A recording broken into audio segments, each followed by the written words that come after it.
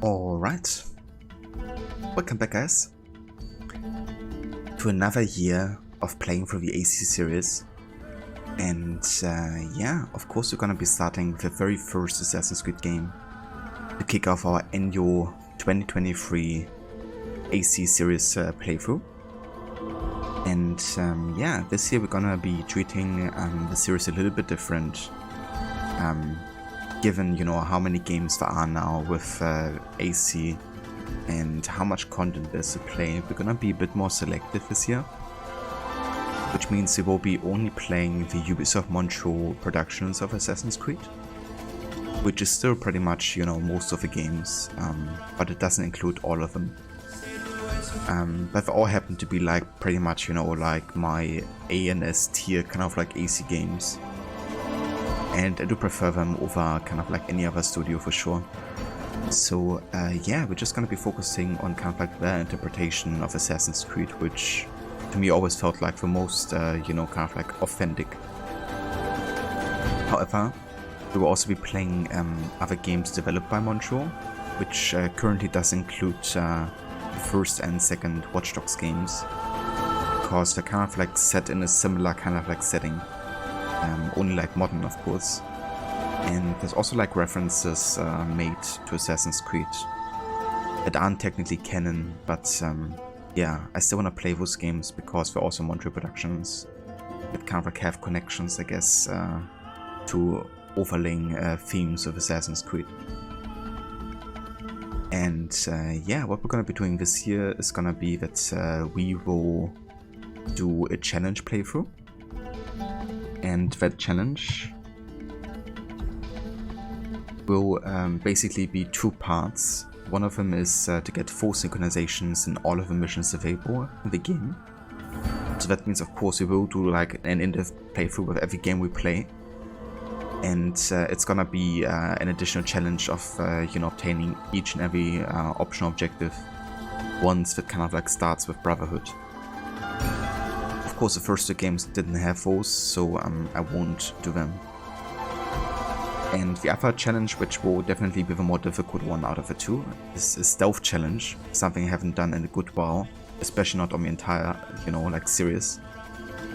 So yeah, we will be doing every mission with a stealth approach, and I will kind of like keep track of how many times we will get detected. And upon detection, we will have to reload the memory, like, or restart it, or, you know, get back to the last checkpoint. Or if either of that is not possible, then we have to kind of like get back into stealth and then try again. However, there's some exceptions with this stealth challenge, and that is, for example, that especially in the first game, you know, often assassinations are set up in a way where the targets are like surrounded by, you know, guards, and killing one of them will kind of like trigger open conflict no matter what. So essentially we have to be stealthy until we assassinate the main target, and then we have like a window of being detected and trying to escape the guards. For those kind of like scenarios, we will be, you know, doing an exemption from the rule, and the detection counter will not be increased. But of course, you know, once I get detected before getting to a main target, I have to restart, essentially. The good thing is there's some overlapping between, you know, kind of like being stealthy and some of the optional objectives. But of course, if an optional objective is kind of like, you know, requiring me to go into combat or something, then again, you know, the counter will not be increased and it is like exempt from rule. So yeah, trying to bring those two challenges together this year and doing that on each and every AC game. But yeah, before we go ahead and start with AC1, I want to go and do the usual kind of like watching some trailers of the game before we go and jump into it. Reason for that, of course, I want to kind of like showcase, of course, how people have kind of like received the game before it released. So yeah, for that purpose, we're gonna have a look at these trailers and also to kind of get into the right mood set of the game. And for that, I found 5 trailers of the game that we're gonna be watching. They aren't like super long. But yeah, we're gonna be watching them back to back. Starting with the cello trailer, which was just kind of like a mood trailer, really. You know, there's not any dialogue. It's just kind of like that to showcase the environments, the setting, the character, the art style, and all of that. So yeah, let's have a look at that.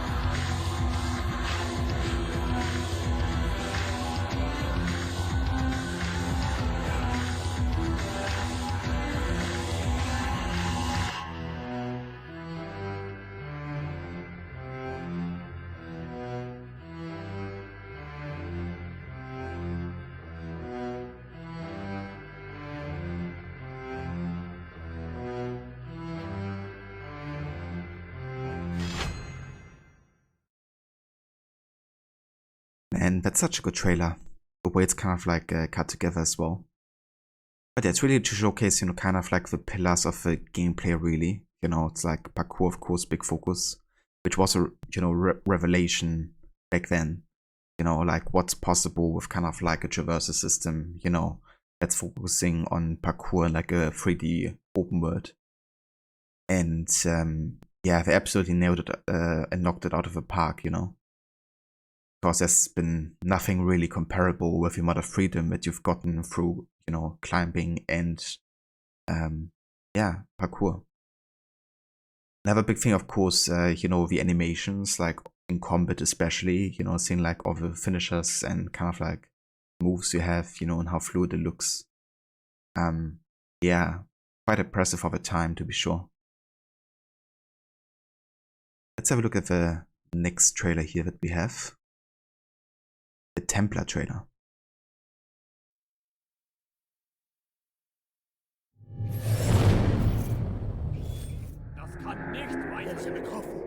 How did your men lose him? How can someone bring so much disruption to our cause? We have tried to stop him, but many lives have been claimed by his steel. He fights like no man. People say he moves like an angel of death, carrying fury on his wings.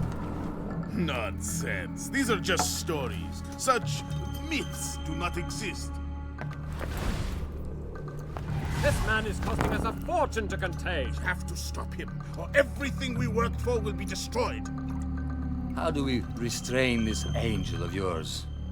Raise an army against one man? 999! There is nothing we can do without calling for reinforcements. Acre was a disaster. Our soldiers cannot be everywhere. Cannot hold up all these men at once. Enough! So he seeks to stop us. To claim our treasure for himself. Pure madness. Let him try. Every angel can fall. Why do you not join us, brother?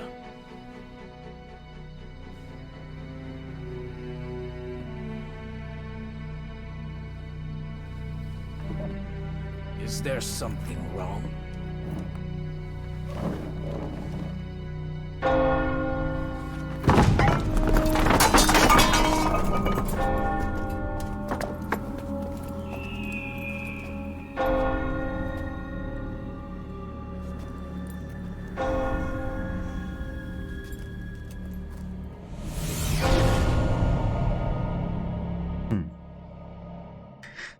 Kind of crazy to think that Altair actually managed to assassinate him when none of the other Templars noticed.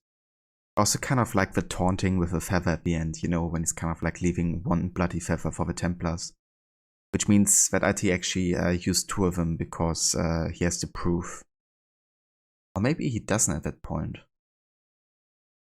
Or maybe that's still before he kind of like gets demoted by the Brotherhood. But in the game you of course like set back to the status of a novice. After Altair kind of like betrayed the Creed. And that means you also have to prove that you killed the target. I think that's something you have to do either way though. So I guess he used 2 feathers. 1 to prove it and 1 to deliver to the Templars. But yeah. Hey there, Farmer Burp. Welcome in. Thank you for joining us here for the start of our 2023 NU AC series run. We're just currently watching some trailers on Assassin's Creed 1 before we go ahead and jump into the game. And yeah, next we have the launch and final trailer. We're still gonna watch another 2 though.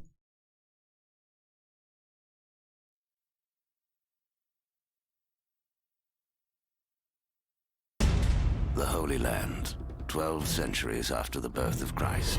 After him! Get him! Stop the assassin! It was a time of fear, Stop him! You're not escape! a time of war, Don't let him get away! and the only hope of ending the bloodshed lay in the hands of history's most notorious killers.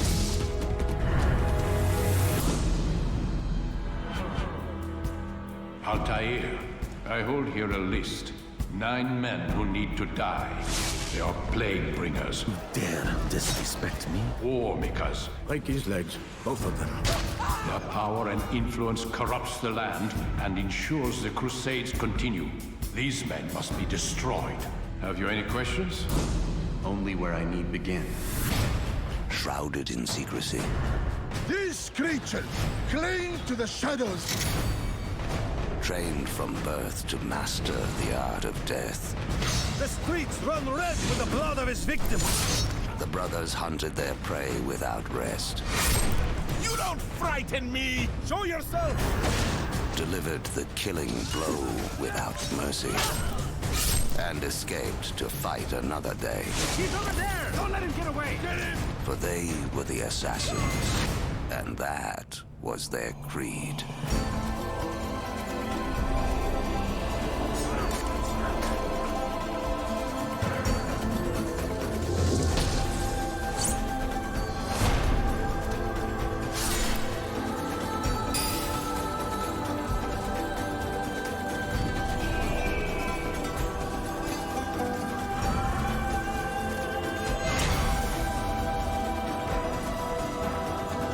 Master the art of the kill.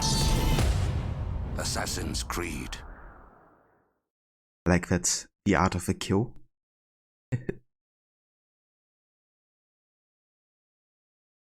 Well then.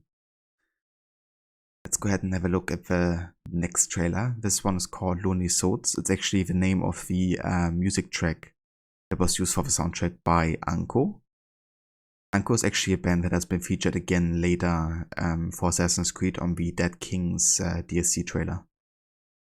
But they were kind of like used for combining lots of different genres together and also making it sound kind of like cinematic at times. Another artist that is similar in some regards that we also use for trailers is Woodkid, which they use for the Assassin's Creed Revelations trailer, and then also for Unity for one of the main game trailers as well.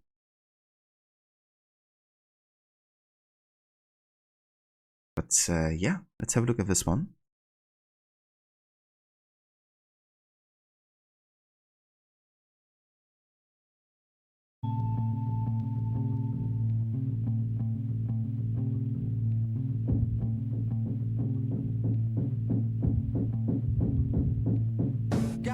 knows your lonely souls. God knows your lonely souls.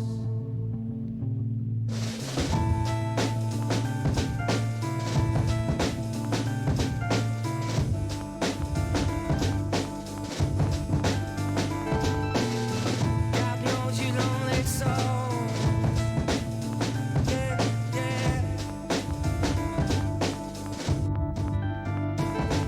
I believe there's a time and a place to let your mind drift and get out of this place.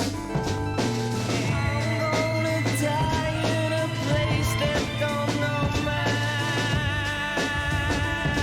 name.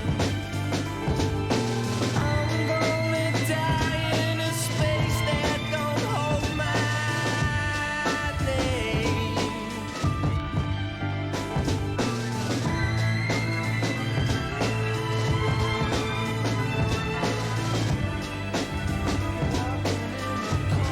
Just keep on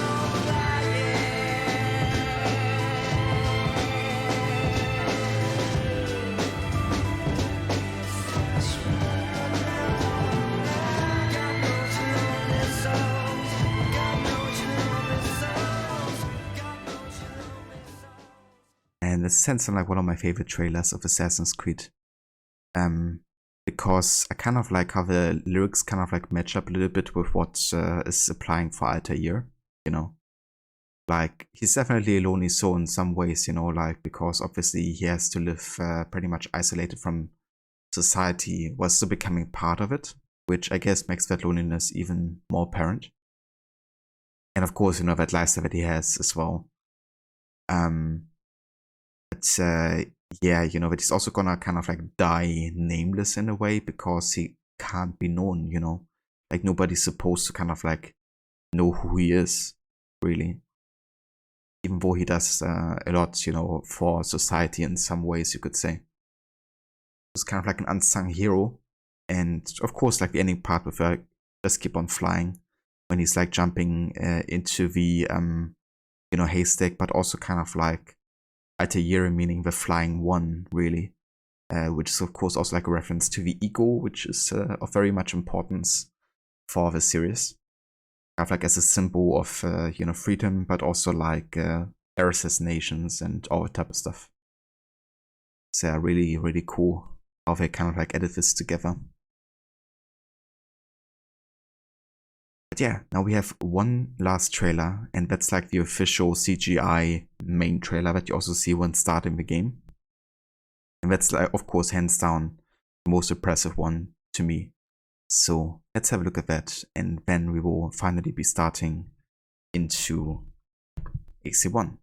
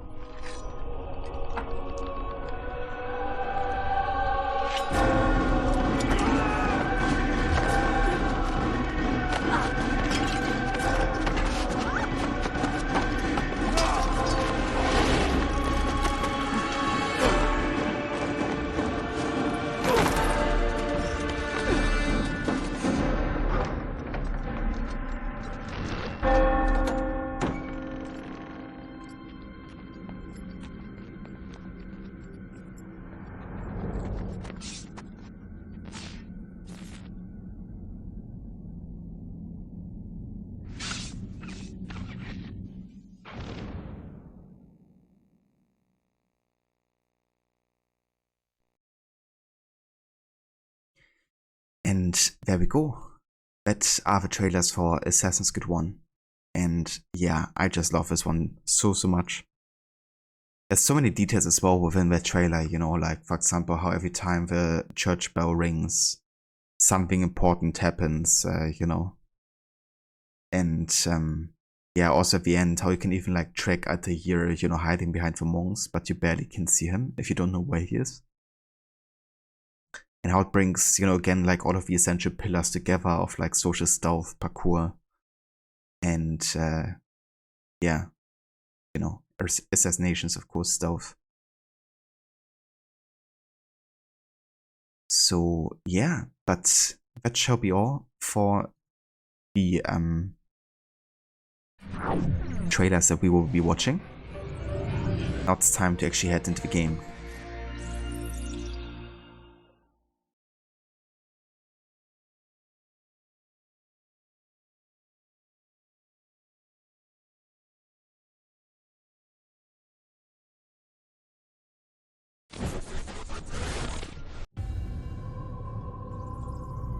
Yeah, here we are. As you can see, I've done a couple playthroughs in the past 2 or 3 years already. We actually have done one not that long ago for the 50th anniversary in October, it was. But yeah, I'm excited to still play another playthrough, you know, especially with like another challenge. Because our 50th anniversary, we've done like a no HUD challenge. So yeah, this time we will be playing with a minimap again. But of course we will be having the stealth being now part of like the challenge.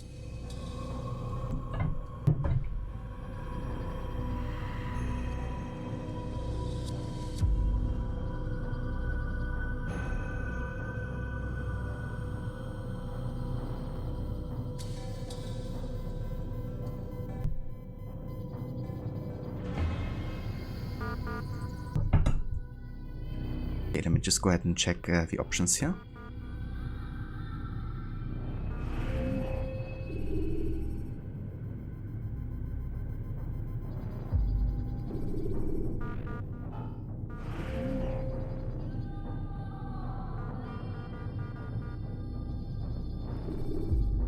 Okay, there we go.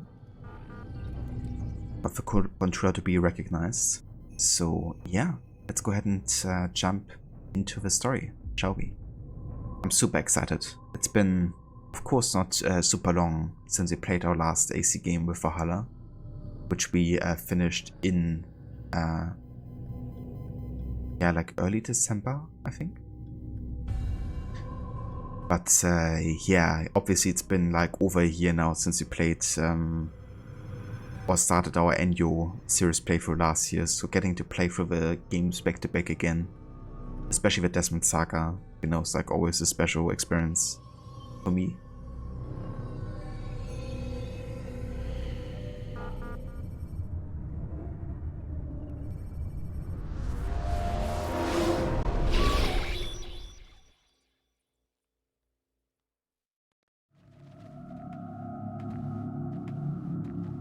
I applied my heart to know wisdom, and to know madness and folly. I perceived that this also was a chasing after wind. For in much wisdom is much grief. And in increase of knowledge, increased sorrow. We've got a problem.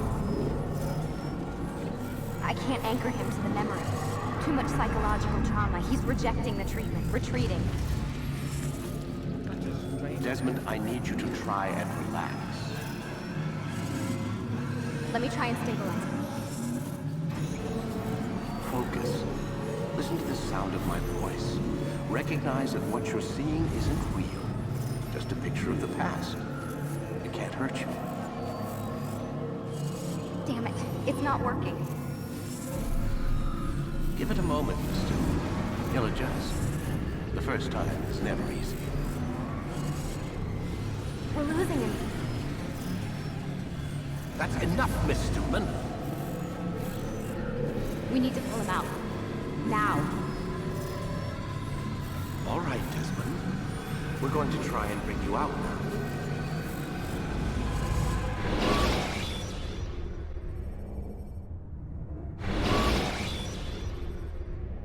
You okay? I told you he'd be fine. Bastards! Now, I just saved your life. Saved my life? You kidnapped me. You strapped me into that thing. Animus. It's an animus. I don't even know you people. Why are you doing this to me? You have information we need, Mr. Miles. Information? I'm a bartender, for Christ's sakes.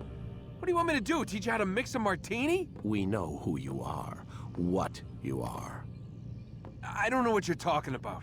Don't play coy with me. There isn't time. You're an assassin. And whether you realize it or not, you've got something that my employers want. Locked away in that head of yours. But I'm not an assassin. Not anymore. Yes, your file indicated as much. Something about an escape. Most fortunate for us. What do you want from me? For you to do as you're told. The Animus will allow us to locate what we need. Once we have it, you'll be free to go. I am not going back in there. Then we'll induce a coma and continue our work. When we're done, you'll be left to die. Truth be told, the only reason you're still conscious is because this approach saves us time. You're insane. So what is it, Mr. Miles? Live or die? Lie down. A wise decision.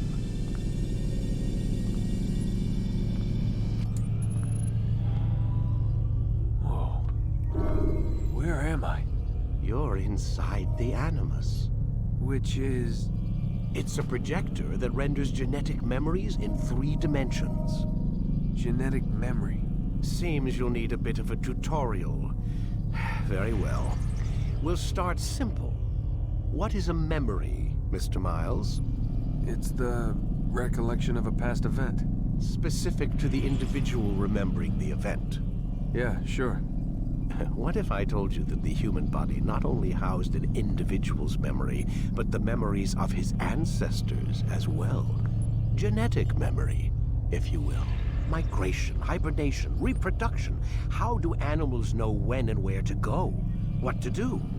That's just animal instinct. Now you're arguing semantics, Mr. Miles. Whatever you call it, the fact remains. These creatures hold knowledge absent the requisite first-hand experience. I've spent the past 30 years trying to understand why. I discovered something most fascinating. Our DNA functions as an archive. It contains not only genetic instructions passed down from previous generations, but memories as well. The memories of our ancestors.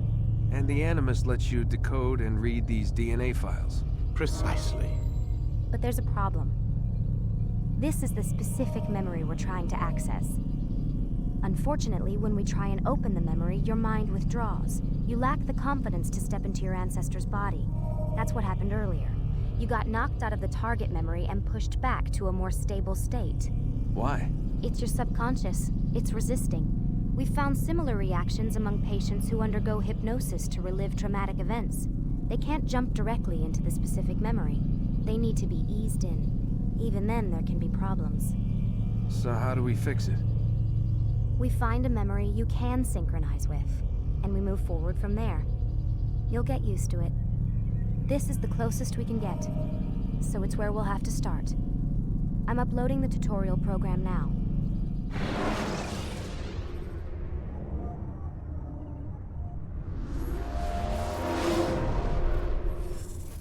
Warning.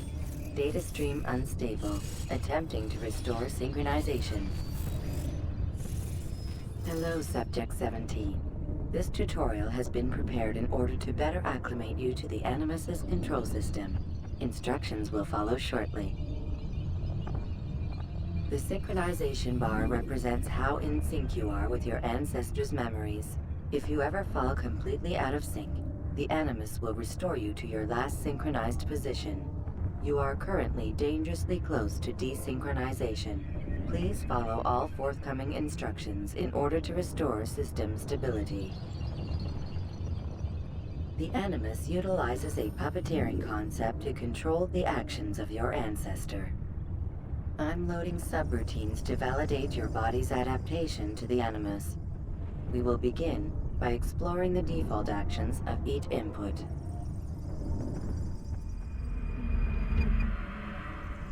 While standing still, use the head button to observe your environment. Okay, didn't want to talk about over any kind of like dialogue or instructions. But yeah, I love kind of like the, you know, kind of like lore behind being able to dive into memories, you know, and that's what makes, I think, the modern day so important, because it holds together all of these different time periods, you know. The reason we get to see Altair during the Crusades, Ezio during the Renaissance, etc. is that, you know, they share a descendant who's able to have those memories inside his DNA. And really what the Animus does is just like trying to decode it, and it's creating a simulation, you know, which tries to be authentic to how things have happened. But of course there's always room to interpretation, especially when it comes to like gameplay side of things, you know. Because in the end, you know, Desmond is the one controlling Altair, you know. And it's only in those moments where you reach full synchronization, you know, and like during cutscenes and stuff, that things actually happen the way that they did happen for the ancestor. I kind of love how it breaks the fourth wall there a little bit, and how it brings you as a player closer to like what's happening in the game, because you are Desmond in a way.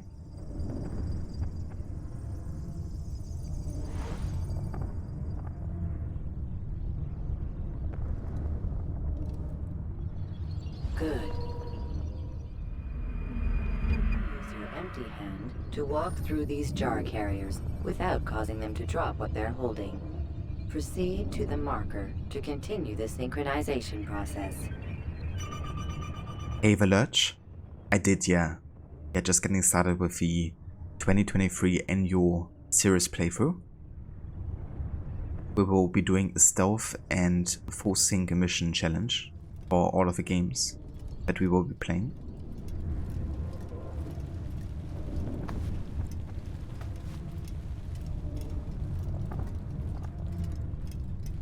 Well done. The Animus differentiates between two fundamental actions: low profile and high profile. Low profile actions are socially acceptable. High profile actions are more action oriented. Hold the high profile button to see how your heads up display changes the context of the puppeteering inputs. Excellent. We will continue your synchronization process by testing some high-profile actions. Grab and throw this individual onto the marker by using the empty hand button in high profile.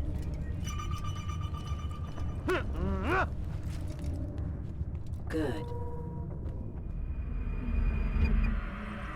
Using your legs button in high profile will allow you to sprint. Sprinting is useful to escape from soldiers or to get closer to a fleeing target. However, be careful not to bump into anyone, for you can lose your balance and tumble to the ground. While sprinting, reach the marker before this man does.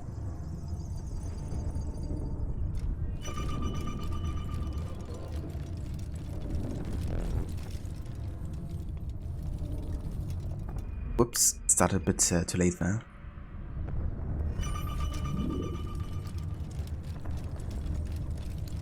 Well done. The Animus will also provide other important information. The social status icon gives you information on your social status. The different states will be explained in context soon.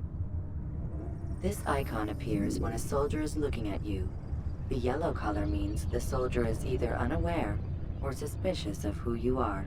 To illustrate the change in awareness level, you will stealth assassinate this soldier. First, lock onto your target. Now, select your hidden blade. With your blade selected, walk up to the soldier and assassinate him by using your armed hand button.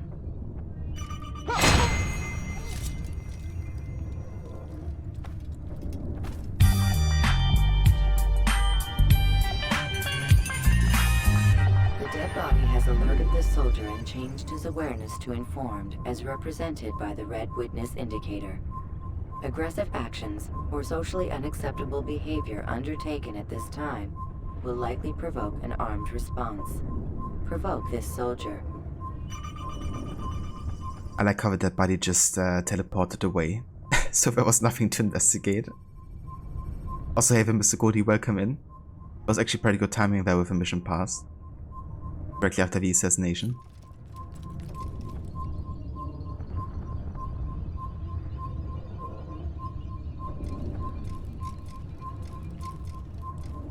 Kill him!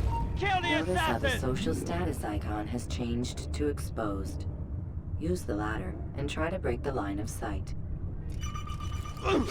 You'll never get away! You think... Excellent. The line of sight has been broken. Now run into the roof garden to hide from the soldier. Good. Your social status indicates that you are hidden, but the soldier is still looking for you. Wait until your social status changes again. That's right. You do well to hide. Well done. The soldier has lost your track. You are now anonymous, and you can exit the hide spot. Excellent. Being anonymous will fill your synchronization bar and make your job as an assassin easier. There are different places which you can use to hide. However, you must always break the line of sight first, and then use a hide spot to vanish.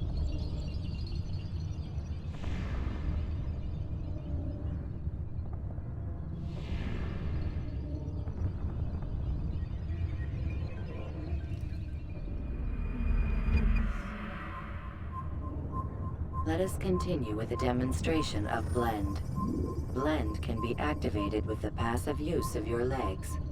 You can mimic a scholar and pass near soldiers without arousing suspicion. Use this to reach the marker behind the soldiers.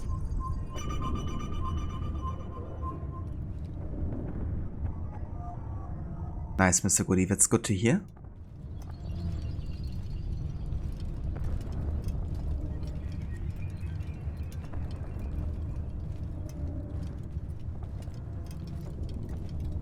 So I have a social stealth option here. You can also use this to blend in with monks.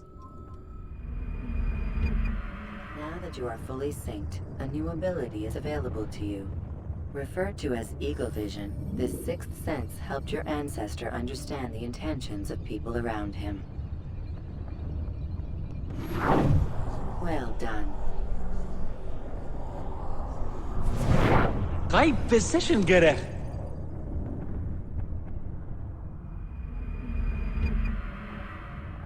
Remember, Eagle Vision will only be available once you are fully synced. Please note that following the Assassin's Creed, your ancestors' way of life will assist you with staying in sync. The Creed consists of 3 tenets. First, never hurt an innocent person. Second, always be discreet. Third, do not compromise the clan. Should you lose sync, you can restore synchronization by reliving key moments of your ancestor's life, or by respecting the Creed. You have successfully completed the tutorial. The most stable memory block will now be loaded. High synchronization, Garnier?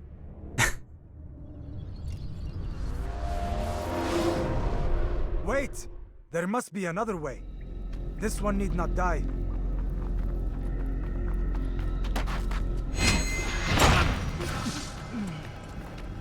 An excellent kill. Fortune favors your blade. Not fortune, skill. Watch a while longer and you might learn something.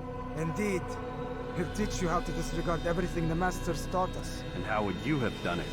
I would not have drawn attention to us. I would not have taken the life of an innocent. What I would have done is follow the creed. Nothing is true. Everything is permitted. Understand these words. It matters not how we complete our task, only that it's done. But this is not the way My way is better. I will scout ahead. Try not to dishonor us further. What is our mission? My brother would say nothing to me. Only that I should be honored to have been invited. The Master believes the Templars have found something beneath the Temple Mount. Treasure? I do not know. All that matters is the Master considers it important. Else he would not have asked me to retrieve it. Ah, yeah. Cocky young alter year. Already a Master Assassin at the age of 24, which was unseen before, or very, very rare. And that's why, you know, he's basically convinced that he has eaten the wisdom with a silver spoon. But really, he's doing everything that disrespects the creed here, right? He's taking the life of an innocent. He's trying to compromise. I mean, he's not trying to compromise the Prophet, but he is with his actions. And he's definitely not being very discreet either.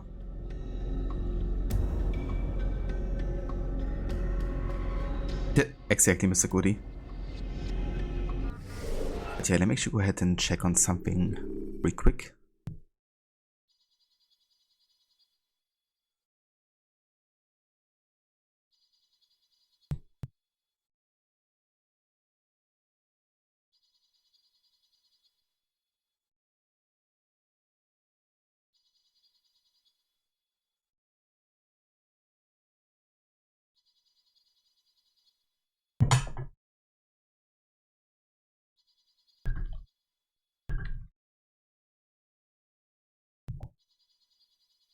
Citizen!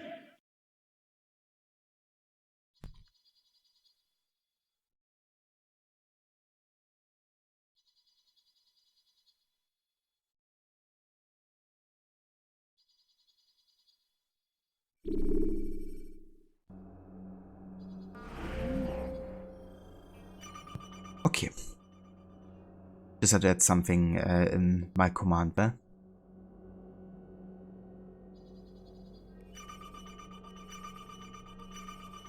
So we can already see the additional memories, like stuff we could do in addition to playing through the story. Big part of it is collecting all of the flags. There's actually 420 total. We won't be doing that this playthrough. Of course, there's also like no benefit for the story or kind of like for the gameplay from doing them. Like you don't get any kind of like reward. I will be doing all of the viewpoints though. And I will kill Templars whenever I come across one.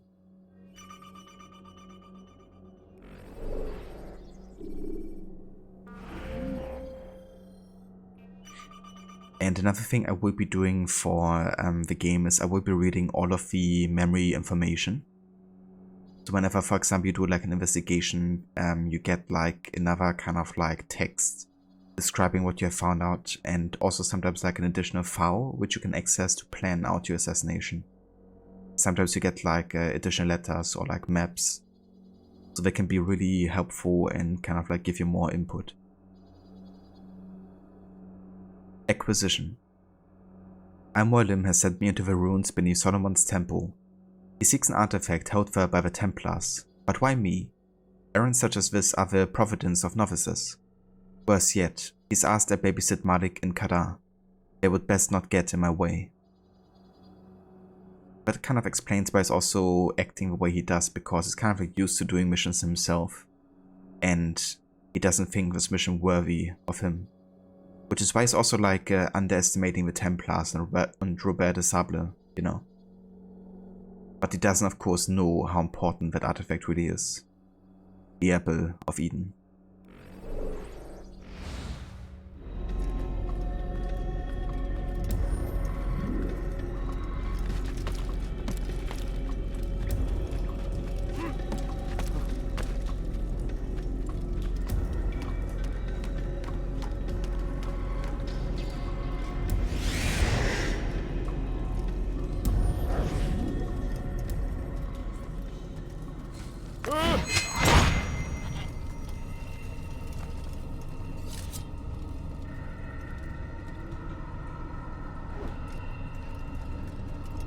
There.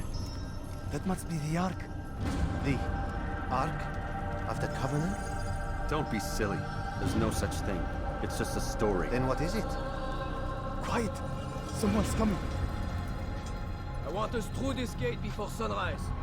The sooner we possess it, the sooner we can turn our attention to those jackals at Masyaf. Robert de Sable. His life is mine. No. We were asked to retrieve the treasure and deal with Robert only if necessary. He stands between us and it. I'd say it's necessary. Discretion, Altair! You mean cowardice. That man is our greatest enemy, and here we have a chance to be rid of him. You have already broken 2 tenets of our creed. Now you would break the 3rd.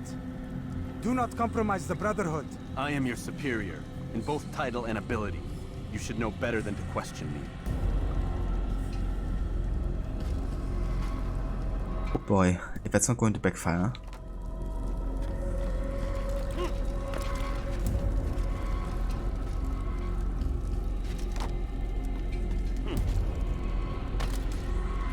Hold, Templars! You are not the only ones with business here. Ah. Well, this explains my missing man. And what is it you want? Blood. No! You know not the things in which you meddle, assassin. I spare you only that you may return to your master and deliver a message. The Holy Land is lost to him and his. He should flee now while he has the chance. Stay, and all of you will die.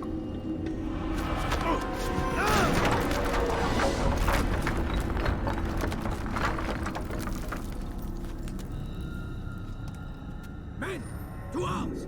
Kill the assassins! There you go.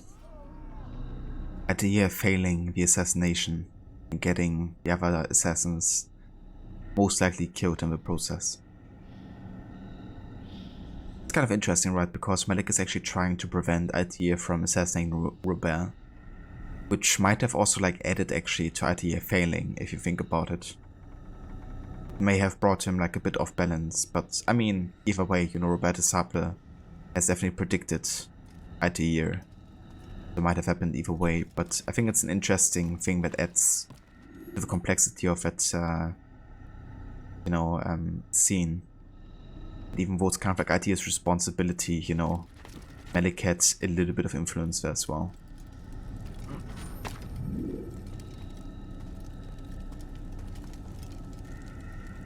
Hey there, hippie. Welcome in. It is, yeah, this is the very first Assassin's Creed game from 2007. The original version released on PC.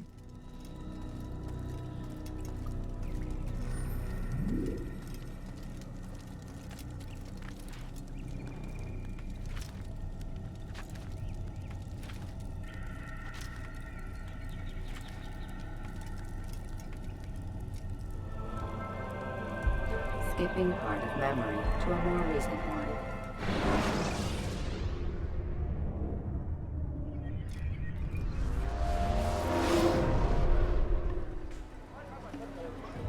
Altair, you've returned. Raouf.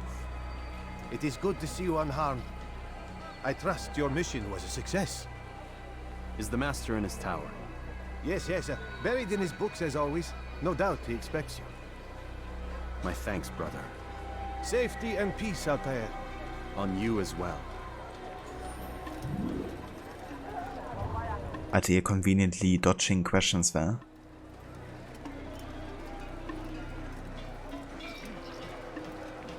But yeah, here we are. Masyaf. With the castle of Masyaf up there. It's actually one of the castles where the historical assassins actually have lived and worked from. But even more prominent was the castle of Alamut. And yeah, they actually had like a leader who was called the Old Man of the Mountain, who sent out his assassins to kill targets all across the Holy Land and even up until Europe. Strike fear into the hearts of the enemies. And they did it even on both sides of a conflict, you know, both against Christians and against Muslims. What's interesting and where kind of like the Assassin's portrayal kind of like differs from the historical one in this game is that historically, supposedly, the Old Man of the Mountain drugged his followers and then led them into a garden filled with beautiful women and as much as they wanted to drink and eat, and showing them that this is what awaits them at the end of their assassination attempts, because often they were met with death in return, right?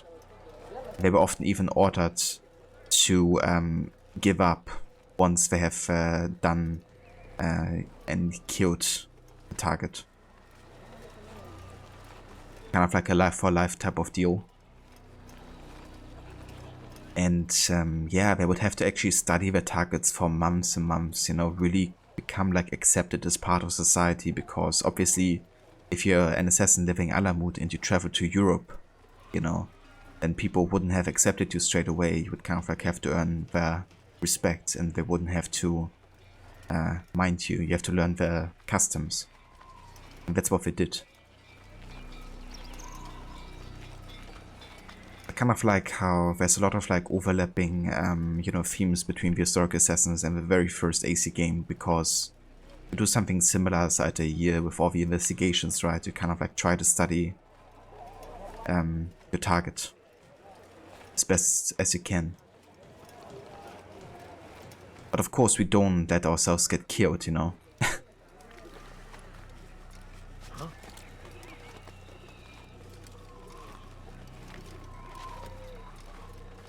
It's apparently something that the assassins have done at some point, for because in Unity you hear Belek talking about how a life for life was the Levantine approach before at a year's time. So it did definitely happen. And the Levantine Brotherhood, of course, is exactly this one here.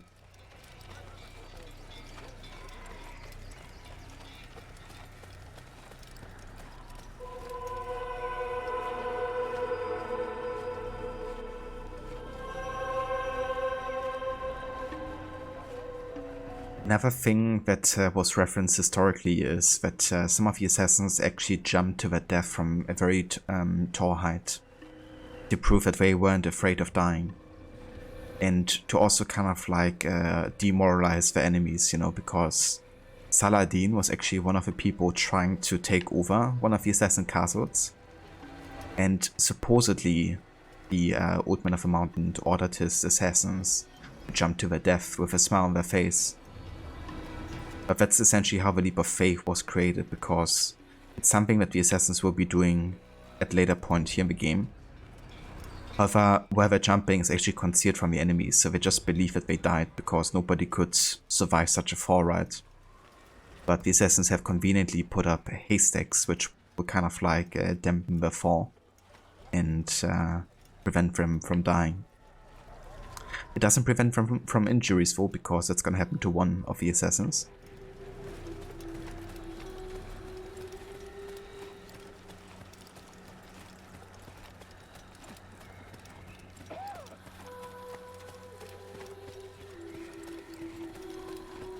Ah, he returns at last. Abbas. Where are the others? Did you ride ahead hoping to be the first one back? I know you are loath to share the glory. Silence is just another form of sin. Have you nothing better to do? I bring word from the Master. He waits for you in the library. Best hurry. No doubt you're eager to put your tongue to his boot. Another word and I'll put my blade to your throat. There'll be plenty of time for that later, brother. Abbas. So if you're wondering why Abbas is so antagonistic towards Altair, you could of course assume it just because Altair is such a arrogant bastard at times. But there's actually more of a backstory to it, which we will learn about in Revelations. Because in Revelations, Abbas actually takes over the Brotherhood and becomes the leader of the assassins for some time. And he's kind of like using the apple also, you know, to trying to corrupt all the others.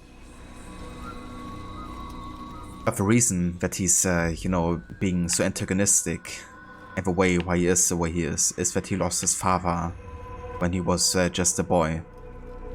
And supposedly the father was responsible for the death of Altair's parents or father.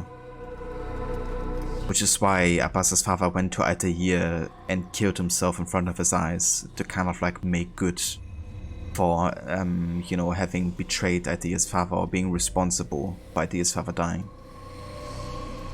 And when Altair told Abbas that his father killed himself in front of Altair, Abbas didn't believe him, and he blamed Altair for killing his father, because he would have a motivation to do so after having lost his father. And that's really the reason here why Abbas is like so antagonistic towards Altair. You know, he doesn't believe that his father decided to die himself. It must have been Altair.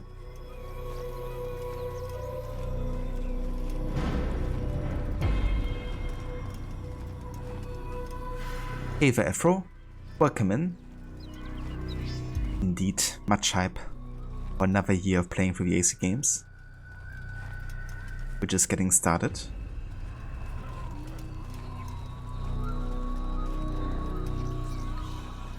It is an honor.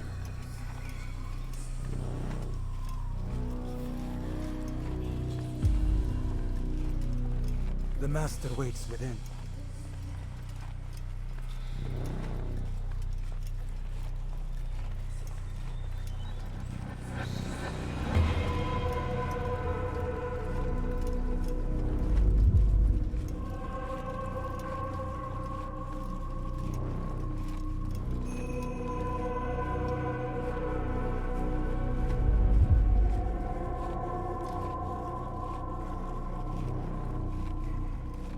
Altair. Master. Come forward. Tell me of your mission. I trust you have recovered the Templar's treasure. There was some trouble, Master. Robert de Sable was not alone. When does our work ever go as expected? It's our ability to adapt that makes us who we are. This time it was not enough. What do you mean? I have failed you. The treasure? Lost to us. And Robert? Escaped. I send you, my best man, to complete a mission more important than any that has come before. And you return to me with nothing but apologies and excuses. I did. Do not speak! Not another word! This is not what I expected. We'll need to mount another force. I swear to you I'll find him. I'll go in. No! You do nothing. You've done enough. Where are Melik and Kadar? Dead. No! Not dead. Melik? I still live at least. And your brother? Gone. Because of you! Robert threw me from the room. There was no way back. Nothing I could do. Because you would not heed my warning! All of this could have been avoided! And my brother would still be alive! Your arrogance nearly cost us victory today. Nearly? I've what your favored failed to find. Here, take it. Though it seems I've returned with more than just their treasure. Master, we are under attack. Robert de Sable lays siege to Masyaf's village. So he seeks a battle. Very well. I'll not deny him. Go. Inform the others. The fortress must be prepared. As for you, Altair, our discussion will have to wait. You must make for the village. Destroy these invaders. Drive them from our home. It will be done. Fast forwarding memory to a more recent one.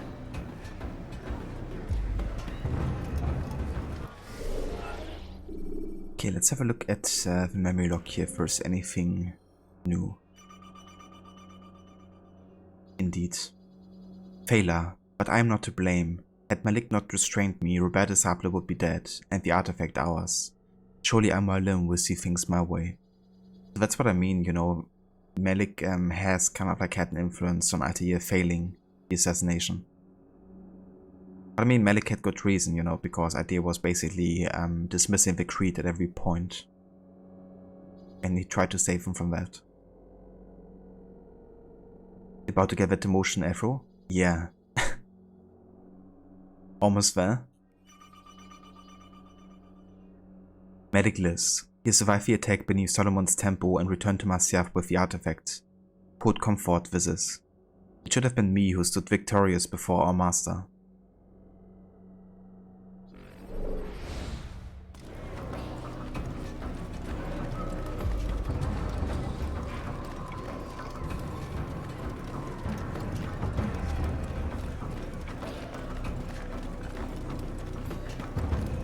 Altair, it's good you've come. We need your help. What's happened? Templars. They attacked the village. Most of our people were able to get away. Most, but not all. What do you need me to do? Distract the Templars.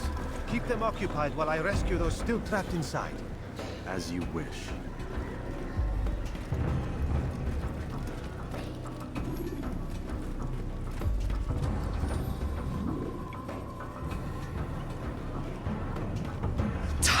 Tight, yeah! Hey there, Puppet. Welcome in. How's it going? Thank you so much for the 16 months of resubbing.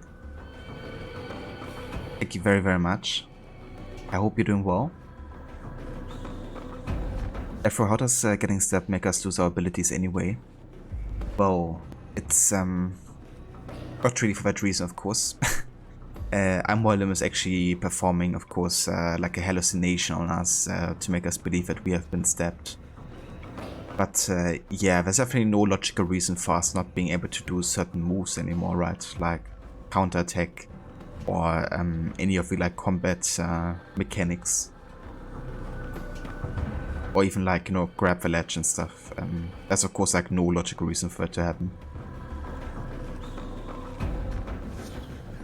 I guess it's just kind of like a game being a game, you know, where they want you to kind of like have to learn everything periodically.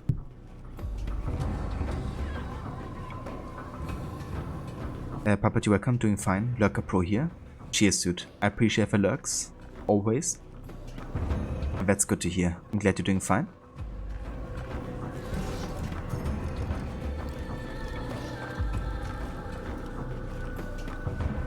Isn't it the Apple remove his abilities or deceived him from knowing his abilities? I'm not sure, to be honest. I don't think there's many indications for that to be the case, to be honest. But, I mean, you could try to argue that for sure. I mean, it's not like the game proves otherwise.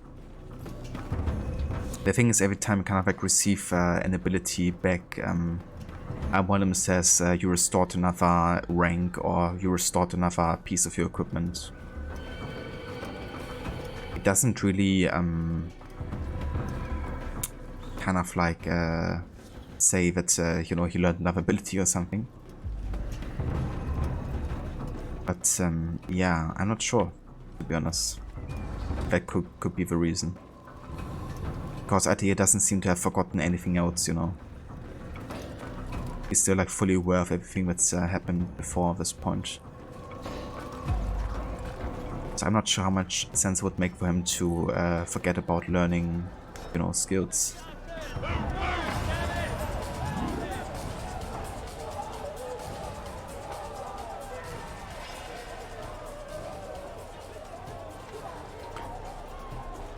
Yeah, I mean, that's true. I guess he doesn't have the apple for a long time yet. But at the same time, he was, you know, good enough with the apple to showcase Altair that he would die, you know.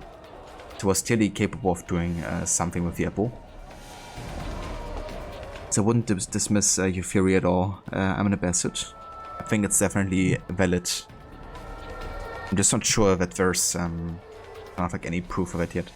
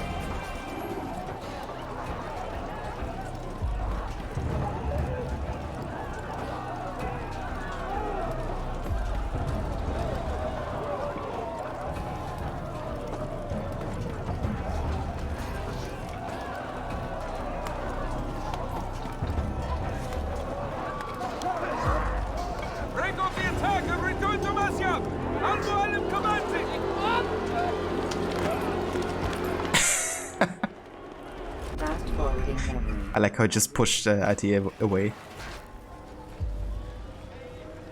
Like, get out of the way. I need to get back to the castle.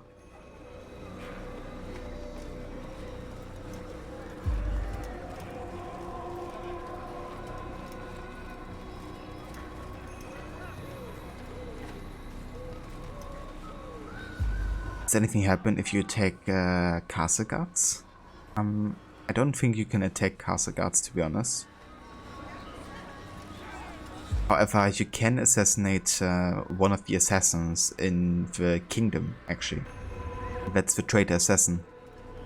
However, it will make all the other assassins be aggro towards you because they don't know that he's a traitor. Tamir, come. Al-Mu'alim's not done with us yet. Where are we going? Up there. We've a surprise plan for our guests. Just do as I do. It should become clear soon enough.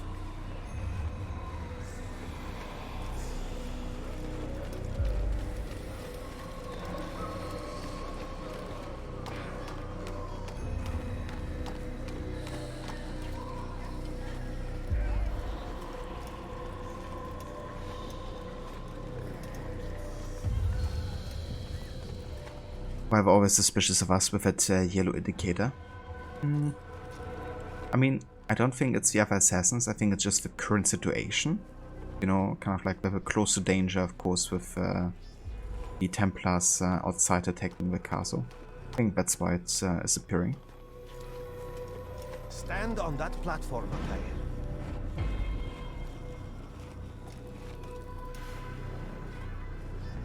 And but it's interesting, he shows up as an enemy color once you get to the kingdom, so you can see through his lies. You guess it shows with Eagle Vision?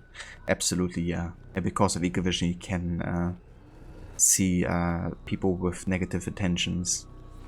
And that goes for the assassin who escaped from, you know, basically betraying Masyaf, because that's the reason the Templars have gotten into the city, right? It's because two assassins kind of like turned Templar.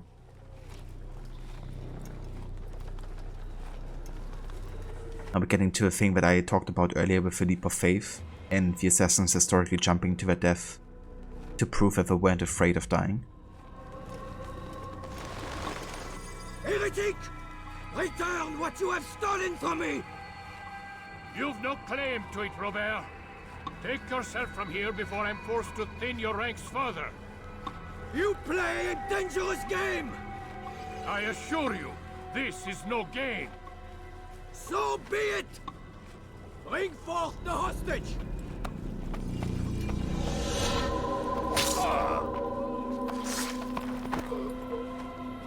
Your village lays in ruins, and your stores are hardly endless. How long before your fortress crumbles from within? How disciplined will your men remain when the wells run dry and their food is gone? My men do not fear death, Robert. They welcome it. And the rewards it brings. Good. Then they shall have it all around. Follow me, and do so without hesitation. Show this fool knight what it is to have no fear. Go to God!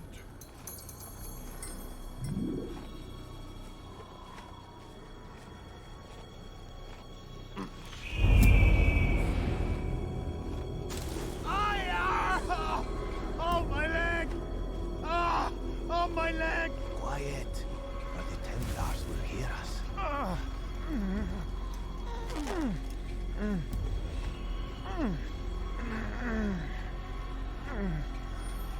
I'll stay behind and tend to him. You'll have to go ahead without us. The ropes there will bring you to a trap we've set. Go and release it. Rain death upon our enemies. Indeed, let's do that. The ultimate trickery, indeed.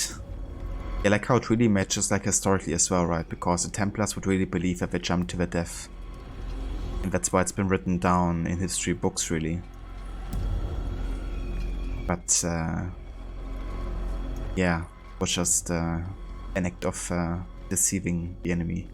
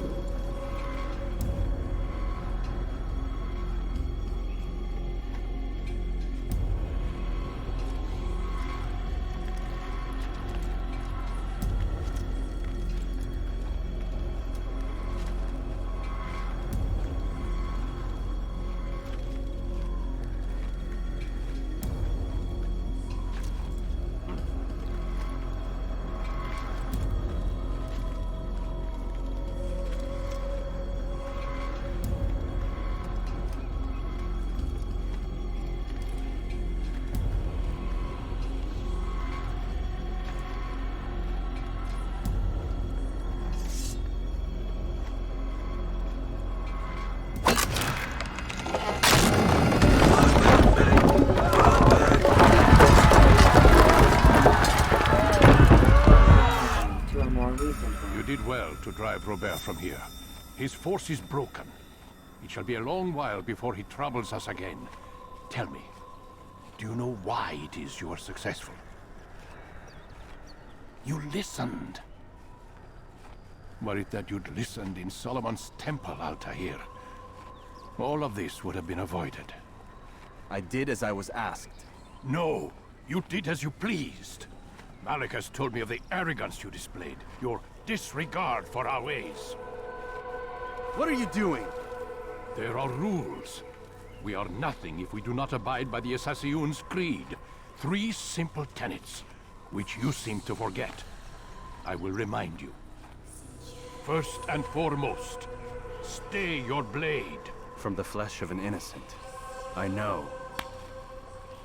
And stay your tongue, unless I give you leave to use it. If you are so familiar with this tenet, then why did you kill the old man inside the temple? He was innocent. He did not need to die.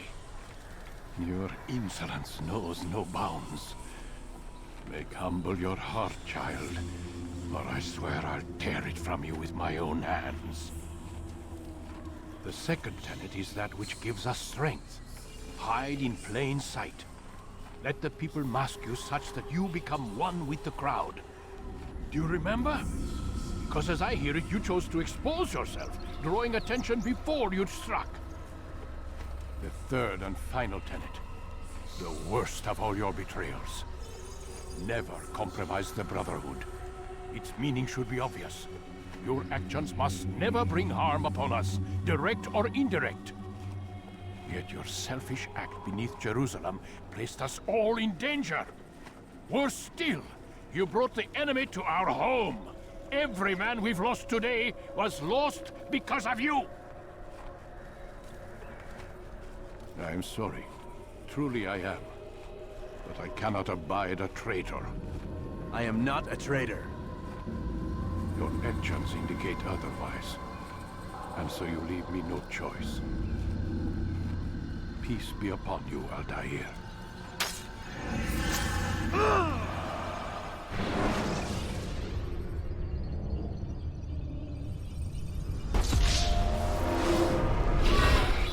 He's experiencing a far better adoption rate than the other subjects. I'm still pulling him out. He's been in there way too long. No, not yet. We're still so far from where we need to be. We shouldn't risk it. What's another hour or 2? Why don't we discuss this in the conference room? Give Desmond a minute to stretch his legs. I really don't see the need. Warren, please. Fine.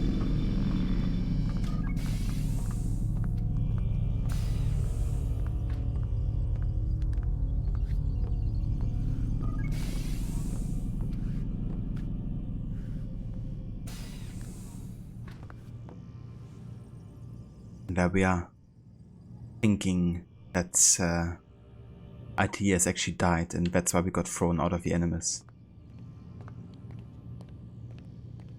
But really, we just lost the synchronization also because of, like, you know, the hallucination that was triggered. So couldn't resynchronize with IT here actually dying because that isn't what happened.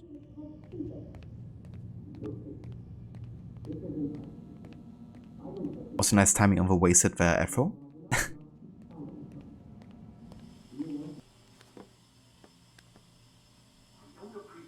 Questioning my authority in front of the prisoner. There's a word for that. I believe it's called insubordination. And I don't appreciate you trying to kill him. There's a word for that, too. I believe it's called stupid. Lucy, this isn't my decision. I don't set the deadlines. But I'm smart enough not to challenge them. Do you want to wind up like Layla? I know the accident has everyone on edge. Which is why there's no time to coddle him. If you push him too hard, he'll shut down. And then we'll have nothing. We have nothing now. But we will. You just need to have a little faith. Fine. But I want you thinking of ways to improve his staying power. We can't afford to stop every time the man breaks a sweat. It's bad enough we have to traipse through all of these useless memories. I'll do what I can.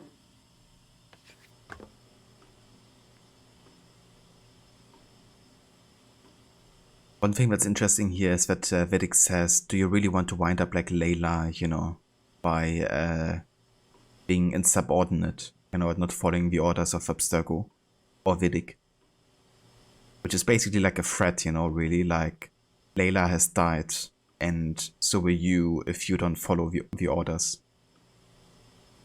That's something that Lucy is gonna start investigating about, you know, like what happened to Layla and why did she disappear.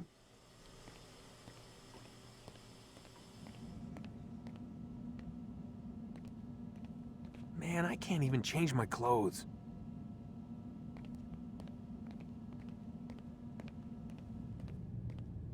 I kind of like that because, you know, he's having like the same clothes for the entire game. Even in AC2 he will be having the same clothes. Which Layla? So it's not the Layla that we know from Origins onwards. It's a Layla that's also written different. I think it's Leila.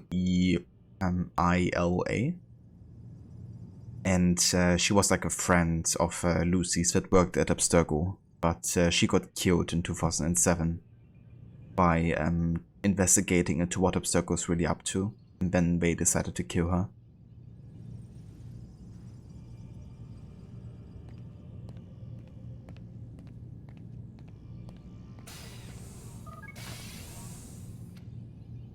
We're done for today, Mr. Miles.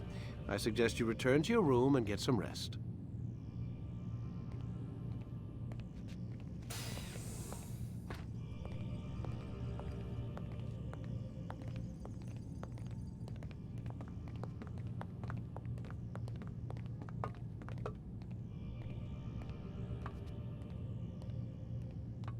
Yeah, go away, Vidic, so I can talk a bit to Lucy here. Because part of the playthrough is also that we will be doing all of the optional dialogues and we will be reading all of the emails. And to do so, we have to definitely be a bit more investigative in the modern day here. So we're gonna talk to Lucy and Vidic every time we have a chance to. And we're also gonna try to obtain passwords and keys to get access to classified information. So you're really an assassin? Like Altair? Yes and no. What do you mean? I was supposed to be one, but I ran away from the farm when I was 16. Farm? Yeah, that's what they call the place where I grew up. The farm. Like Messiah, I guess. Only not so, creepy. Just a small community in the middle of nowhere. About 30 of us living, you know, off the grid. Why? Thought my parents were just crazy hippies trying to stick it to the man, you know? My dad was always going on about our enemies, how they'd be looking for us, how we'd have to be prepared. No one ever came. Nothing ever happened. Why'd you run away? I could never leave the compound. You have any idea what it feels like being trapped in a place, knowing there was a whole world out there I'd never get to see? Don't you miss your parents? No. As far as I'm concerned, they weren't my parents. They were my wardens, and I was their prisoner. It sounds like they only wanted to protect you. With all that's happened, I don't know. I guess they were right. I'm sorry. I didn't mean to dredge up the past. It's alright. Gives me something to think about. Try and get some sleep. We've got a long day ahead of us tomorrow.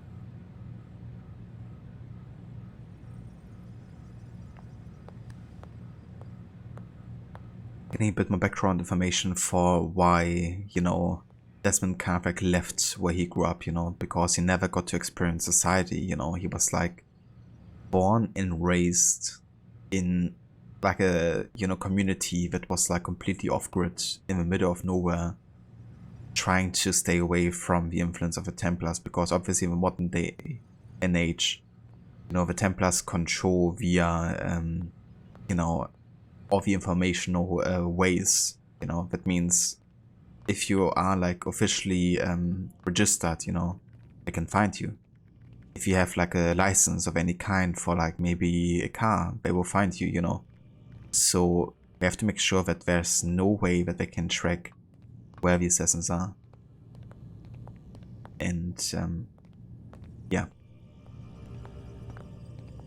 That's the reason that he grew up the way he did, but it's also the reason why he had to see for himself, you know, if that's actually true, what the assassins are kind of like saying, you know, like, is it really that unsafe, you know? Are they just trying to keep me here? Are we just like a cult? You know, conspiracy theorists. And that's why Desmond left the compound and ultimately got captured, you know, because they were right.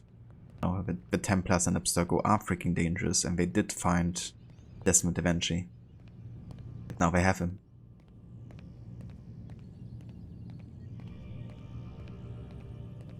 What happened to his mom again? Nothing major, I don't think. She's definitely alive and well at this point. And even in Assassin's Creed 3, when Desmond is talking with his father, he's saying that the mother is doing well. She hasn't been really mentioned after AC3 anymore, I don't think. So I'm not sure if maybe one of the comics has talked about more of her fate. I haven't actually read most of the comics. But yeah, at least in the games she's doing alright, I guess. She just never appears in the games.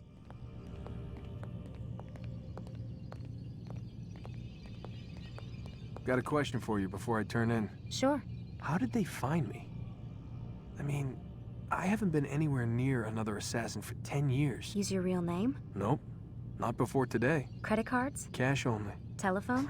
There's no one to call. Driver's license? Motorcycle. Guilty pleasure.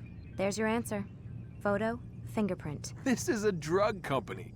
What does Abstergo have to do with the DMV? Desmond, these guys are everywhere. I'm sorry, I really can't talk about it.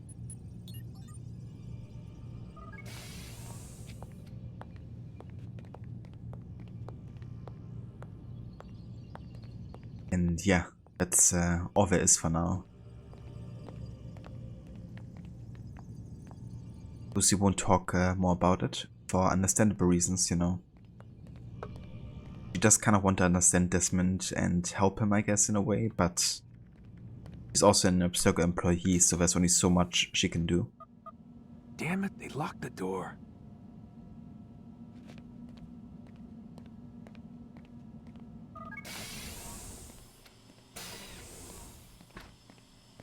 Yeah, that's all there is we can do now in the modern day. It means it's time to go and head to sleep.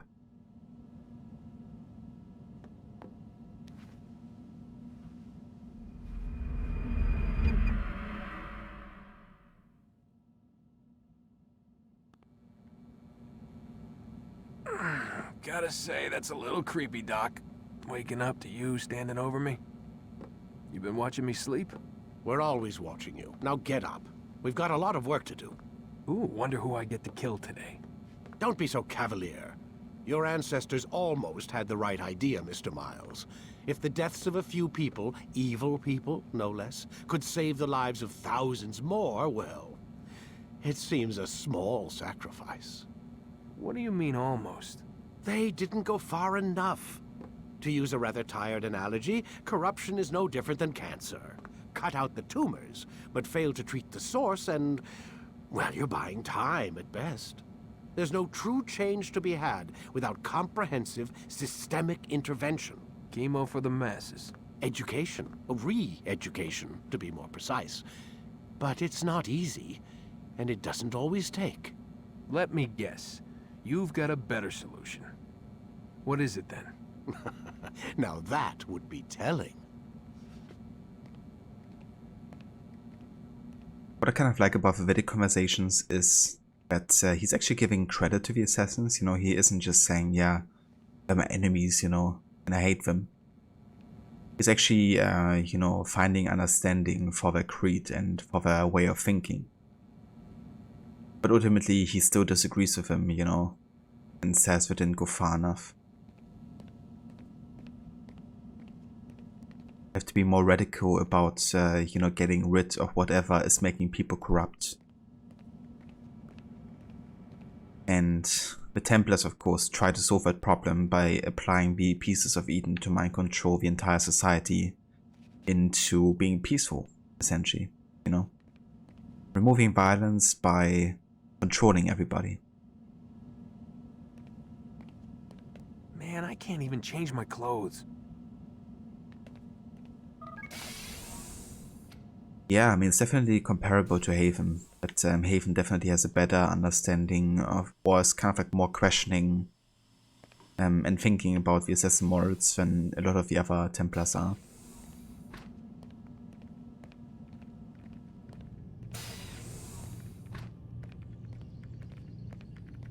Then again, he's also been raised in that way of thinking by his father until he was like 10. Before the Templars took him and raised him. Mr. Miles, sit down on the Animus. Sit or lie down.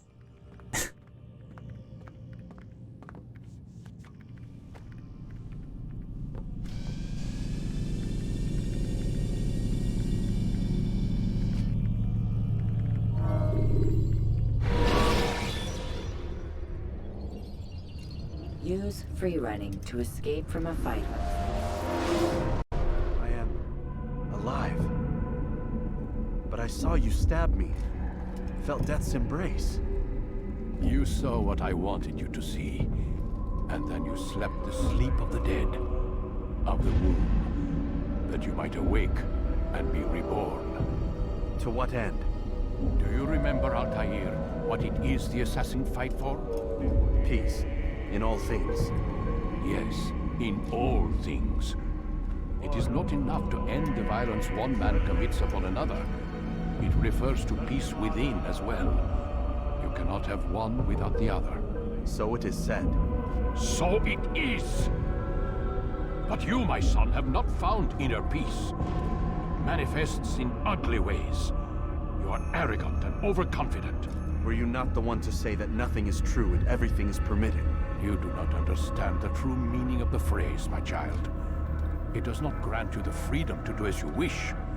It is a knowledge meant to guide your senses.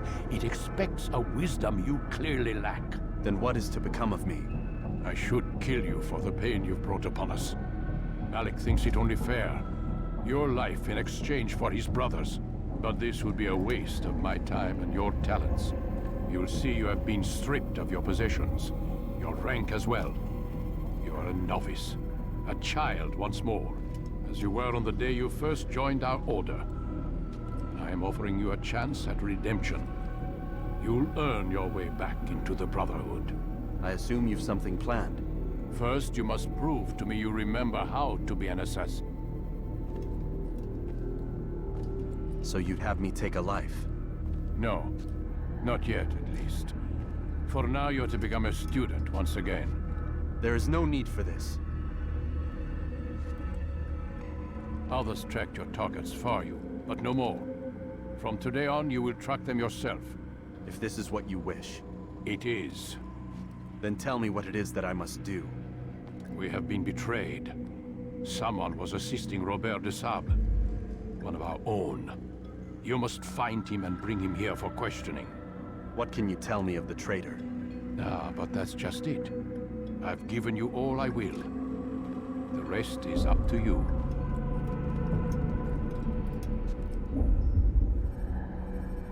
You've been demoted. Weapon loss sword. Hidden blade. Short blade. Ability loss. Counter kills. Throwing knives. Techo. Catch ledge. Grab break. Regain balance. Dodge. Extra throwing knives. Defense break. Short blade expertise. Sword expertise. They're stripped of everything. All the weapons. All the abilities. With nothing left but being able to investigate and listen. And our fists, of course, that can be quite helpful. Actually getting to the point where I've gotten to in my no damage challenge, where I had to do the fist fight and took like one hit because it's really difficult not to take damage during a fist fight in this game. I would have probably avoided fist fights or the future investigations, you know, for that reason. But this is kind of like one where you have to do it to progress the story. Safety and peace, Altair. You're in my way. Yes, Al-Mualim has asked that I assist you. remind you how it is we hunt our prey. I know how it works. Be that as it may, I have no desire to disobey. Then be quick. The Assassin have many tools at their disposal. Yes, yes. We can eavesdrop, we can pickpocket, or we can use violence to intimidate. Good, you remember. So you'd have me walk amongst the others and learn what I can about the traitor? Yes. Begin by going to the village market. That's where we first spotted the traitor. You know who it is? Perhaps. Then give me a name and let's be done with it. That's not the way it works. Now go. And remember, begin your search in the village market. So this kind of makes me think that Altair didn't forget about, you know, his assassin's guilds, because he's definitely still remembering this. But yeah, there's a chance, of course, that Al-Mualim, you know, made him forget about skills like counter-kill or whatever, and didn't make him forget about investigation techniques. I'm not sure. To me, it definitely seems like he just took his possessions and his rank away, but not his memories, you know.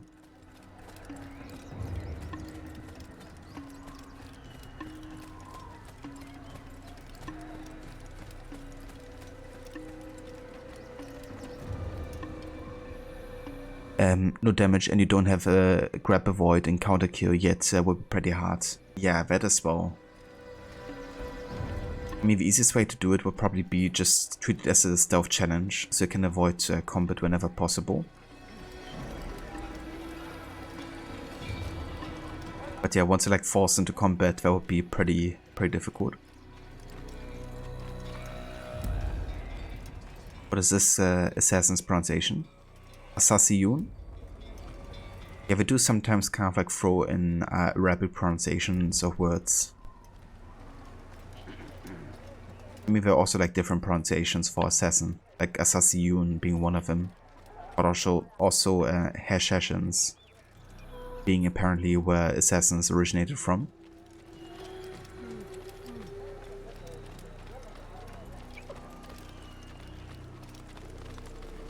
But yeah, fun fact, but the voice actor for Altair is actually Arabic. And that's why he nailed all the Arabic pronunciation of like buildings or names.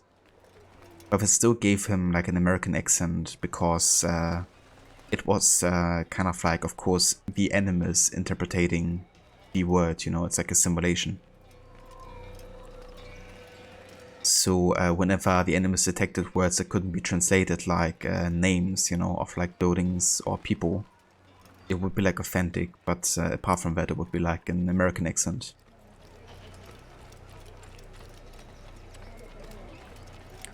I make it sound like hash browns. Hash browns. I'm getting hungry.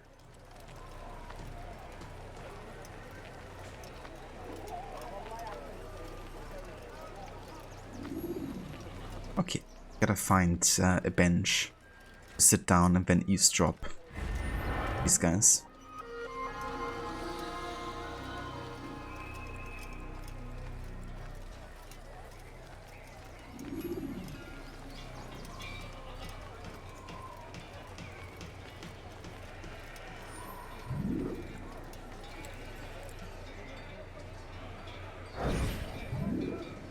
I know what I saw.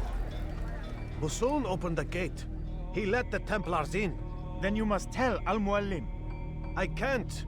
Musoon did not act alone. Someone inside the fortress helped him. What makes you say this? He exchanges letters with someone inside.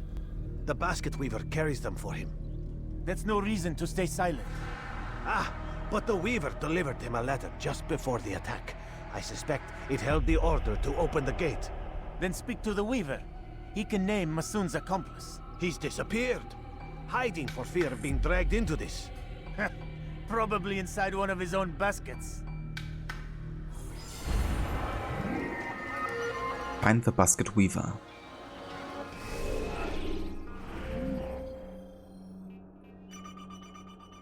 A man named Masoon was the one who opened the gate, but he didn't act alone.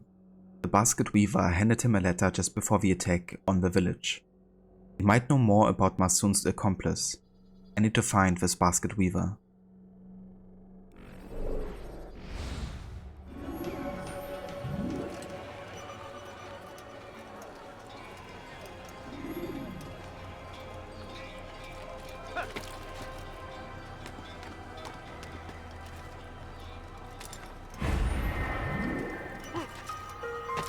ever see someone do that before? I have.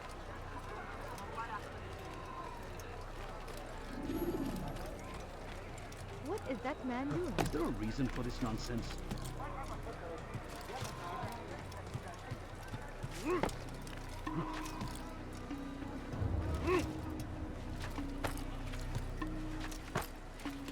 Is there a reason for this nonsense? Yeah, dude, I'm an assassin. That's what we do. Did you see that? Oh, another flag. Now, as I said earlier, I won't collect all the flags in the game, but I still collect a couple of them, you know, if I come across them or something. Someone tell me why he's doing that. Gives you another motivation to do a bit more parkour as well.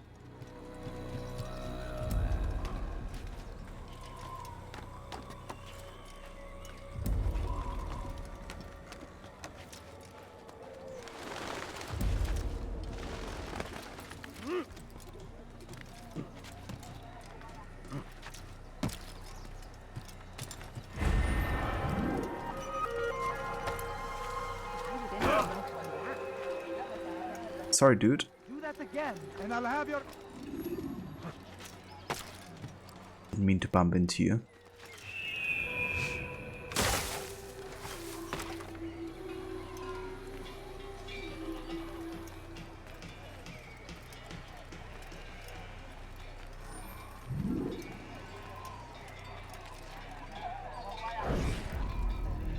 Please, just one. We lost everything in the attack and have no place to store our grain. I can't right now. I'm busy.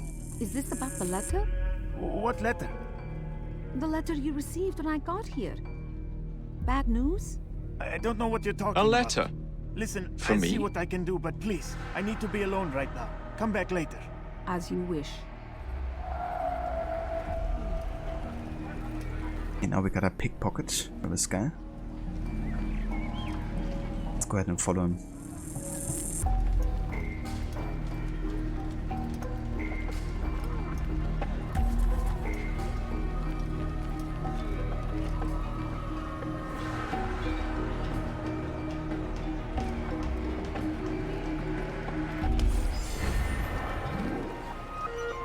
Find my son near the cypress tree.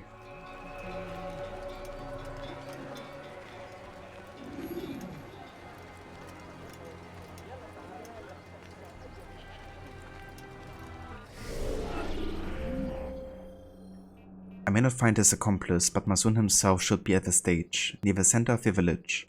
I'm certain he will be able to tell me what I need to know. Brother, I fear our plans have been discovered and we can no longer meet. Best you disappear before Lim's men find you. I mustn't learn of my betrayal or everything we've worked for will be undone. I've left some coin for you near the dead cypress tree. Take it and head for Damascus. Lose yourself amongst the people there. When things are settled, I will contact you again. As for I cannot leave here knowing Lim continues to deny the freedom of his people. A new world is coming, one without war, without fear or pain, so I must help them any way I can. You probably believe me foolish, but I must remain in Masyaf. I've been near the center of the village, on the stage, calling out to my brothers and sisters. Maybe I can make them listen. Maybe I can make them understand. May the Father of Understanding guide you. So what's interesting here is they actually have a point, right? Like Lim is basically trying to corrupt Masyaf. You know, he is trying to rob the people their freedom. But so are the Templars, you know, like a world without pain, without fear, without war is one completely controlled by the Templars. And they would also rob everyone of their freedom, even more so.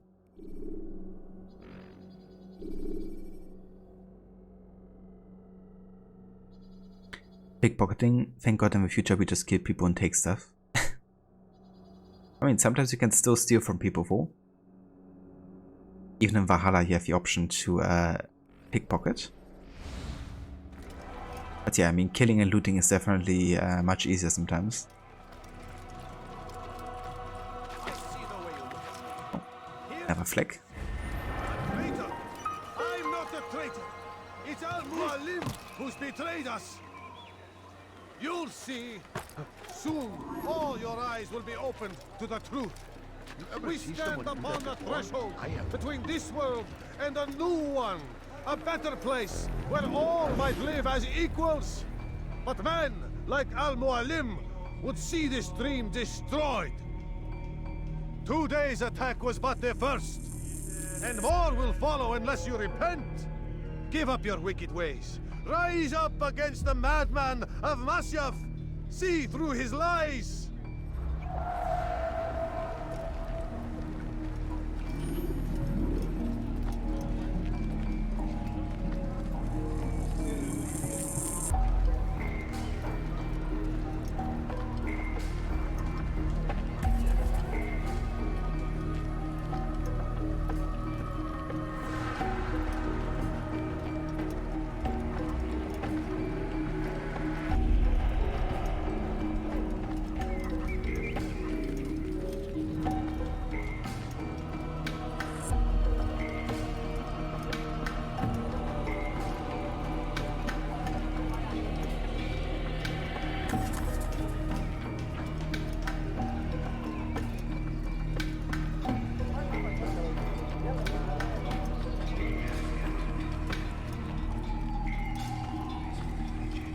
Be gone, pest! You should not have done that!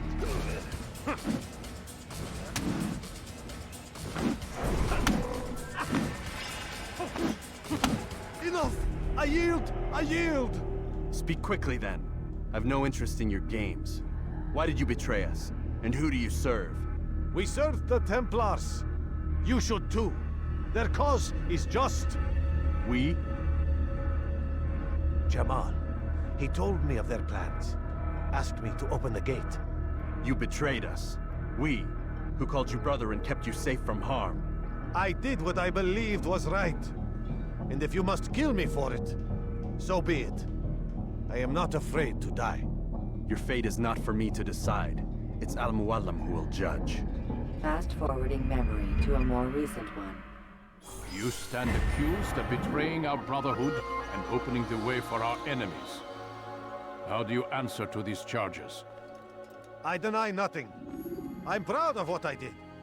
My only regret is that they failed. I offer you a chance to repent, to renounce the evil in your heart.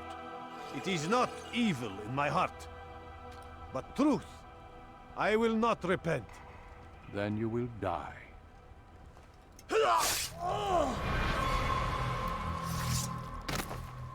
You did well, Altair, and have earned the right to carry a blade once more. What will become of the one who helped him? It remains to be seen. Some do ill out of ignorance or fear. These men can be saved. Others suffer from corrupted wills, their minds poisoned and twisted. These men must be destroyed. Soon enough, we'll know what sort of man Jamal is. I've passed your test then. What now? Oh, my child. We've only just begun. I hold here a list. 9 names adorn it. 9 men who need to die. They are plague bringers, war makers. Their power and influence corrupts the land and ensures the Crusades continue. You will find them.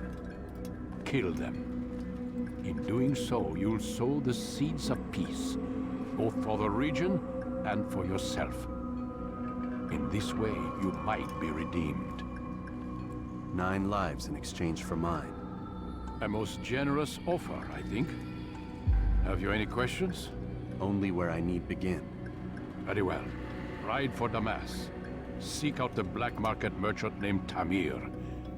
Let him be the first to fall. Be sure to visit the city's assassin bureau when you arrive. I'll dispatch a bird to inform the Rafik of your arrival. Speak with him. You'll find he has much to offer. If you believe it best. I do. Besides, you cannot begin your mission without his consent. What nonsense is this? I don't need his permission. It's a waste of time. It's the price you pay for the mistakes you've made. You answer not only to me, but all the Brotherhood as well now. So be it. Take your equipment and go. Prove that you are not yet lost to us.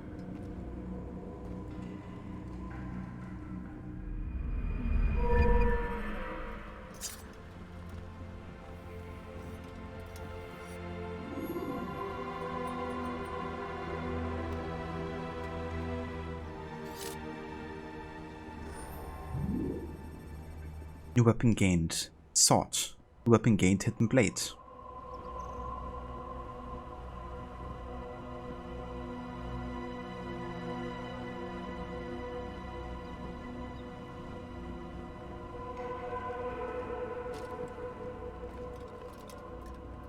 And that's it.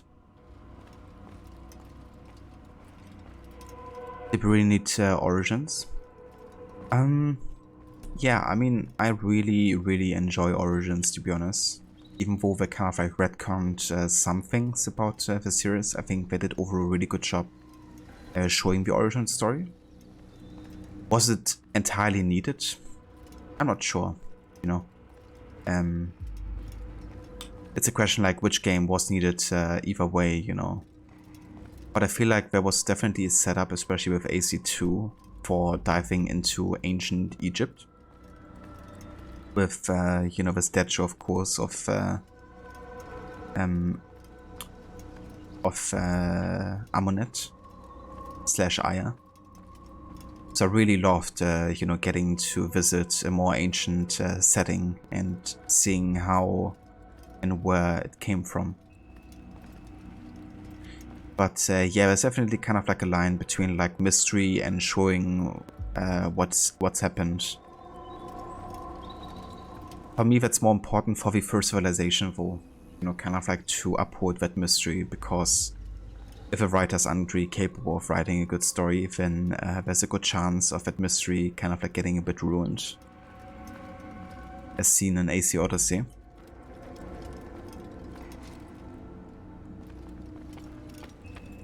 But personally, though, I really love what they did with Origins.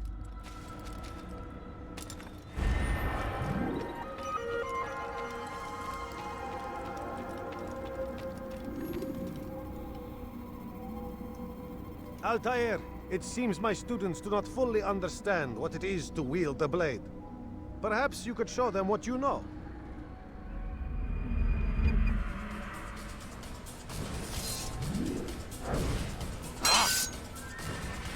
So we can deflect.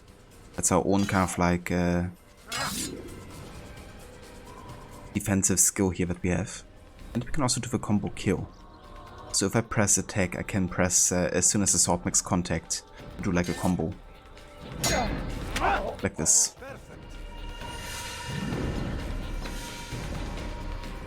And that. Of a master. And that, my students, is how we all should fight.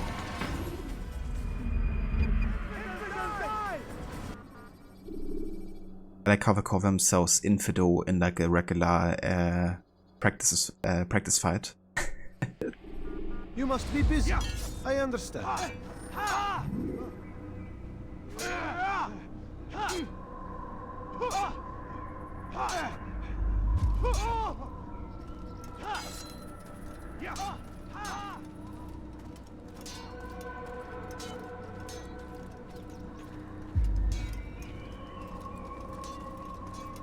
Yeah, I mean, I don't know.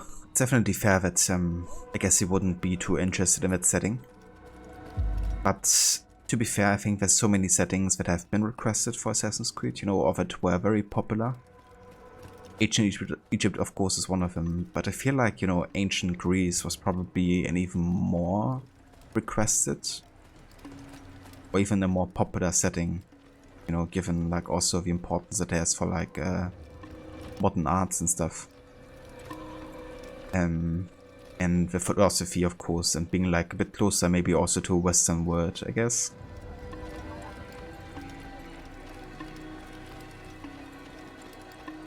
So I feel like there's lots of settings, you know, that kind of like would seem like the obvious choice. Egypt definitely being more women, but yeah, I don't mind that at all.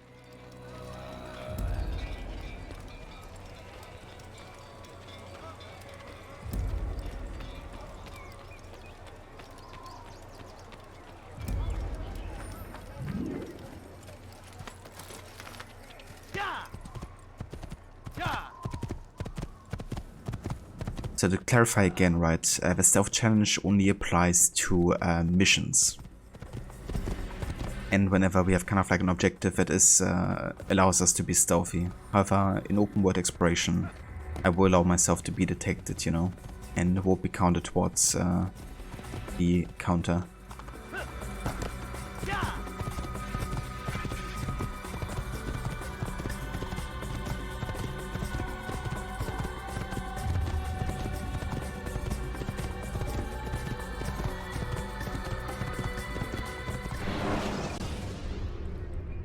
You can create diversions with dead bodies.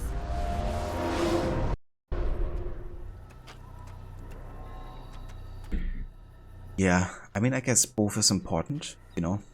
Like, from Ubisoft's side, of course, they gotta try to find settings that would make people be interested. Because for, I would say, probably most of the people are more interested in the setting than they are in the overall story. But that doesn't apply for me. Like, I'm equally interested in the story and the setting. So for me, it doesn't matter, you know, if they would even choose like a non-so-interesting setting. But yeah, there's lots of people who do care a lot about that. And whether it's like the defining thing about Assassin's Creed, you know.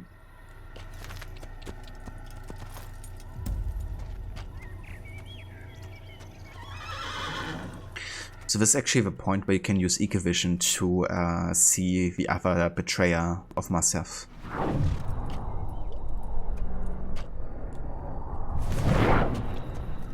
And he's right over there. He's also the only one who's looking kind of like suspicious, you know. The other ones are just standing there, he's kind of like on his guard. And yeah, we could actually, you know, kill him without losing synchronization. Which would happen if you kill innocents. But that will also mean that the other assassins will start attacking us. So I will leave him here and let him live. But yeah, you could kill him. And it would be fine.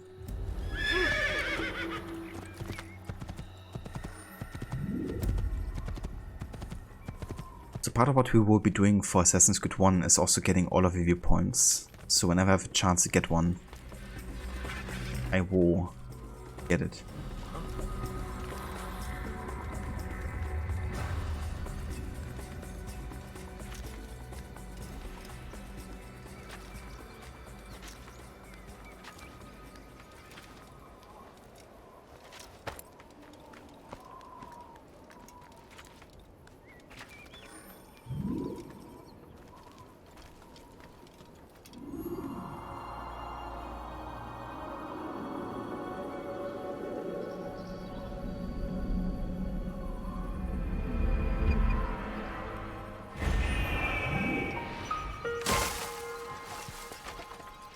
Nice.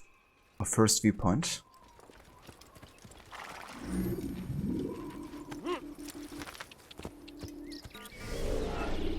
Let's also have a look at the memory log here.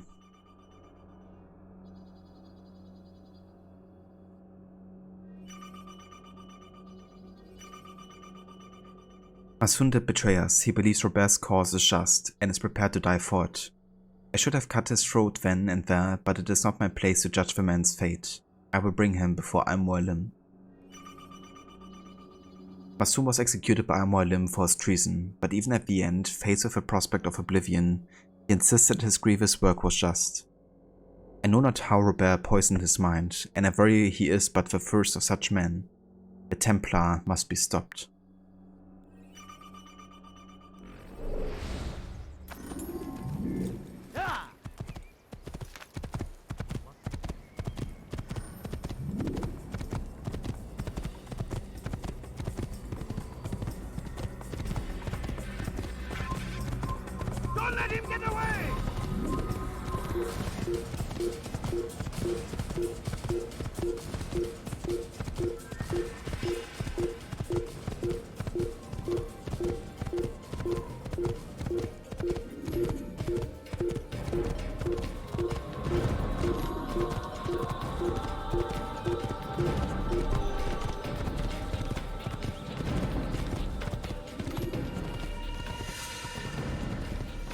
Another viewpoint.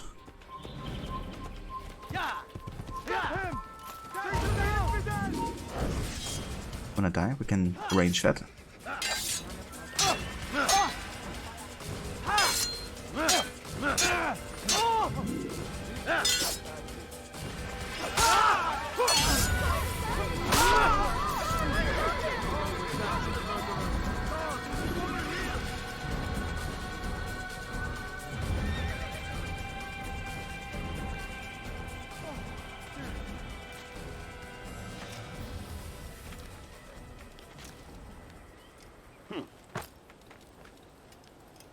Citizen! Citizen?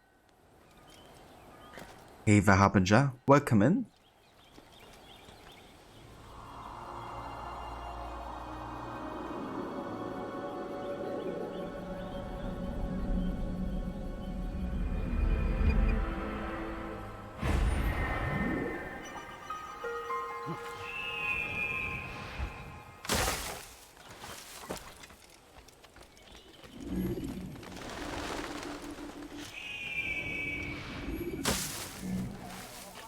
Let's just steal this random horse here.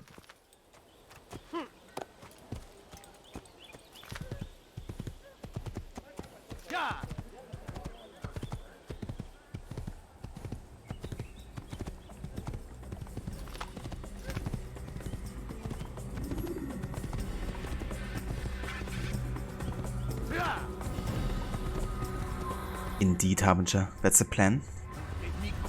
Actually, it's been a long time since I've done like a stealth challenge on the series.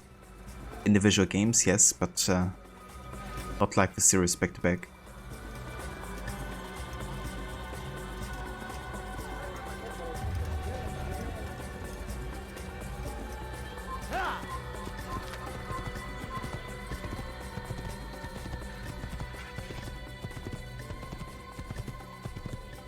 You go for stuff in every game, not just AC. That's fair. I mean, going stealthy if you can is always a really nice approach, I feel.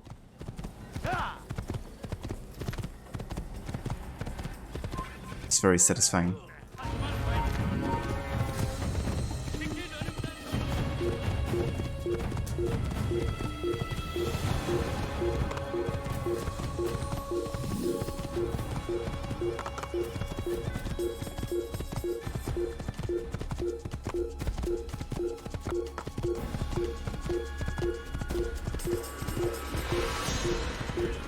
Oh, nice.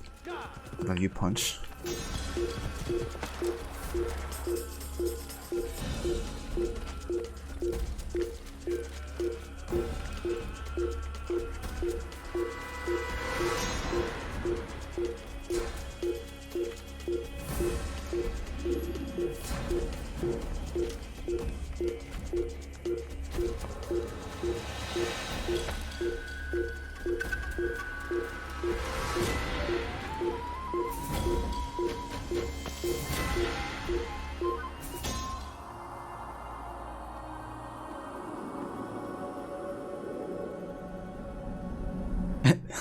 We forgot how annoying the enemy's effects can be in AC1. Yeah, but definitely can be.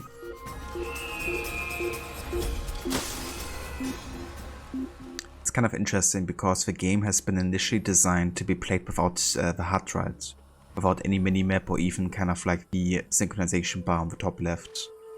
And the visual kind of like yeah, like representation of being detected too. Which is kind of like why they added all of these enemies effects as like sound effects for being detected, escaping, being stealthy. And also have designed the soundtrack in a way to represent that a bit better. Which is why that like is like so apparent, I guess. But it's actually extremely useful if you play without the HUD. Because the audio is sometimes the only thing that you can kind of like use to know that you're like what stage of like stealth you're in right now.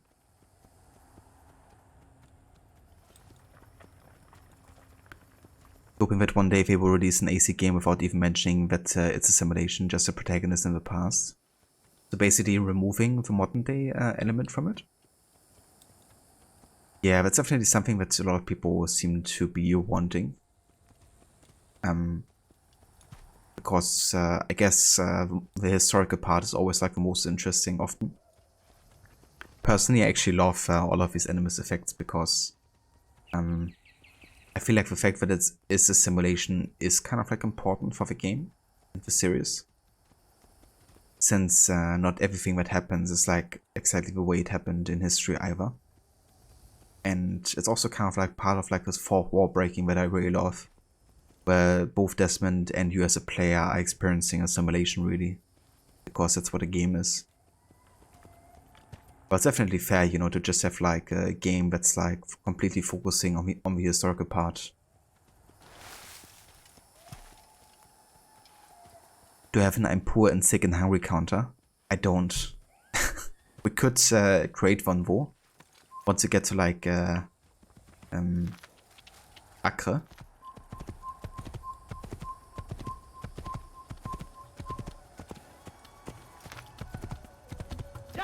Because it's definitely gonna happen a lot in that city.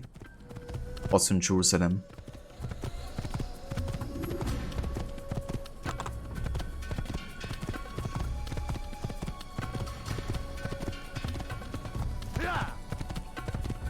Would definitely be a higher counter than high precision Garnier for Origins, I reckon.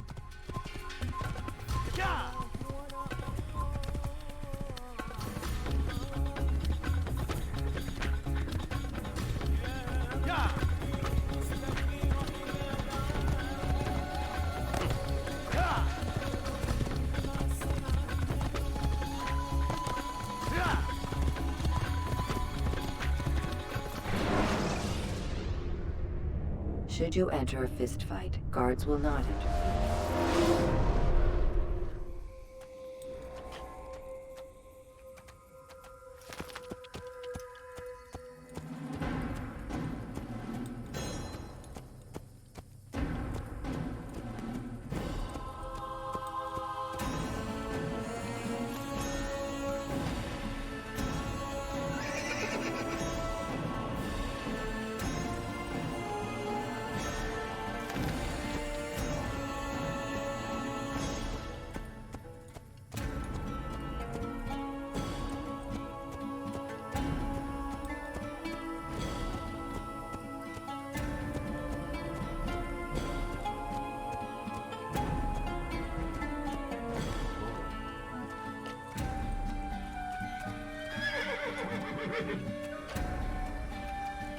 And this was so impressive in 2007, like, you know, the size of the city as well. And that's like only 1 of 3.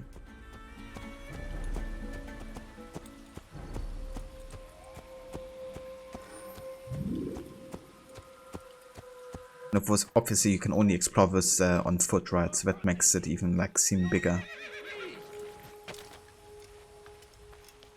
So one thing we can of course do is we can save citizens to get us, get society to help us on the street, but also to unlock monks, which we can blend in with. I won't be saving all the citizens in this playthrough, but definitely the ones that are of use to us, you know, for example, for like assassinations. Sometimes you need like monks to get inside a location stealthy. And then I would definitely go ahead and save a citizen. Old man. Help! I need help! Please, anyone! Wait. Infidel! Infidel die!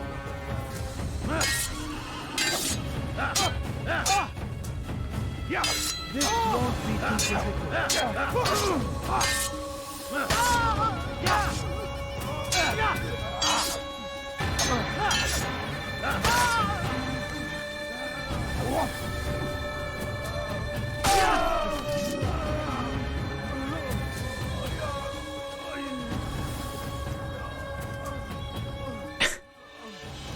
Like how he's still lying on the floor dying. Now he's dead. The music reminds you so much of Prince of Persia. Yeah, I mean, that's basically where Assassin's Creed stems from, right?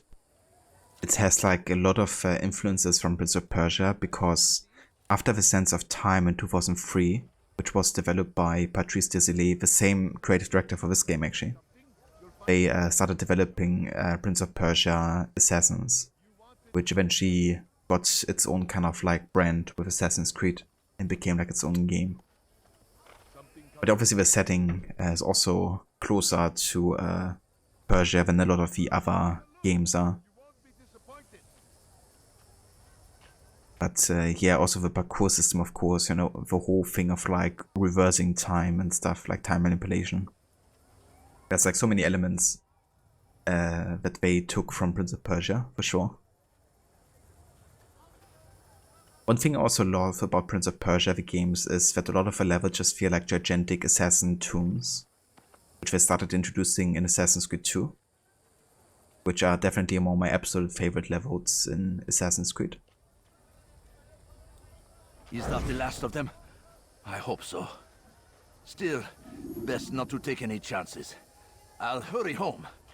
Don't think I'll leave it again anytime soon, either. You've done me a kindness, young man. Be assured, I won't forget it. This is an ill omen. Now we have unlocked the monks, and we can use them to blend in and get access to the city.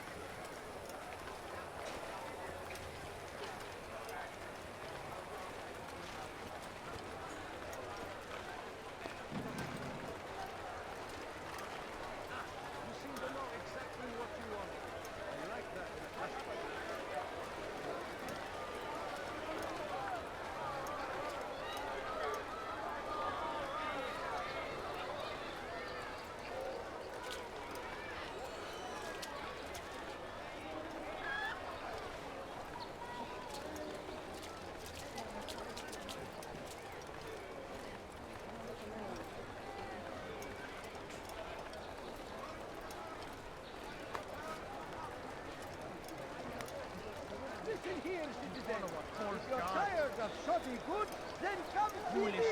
My merchandise is without fear. Don't hurt me, please. Gotta go and find ourselves a viewpoint here, and then we can make out the burrow.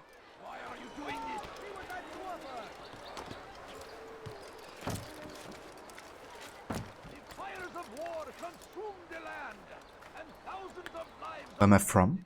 I'm from Germany, hippie.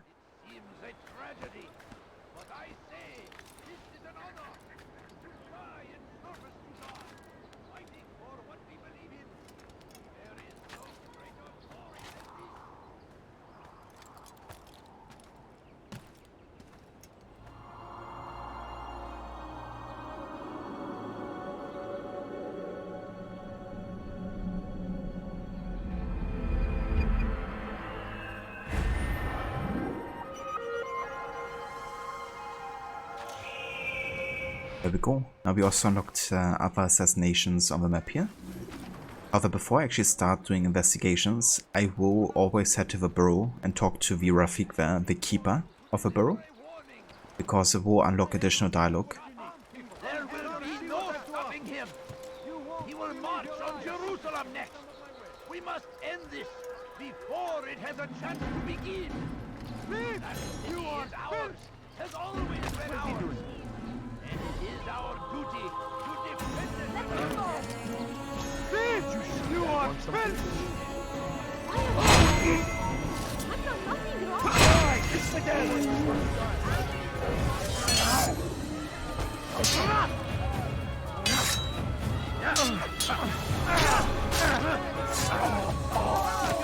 Praise God, you've saved me. All the city will know of your sacrifice.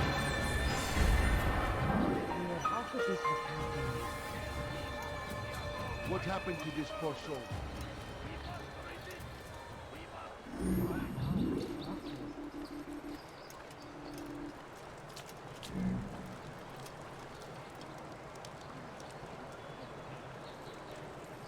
You're just waiting for me to miss input and falling to death.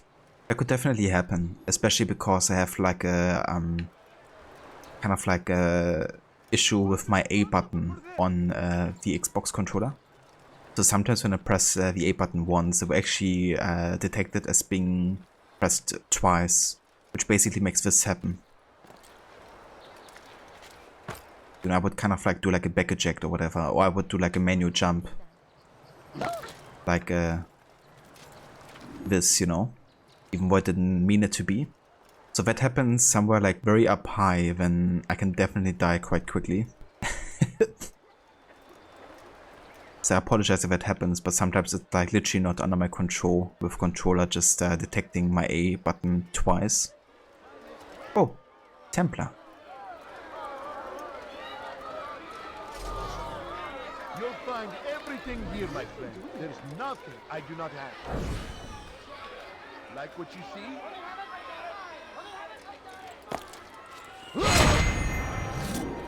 Got him. Something caught your eye?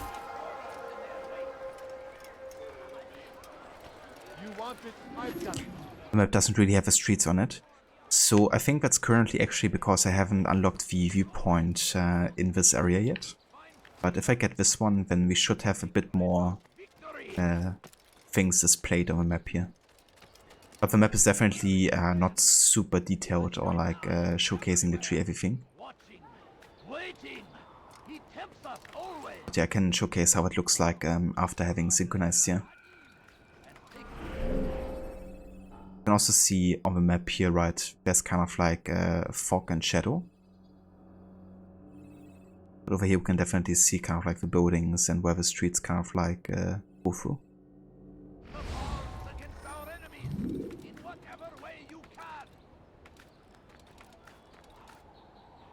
Thief, you are filth.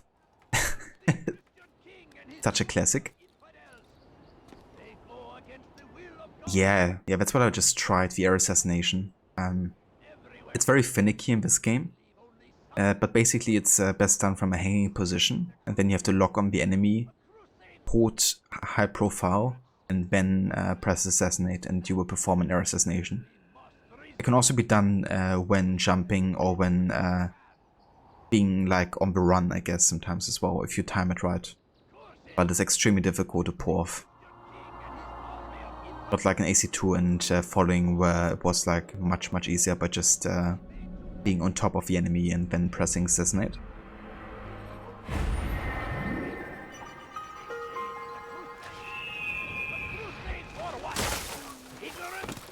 So it seems like the minimap actually doesn't showcase anything more.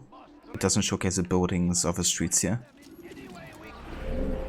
But the general map will be unlocked now and will showcase the right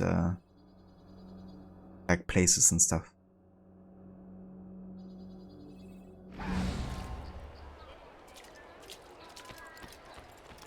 South comes the English king and his infidel army.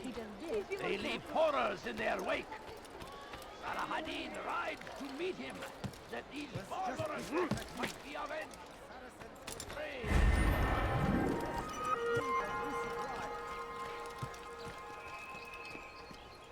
Thief! You are filth!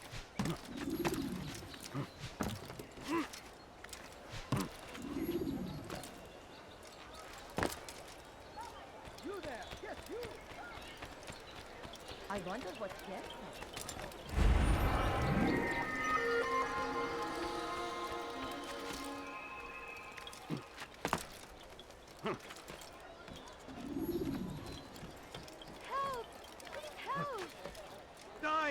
And there we are, the Assassin Burrow.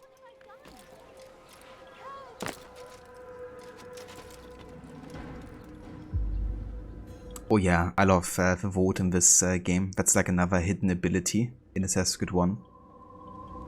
Something that a lot of people don't realize they can do, but if you do like a jump to an object and then another one, you can hold B while jumping, and then you will perform like a vote type of deal. Altair, it is good to see you, and in one piece. You as well, friend. I am sorry for your troubles. Think nothing of it.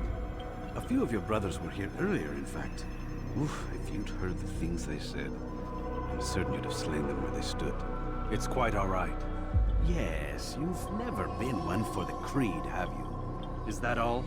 I'm sorry. Sometimes I forget myself. What business brings you to Damascus?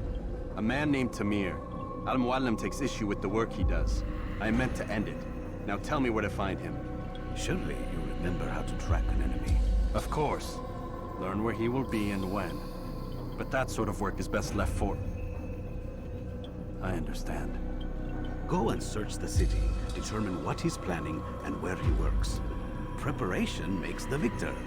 What can you tell me of him? Tamir makes his living as a black market merchant, so the souk district should be your destination. I would suggest you seek out the following places. A small souk northeast of here, the madrasa to our east, and in the gardens north of this bureau. Focus on these places and he should become well known to you. I assume you want me to return to you when this is done. Yes. Come back to me. I'll give you Al-Muallim's marker and you'll give us Tamir's life. As you wish. Remember, Altair, if you find yourself in trouble and the city turned against you, return to the bureau. I can shelter you from the storm. Be warned though, if your enemies are too close, my door will remain closed until you've lost them. Do you understand? Yes. To bring the enemy inside would compromise the Brotherhood. Very well. Off you go.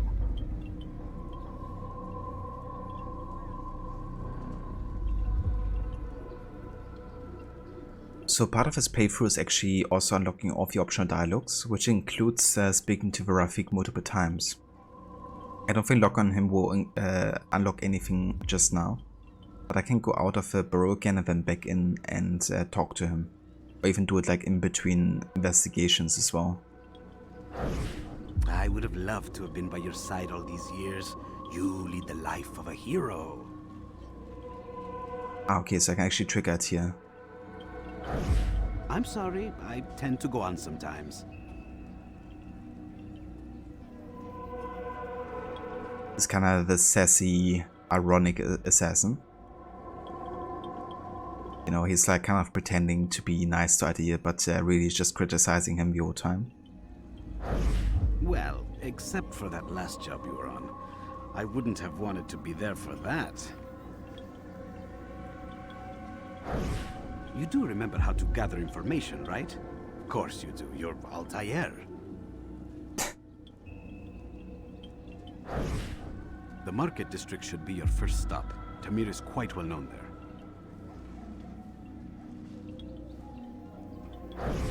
I would have loved to have been by your side all these years. You lead the life of a hero. And that's the point where he's repeating himself. I'll check back after the next investigation. Die, thief! Let go of me! I've done nothing wrong! Okay, there we go. Now we have actual missions where the detection counter will be applied to. Missions wherever I can be like stealthy, essentially. Thief! You are filth! So Tamir gave the man his food, and when the battle was finished, the Saracen leaders... Kinda sounds like Leonardo. Yeah, that's because it's actually the same voice actor.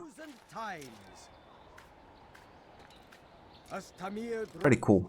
There's actually quite a few that ended up working for more of the AC games. Fortunate for them both, each having something the other wanted. And so Tamir left, riding north and wondering what would become of his supplies. Soon they would surely spoil. What should have been the end of his tale and the poor man's life. You've no reason to stand here. Leave. Fate intended otherwise. Some say, were it not for Tamir, Salah ad-Din's men would have surely turned on him. Could be we won the battle because of that man.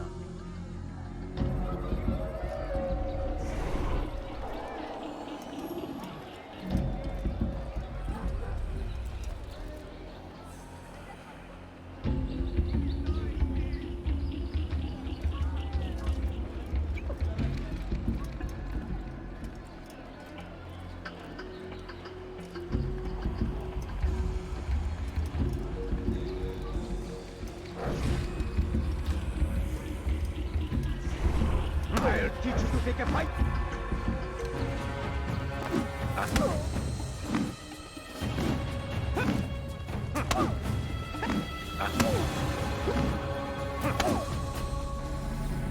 seem to know quite a bit about Tamir. Tell me what he's planning. I know only the stories I tell, nothing more. A pity. There's no reason to let you live if you've nothing to offer in return. Wait! There is one thing. Continue. He is preoccupied as of late. He oversees the production of many weapons. What of it? They're meant for Salah ad-Din. This does not help me, which means it does not help you. No, stop, listen! Not Salah ad-Din. They're for someone else.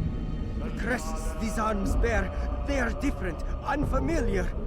It seems Tamir supports another, but I know not who. Is that all? Yes. I've told you everything I know. Then it's time for you to rest.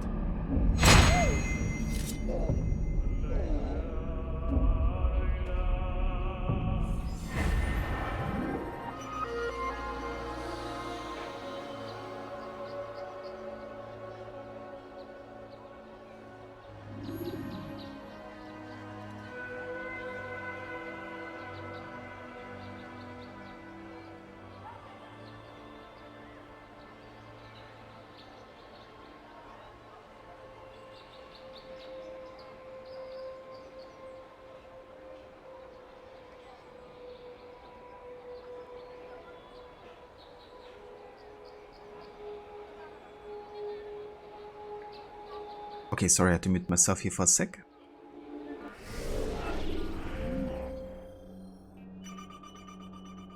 Tamir has little faith in the men who work for him.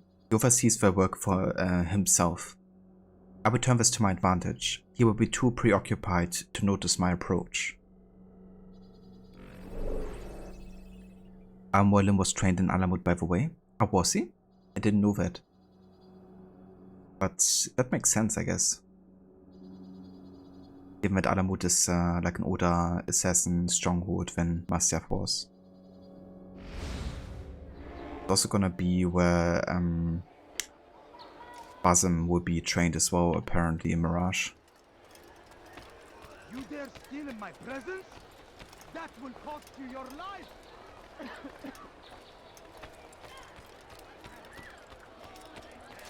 God save him. He looks like he's being chased by someone. Now, why is he doing that? Why is he doing that?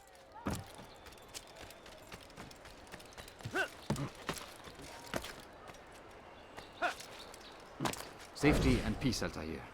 I trust you're looking for information to aid you in your strike against Tamir. I fear I've nothing to offer. But Bahir might. He shouldn't be too far from here.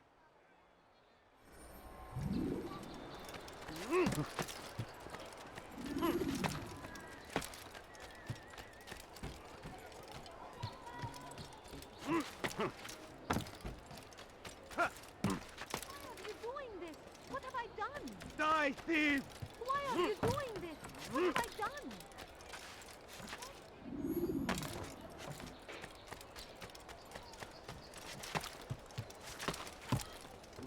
Praise be Salah. He has found the strength to stand in defense of our So faith. they've sent you, eh? An interesting choice, though not my place to judge. The Rafik has asked me to observe the souk that Tamir calls home. Here's what I have learned. There's a group of troublemakers who gather around its southeastern exit. They and the guards do not get along. Find a way to earn their friendship, and they'll surely be of service to you. Find aid within the city to help escape the souk.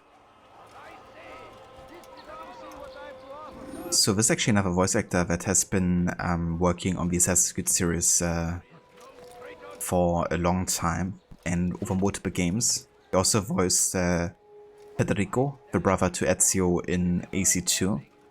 And he ended up voicing some major characters in Odyssey as well, actually, with Leonidas and also Nikolaos as well.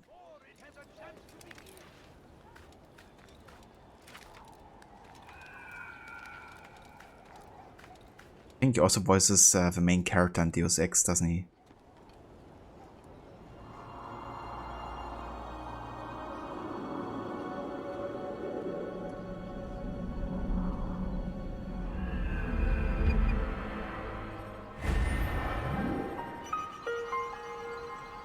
So basically the investigation is now complete and I could go ahead and start the assassination.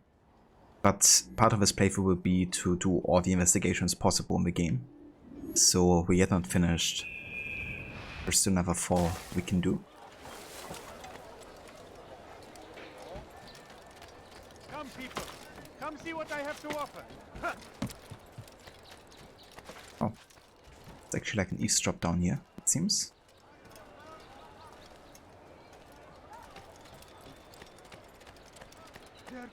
You'll find everything here, my friend. And we got another viewpoint. You want it? I've got it. Thief! You are filth! Amolim was sent to myself to spread the assassin influence, but also said it was because he had a different idea on how assassins should operate. Okay. That makes sense, I guess. Definitely did have another idea.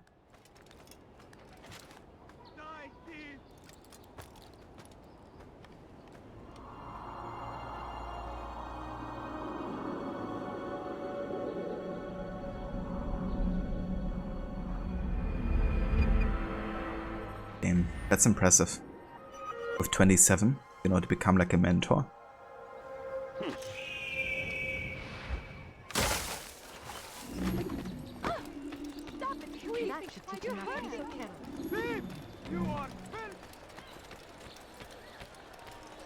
Altair! I need your help.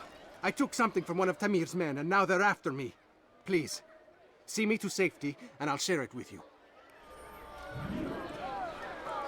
It's gonna be another force detection kind of like mission.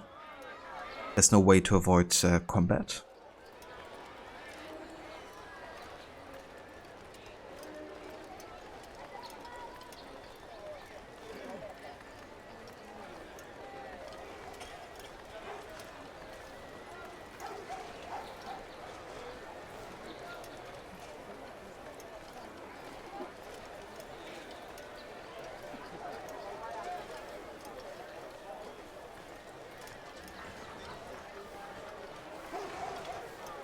Could I interest you in this one? That's to the infidel! Well, there's more.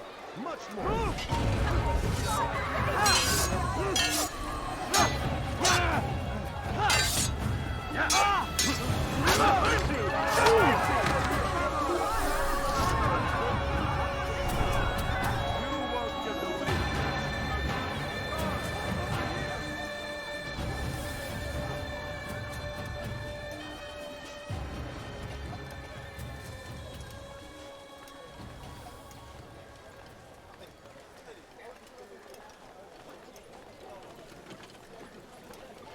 Could I interest you in this one? No? Well, there's more. Much more. We are safe now. I can manage on my own from here. Take this. Hopefully it will aid you in your mission. Seems to be an invitation of sorts.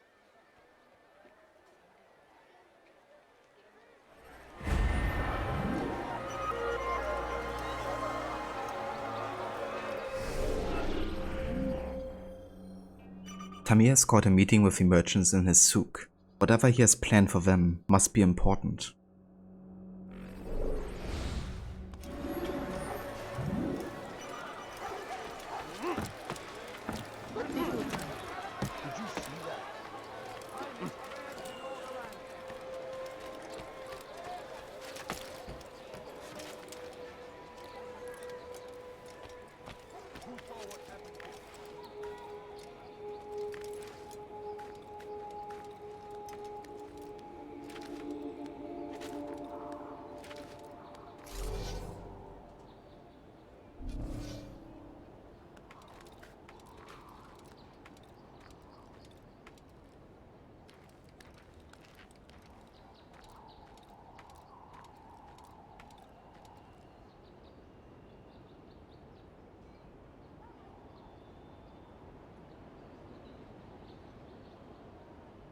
Of course, he had to go directly to us.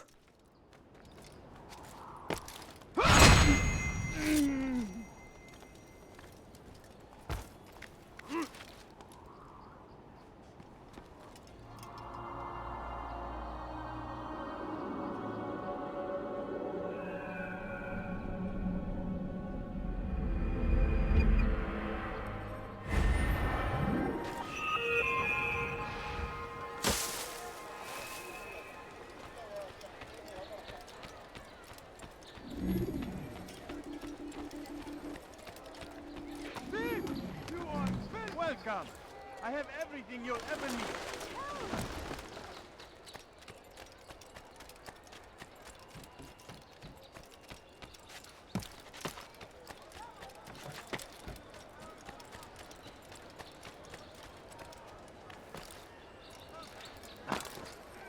God save him. He's gone mad.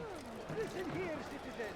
If you're tired of such food, then come see me. I'm telling you, it's rats. No, it's children. I hear them laughing. Rats or children. Either way, it's bad for business. All that noise! Someone needs to get up on those beams and clear them out.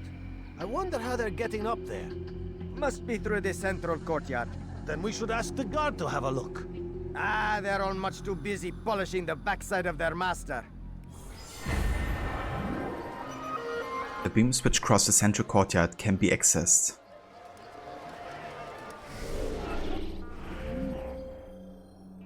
The beams above the souk's central courtyard may prove a useful point of entry if I can find a way to access them.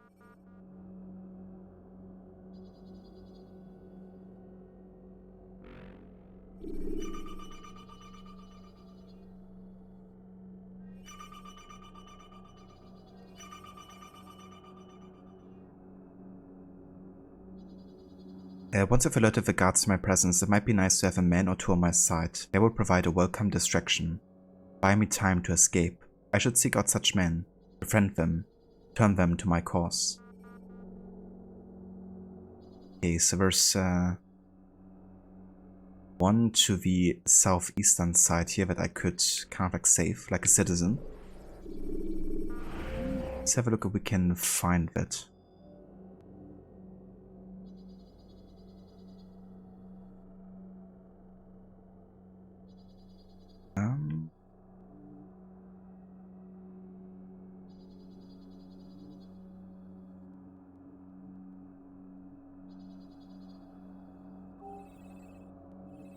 It's gonna be this one, right? Is that the souk? Let's have a quick look there just to see if that's the right location. Hey, that I'm looking for. You look familiar. Yeah, it is. So in that case, this should be the citizen I have to save to kind of like get a good escape.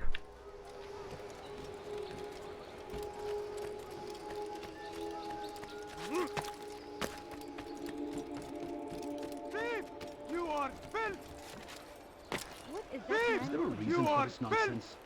It's again! Get away from me! You're in my way! Infinite! God is on my side!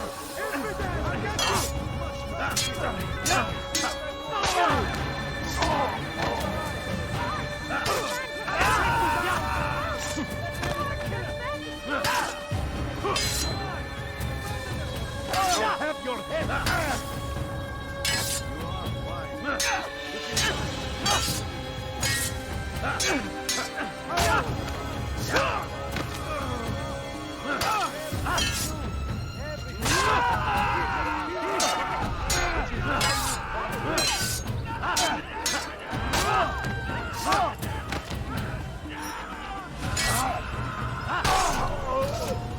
Came along when you did. Another minute and they would have made off.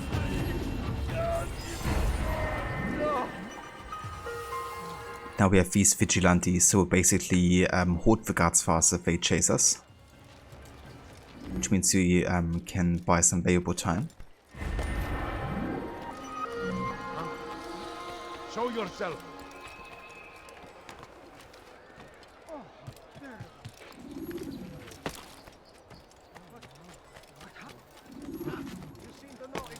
What you want. I like that in a customer. Like what you see? Good day, my friend. If there's anything I can... You there! Yes, you! Come! Come!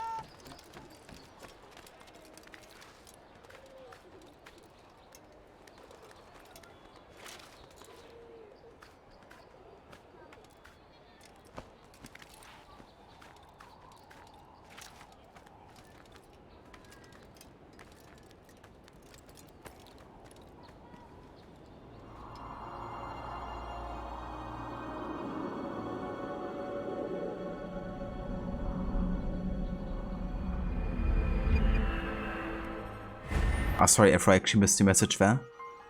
I wonder how they made the hidden blade sound.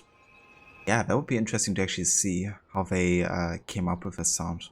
I remember hearing like similar sounds in like other kind of like movies actually. Maybe that's where I got the inspiration from.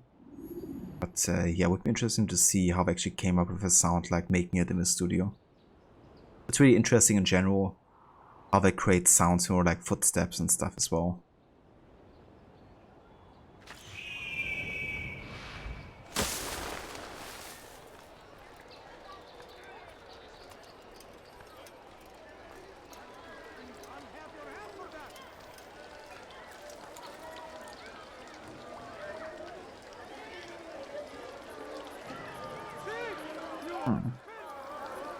I can't just chill on the bench here, they will still look to me. Also just too close here.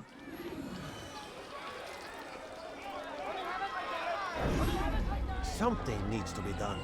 It's only a matter of time before someone else discovers it. Tell him then, it's in his best interest to keep the souk secure. He won't meet with me.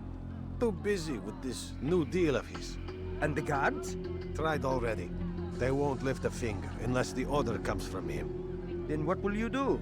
I'll go to Al-Nukut. The merchant king? He won't see you. He doesn't have to. I've written him a letter that explains the problem. He can read it and decide for himself.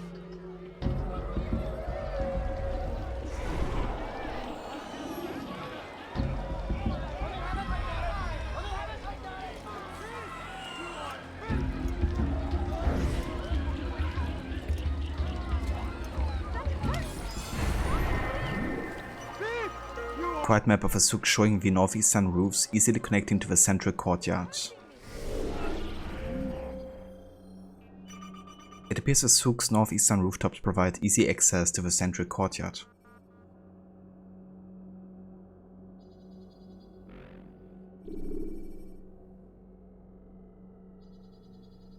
Much prefer the look of the Assassin Saber, which you get at max rank, rather than Altair's sword, which you get at rank 7.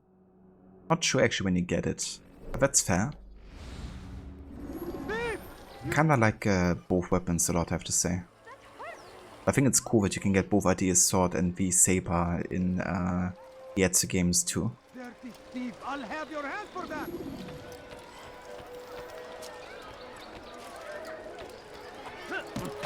Hey there, Seket, welcome in. Welcome to the start of our NU 2023 AC series playthrough.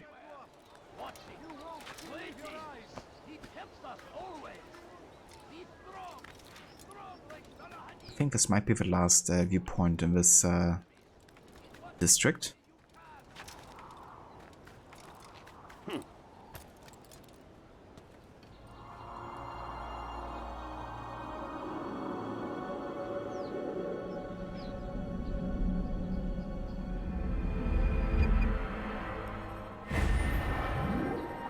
Ah, 8 out of 9.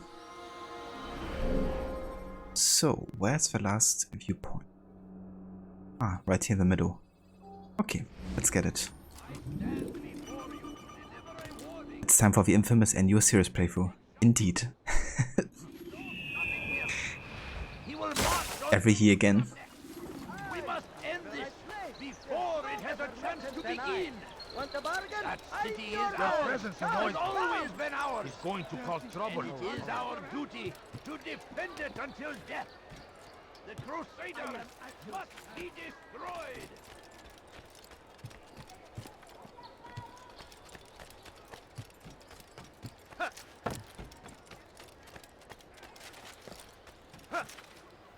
Like what you see?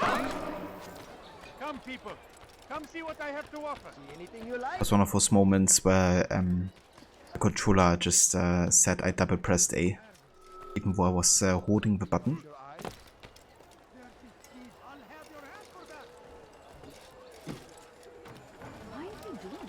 Welcome. My good people, your search has come to an end. Die, thief! What have I done wrong? Let me show you Yeah, it's crazy, isn't it? How good the game looks.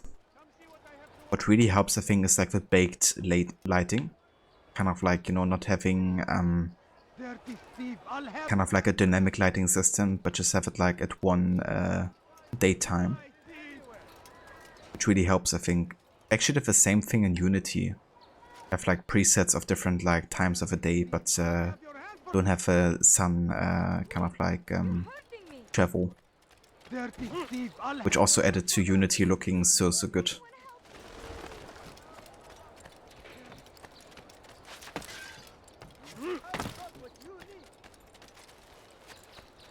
Hey.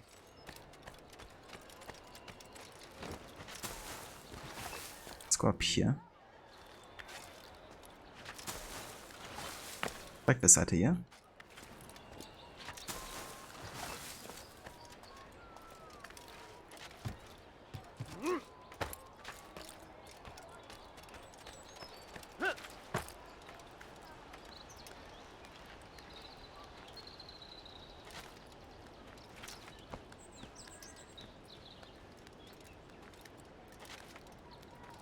Gotta say, the animations also look pretty good though.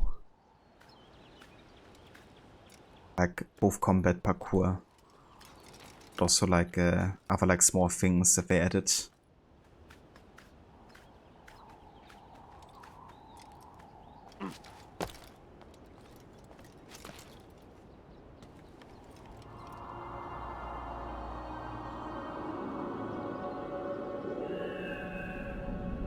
Okay, there we go. It's 9 out of 9 viewpoints.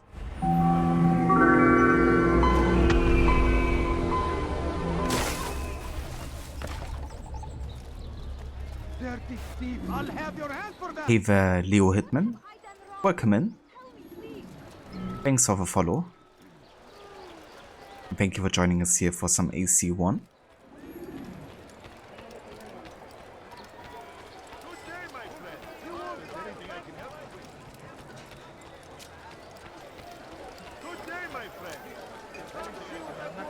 Do you understand? Yes. I am to deliver the letter to your merchant friend. And you know who to see? The same man as always. Do not think to betray my presence in this city. We have many eyes, many ears. And many arms, yes. Good for silencing those who say too much.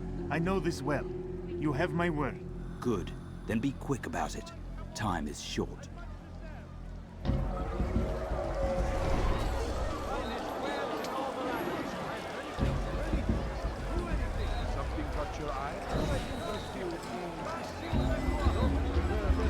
You've something to say?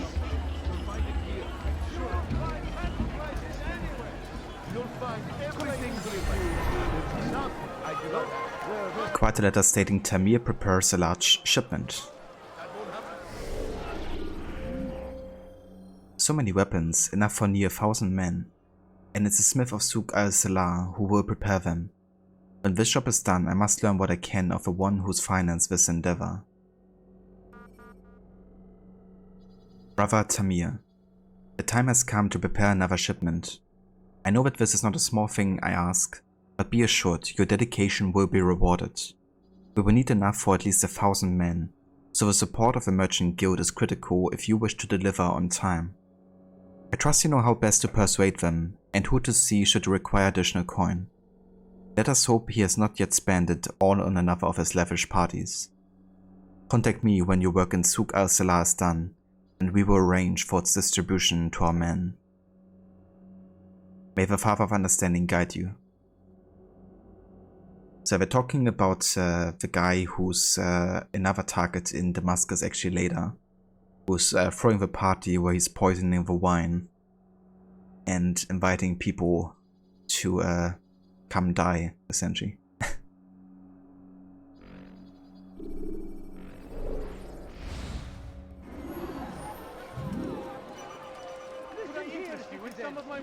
You need something?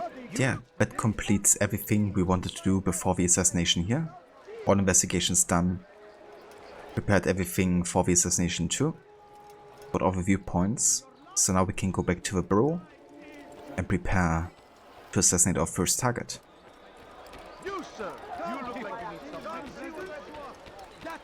Oh, sorry.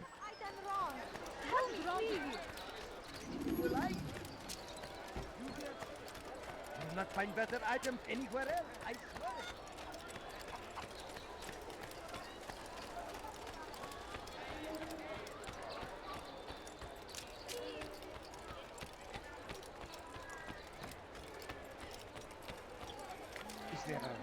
for him to do that? Why are you doing this to me? I've done nothing wrong. Thief! You are filth! Please, someone do something.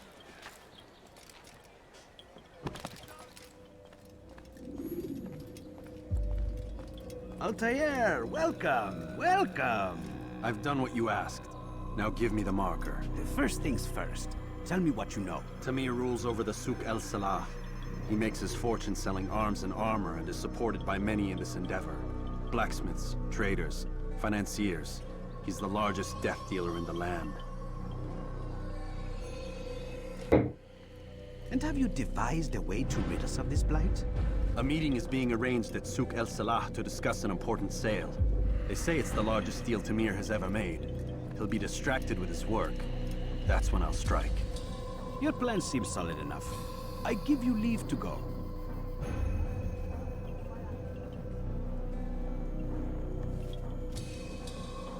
Let Al-Mualim's will be done.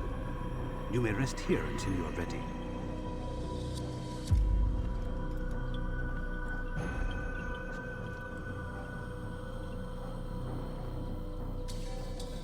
Fast-forwarding memory to a more recent one. Leonardo. Ezio. Tamir is within the souk preoccupied with preparing a large shipment of weapons. This is the time to strike. Yeah, it's so cool that Leonardo's voice actor is also in this game.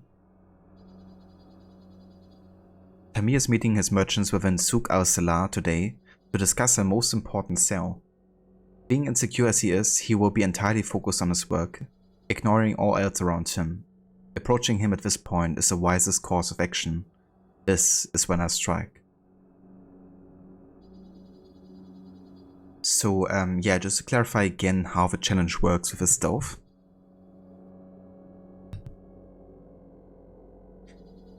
Essentially, I have to be entirely stealthy until the point that I assassinate the main target. However, once I assassinate the main target, that rule is exempt and I can be detected. However, I have to immediately escape and run away. I can't, you know, keep on staying in combat or anything like that. Reason being that a lot of the assassinations in this game actually set up in a way where that's, you know, not really a possibility to stay stealthy after assassinating. Sometimes it's like a, you know, like a public display really. So yeah, we have to be stealthy until we get to the assassination.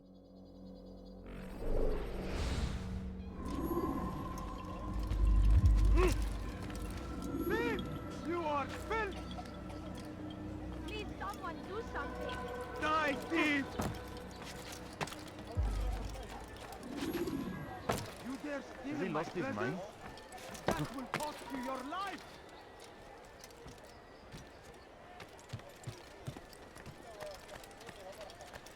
Curse him! Curse the Christian king and his army of infidels! Go against the will of God! Something caught your eye?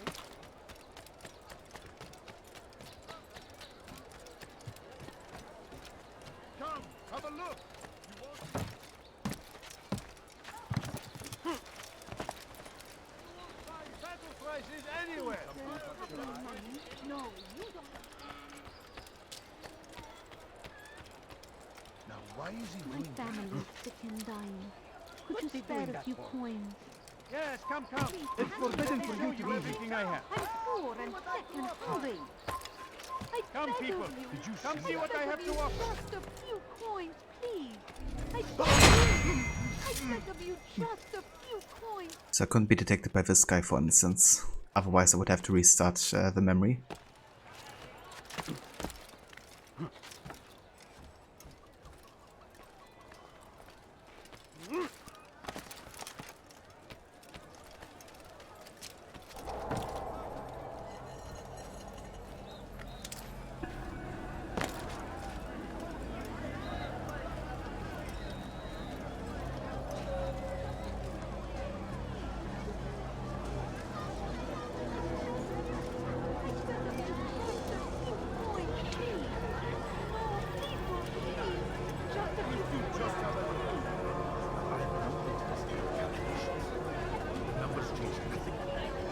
Your men have failed to fill the order, which means I have failed my client. We need more time. This is the excuse of a lazy or incompetent man. Which are you? Neither. What I see says otherwise. Now, tell me, what do you intend to do to solve this problem of ours? These weapons are needed now. I see no solution. The men work day and night, but your client requires so much. And the destination, it is a difficult route. Would that you could produce weapons with the same skill as you produce excuses. I have done all I can. It is not enough. Then perhaps you ask too much. Too much? I gave you everything. Without me, you would still be charming serpents for coin. All I ask in return was you fill the orders I bring you. And you say I ask too much? You dare disrespect me? Peace, Tamir. I meant no insult. Then you should have kept your mouth shut. No! Stop! Stop? I'm just getting started. No! Stop!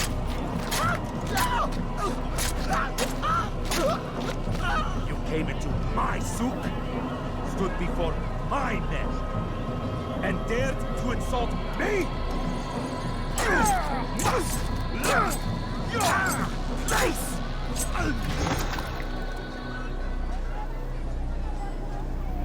No. Leave the body. Let this be a lesson to the rest of you. Think twice before you tell me something cannot be done. Now get back to work.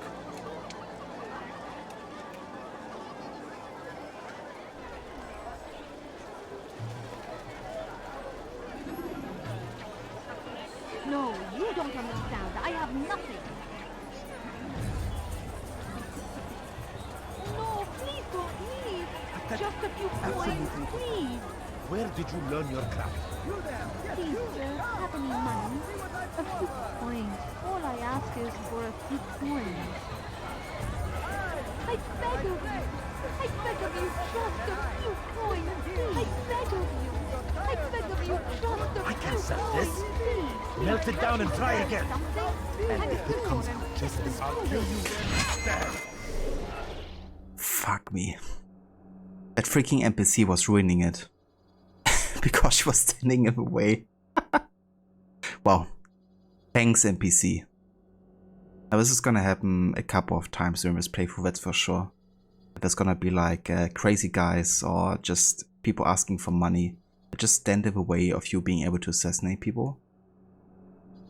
But yeah, that's our first detection.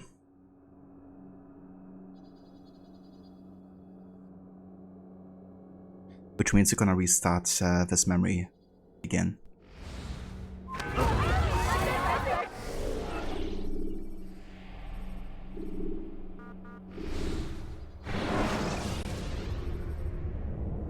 We're just going to get some water from that well circuit. Better don't anymore.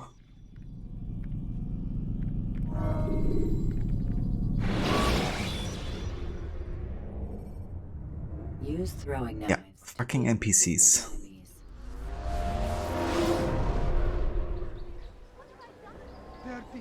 Can't we buffer somebody else with a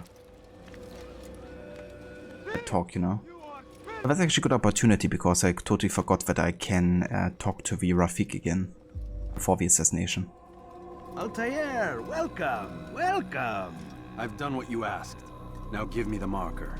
First things first. Tell me what you know. Tamir rules over the Souk El Salah. He makes his fortune selling arms and armor and is supported by many in this endeavor. Blacksmiths, traders, financiers. He's the largest death dealer in the land. And have you devised a way to rid us of this blight? A meeting is being arranged at Souk El Salah to discuss an important sale. They say it's the largest deal Tamir has ever made. He'll be distracted with his work. That's when I'll strike. Your plan seems solid enough. I give you leave to go.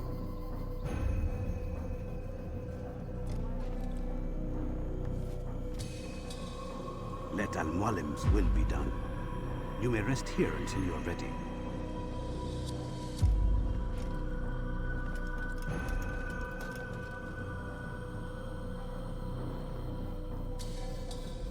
fast-forwarding memory to a more recent one.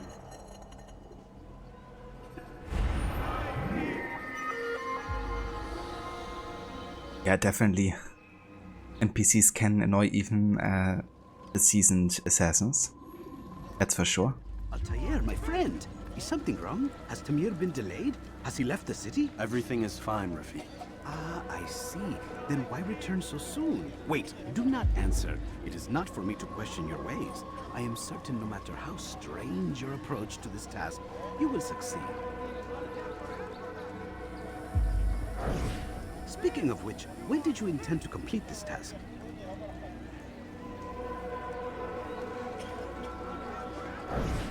Being stripped of your rank must have been an embarrassing experience.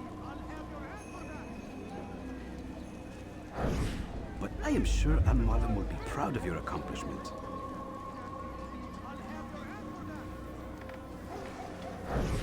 I know you can follow the creed. You just need to be a little less aggressive. I have faith in you, Altair. You will succeed today.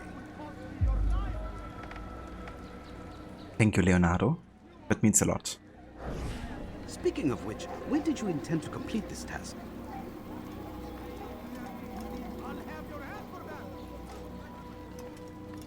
Right, let's give this another go then. Hopefully this time there's not gonna be an NPC standing in our way.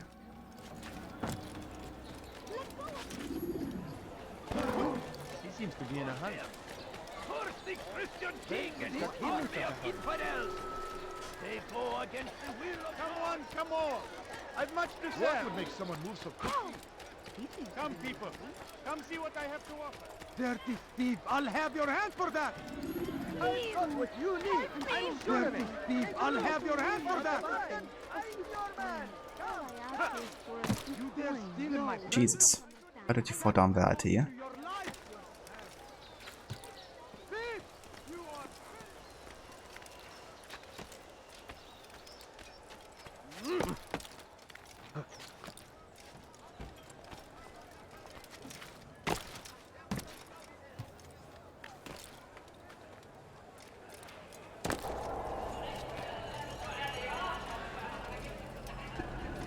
If you just have a look. I have no interest in your calculations. The numbers change nothing. Your men have failed to fill the order, which means I have failed my client. We need more time. This is the excuse of a lazy or incompetent man. Which are you? Neither. What I see says otherwise. Now, tell me, what do you intend to do to solve this problem of ours? These weapons are needed now. I see no solution. The men work day and night, but your client requires so much, and the destination. It is a difficult route. Were it that you could produce weapons with the same skill as you produce excuses? I have done all I can. It is not enough. Then perhaps you ask too much. Too much? I gave you everything. Without me, you would still be charming serpents for coin. All I ask in return was you fill the orders I bring you. And you say I ask too much? You dare disrespect me? Peace, Tamir. I meant no insult. Then you should have kept your mouth shut. No! Stop! Stop? I'm just getting started. No! Stop!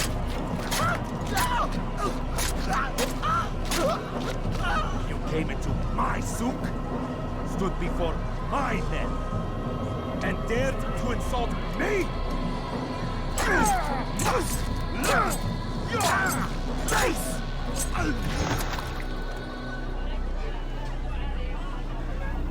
No. Leave the body. Let this be a lesson to the rest of you. Think twice before you tell me something cannot be done. Now get back to work.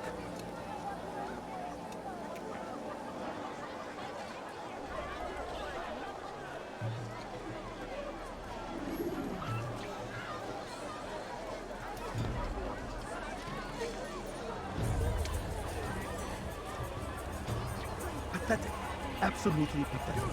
Where did you learn your craft? You'll find better items anywhere else. I swear it. Be at peace. You'll pay for this. You and all your kind. It seems you're the one pays now, my friend. You'll not profit from suffering any longer. You think me some petty death dealer, suckling at the breast of war? A strange target, don't you think? Why me, when so many others do the same? You believe yourself different, then? Oh, but I am. For I serve a far nobler cause than mere profit. Just like my brothers. Brothers? Ah, but he thinks I act alone. I am but a piece. A man with a part to play. You'll come to know the others soon enough. They won't take kindly to what you've done. Good. I look forward to ending their lives as well. Such pride. It will destroy you, child.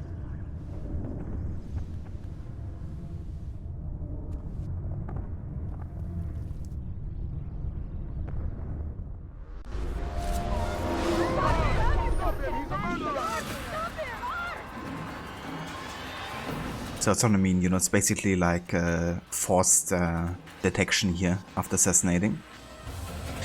Plus there's no way to assassinate the other guards without alerting him, so this moment we have to escape.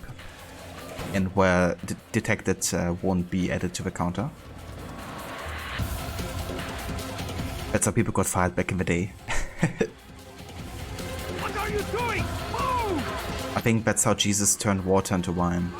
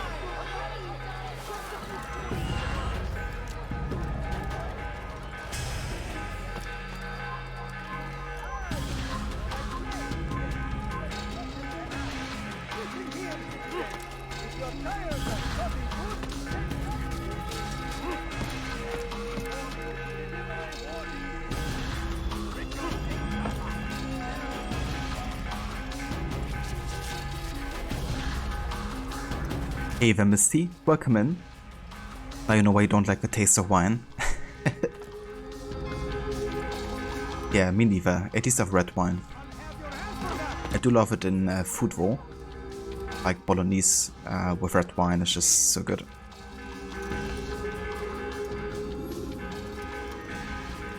Word has reached me of your victory, Altair. You have my gratitude and my respect. Thank you. It is a shame that the other assassins continue to hold you in such poor regard. Rafik, I do not care what the others think of me. As you wish, Altair. You should bring news of your victory to Al-Mualim. I'm certain he has more work for you to do. Fast forwarding memory to a more recent one. How about wine made by Marcos? Yeah, I would never touch that, that's for sure.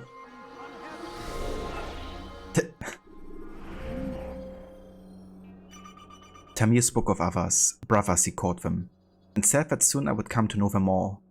Stranger still, he seems to know the assassins and referred to Al-Mualim directly. I would best speak to the master about this.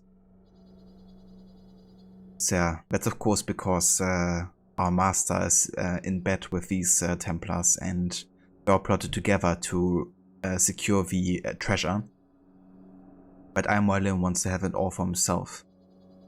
Which is why Tamir and the other brothers know of Al-Mualim, but don't really talk of him fondly.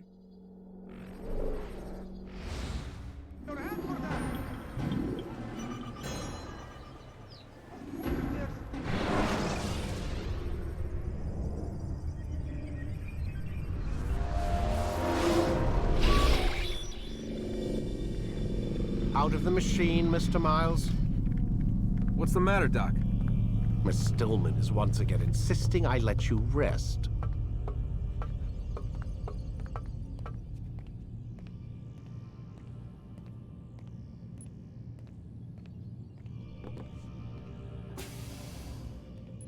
Yeah, crazy, isn't it? Letting somebody rest who's like in a machine for hours and hours upon end. Alright, but yeah, I think that's a good spot to go and take a break for now, because I haven't taken one yet today. And I did wanna, you know, finish the first assassination. But now that that is done, we will take a break for about 50 minutes or so. And then we're gonna do some modern day stuff. And yeah, then we're on to the next assassinations in Acre and Jerusalem, of course, the next two major cities. Until then, I'm gonna leave you with some of the awesome soundtrack for Assassin's Creed 1, that's made by Jesper Kid. And yeah, then I will see everybody in just a few. Also, thank you for the follow, Paulie. Welcome in. Thanks for joining. And yeah, catch everybody in just a few.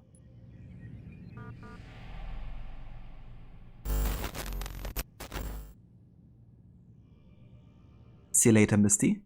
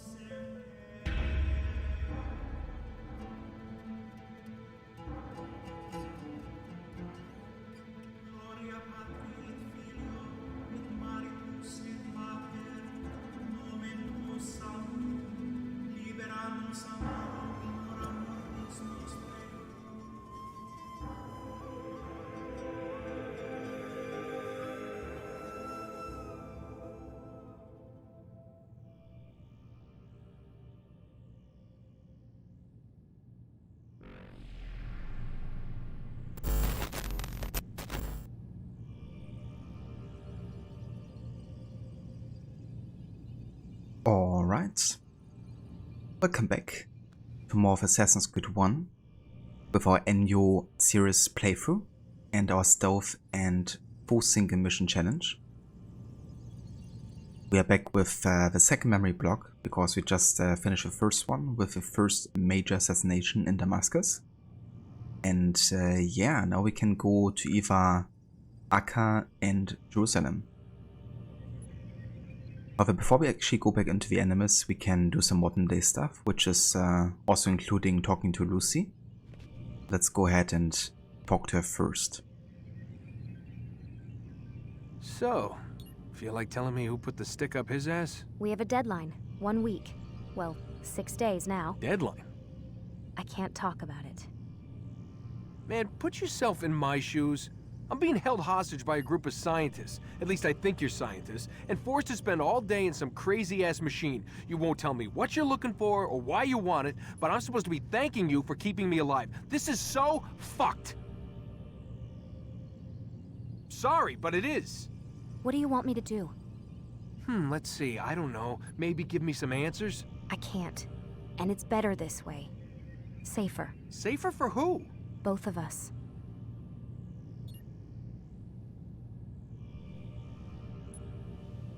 Hey, you know what? I've got a question I think you can actually answer.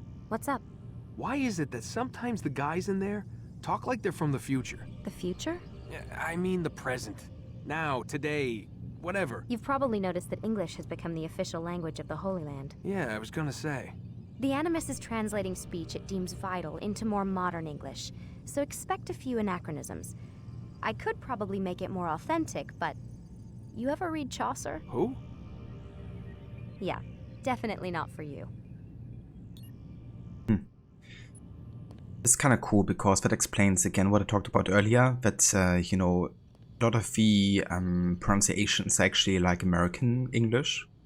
That's of course because the Animus has been, you know, programmed by Lucy to try to translate everything, so it's actually understandable, you know, to Desmond, but of course also in a way to us as a player.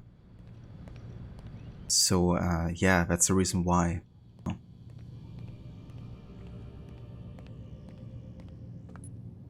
Can you tell me more about Abstergo? What goes on here? Beyond the whole keeping me prisoner thing. Abstergo is one of the largest pharmaceutical companies in the world. Their primary focus is antidepressants. There's some information on the computer over there. But you already said this isn't about testing a drug. So what's the deal? I don't like where this is going. So it's safe to assume the Animus is not a part of their public face. What, you haven't seen the commercials? Oh my god. She has a sense of humor. I'm sorry, Desmond. I've got a lot of work to do. Like I said, if you want to know more about the company, take a look at the computer. The telecommunications stuff is particularly interesting.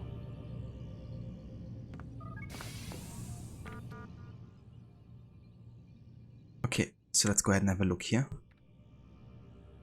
I'm gonna start with the earliest one.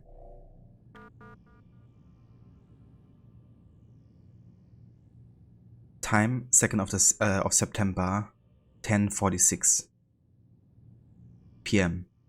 From Lucy Stillman to Warren Vidic. Subject: your pen. Warren: found your access key pen again today out by the parking lot. You really need to start keeping it in your pocket instead of letting it hang off your coat. Try and take better care of your things, Warren. Imagine if security had found it. They would have shut us down for at least a day to reprogram all the computer access codes. Which of course means for us, it's our way to get access because we can just steal it off his code, essentially. Warren says, great, leave it at my desk. Worry less about my things and more about making enemies work. Thanks. From administration, classified information. As a general reminder, all employees of Abstergo Industries are prohibited from discussing corporate policy, proceedings and projects. In light of pending litigation, you are all reminded of sections 2.15 in your employment contracts.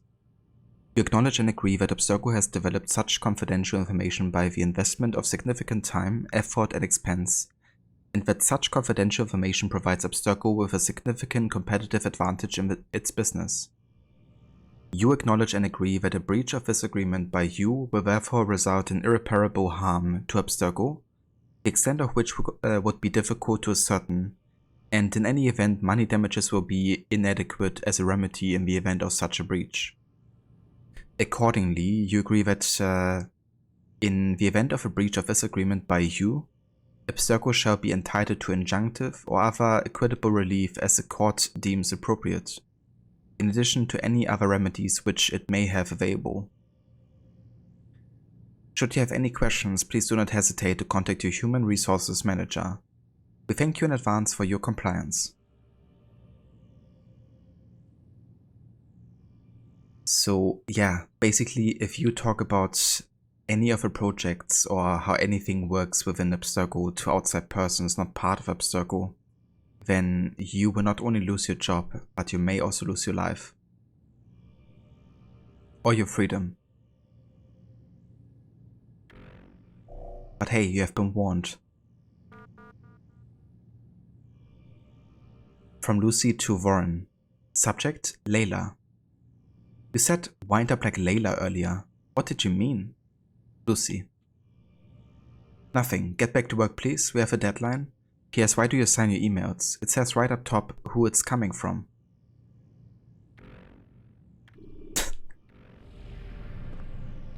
I like how they're not, you know, kind of like understanding each other whatsoever.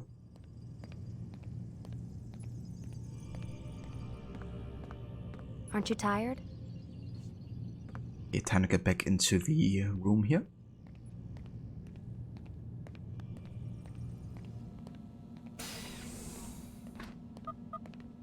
Man, I can't even change my clothes. And yeah, that's it. That's all we can do in modern day for now. We will eventually get an access code within the wardrobe here. And then we can open up our room from inside, but that will not happen until the next memory block, I don't think.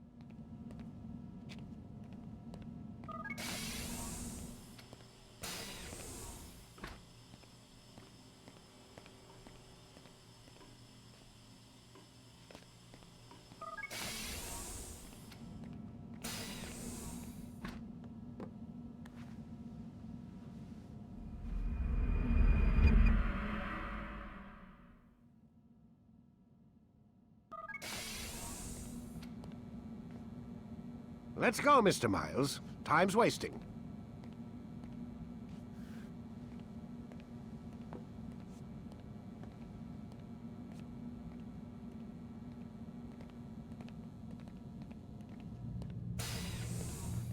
Where's Lucy? Oh, don't worry. She'll be with us soon enough. So why are you doing all this, Doc? What are you hoping to accomplish? You turned the television on lately? Read the newspaper? Never cared much for that stuff. Then, let me sum it up for you. The world's a mess. It's pathetic, really. You've seen it firsthand yourself. 1,000 years between you and your ancestor, and society remains just as barbaric, just as stupid. And your point is? Order, Mr. Miles. The world needs order. That is what we're working towards, and that is what you're helping us to achieve. You expect me to believe you're building a better tomorrow? That's exactly what we're doing. The human race calls out for direction. They want to know why they're here, what they're meant to do. Well, we're going to tell them. And once they understand how to live their lives, everything will be better. Better how? An end to all conflicts, large and small. Isn't that what you assassins strive for? Peace in all things? I told you, I'm not an assassin. Right. I still don't see where I fit into things. In time, Mr. Miles. In time, you'll understand. Or you won't. I don't care either way, as long as you show us where it is. Where what is? Sorry I'm late. Yes, we are.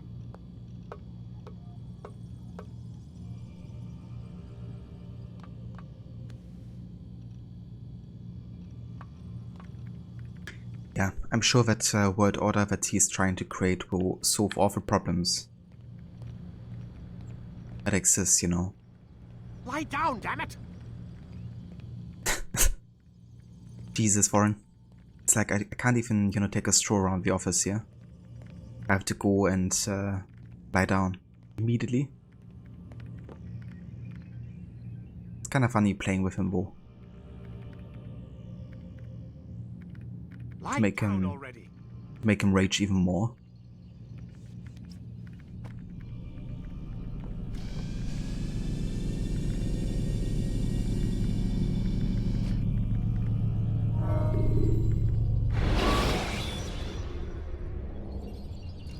When you have been exposed, killing some of You've done well, Altair, and I'm confident that this is but the first of many successes. Tamir spoke as if he knew you well. He implied my work had a larger meaning. Significance comes not from a single act, but the context within which it is performed. The consequence is born of it. Then is there more I need to know? Altair, your greatest failure was born of knowing too much. If I choose to withhold information, it is only to ensure you do not make the same mistake a second time. I see. No, you don't. And it will remain this way until you've learned your lesson. Still, you have performed competently, and as such I restore a rank and will return a piece of your equipment. Go now, either to Acre or Jerusalem. There are men in both cities who require your attention. The Bureau leaders can tell you more about what needs to be done.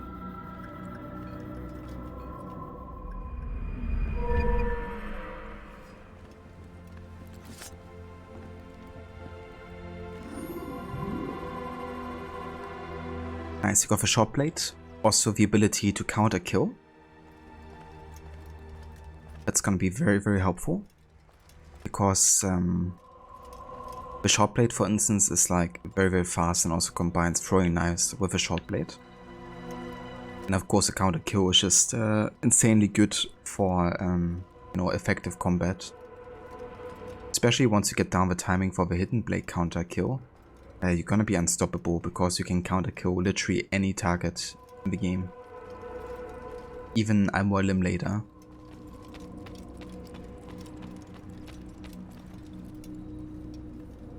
Altair, it seems my students do not fully understand what it is to wield the blade. Perhaps you could show them what you know.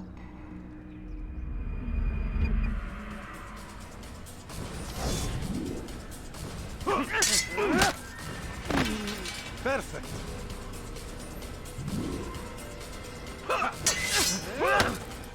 The work of a master.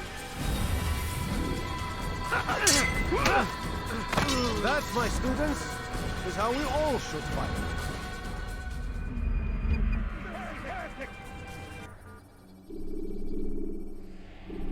You must be busy. I understand.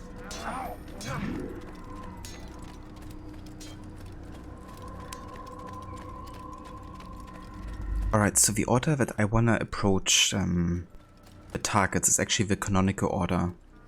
So we have to have a quick look whether it's Acre first or Jerusalem that we have to go to.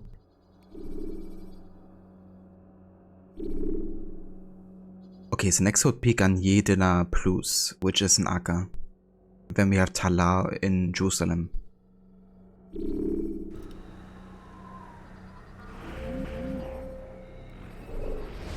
Okay.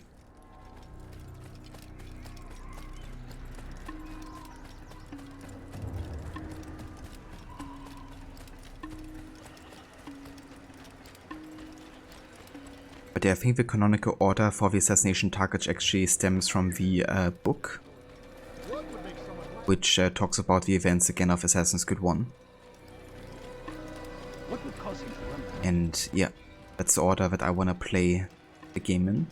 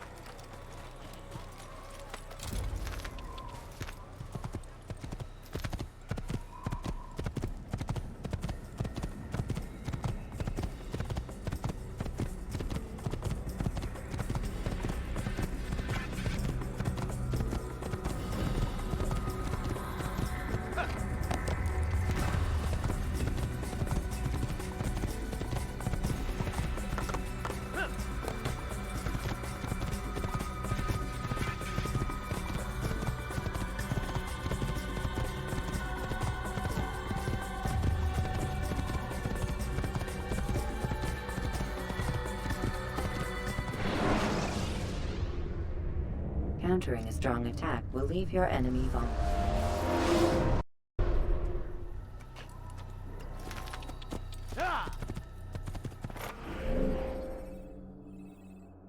Okay, let's go ahead and mark Acre here.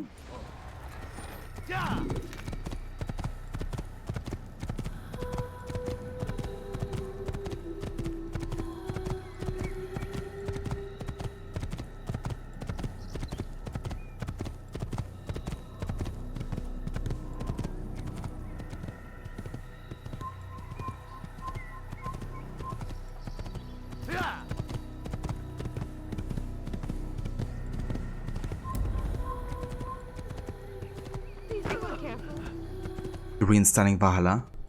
Yeah, that would be a huge game to download. It's like well over 100 gigabytes, isn't it?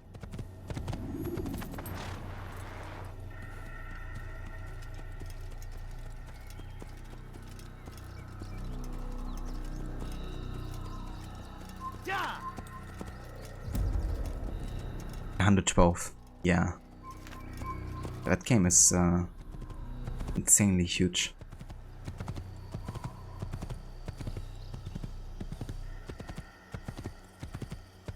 I don't think I've gotten this viewpoint here yet, so let's go ahead and get it.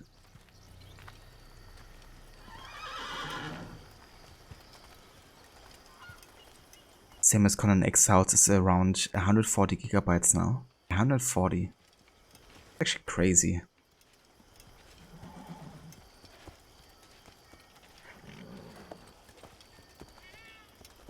Like how much space those take away nowadays. Last time we had it was 85 gigabytes. Yeah, I mean with Valhalla they added so much content over and over.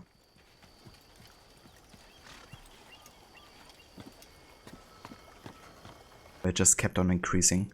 But I mean that should be all the gigabytes for now. There's not gonna be any more content for Valhalla.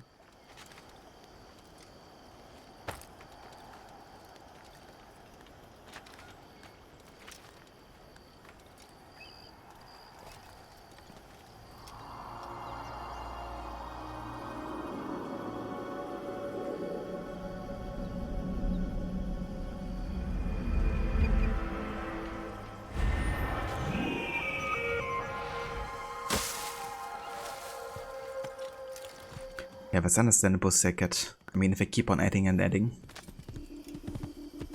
Kind of wonder how big Sims 4 would be if you would have like all the DLC. But because it's like so damn many. If it's like a couple 100 gigabytes.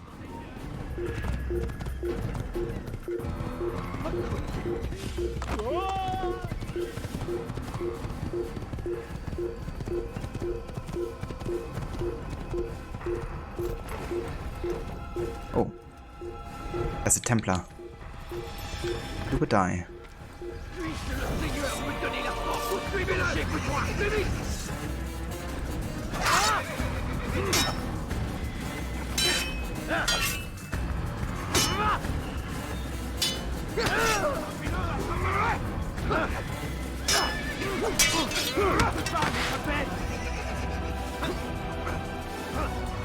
Stop throwing me over here.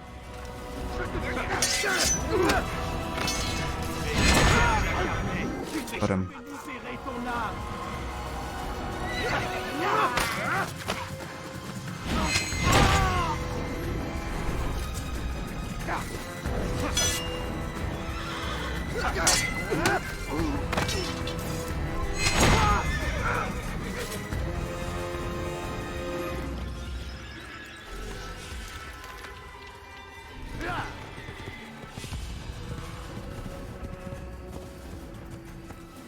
The only AC game where Templars actually still look like Templars.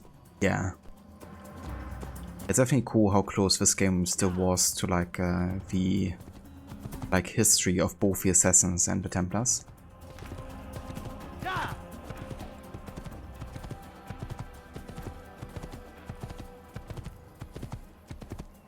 You're not supposed to be here. Heathen, you'll pay dearly! Ein Assassine. Oh, that's another Templar. Do you wanna die?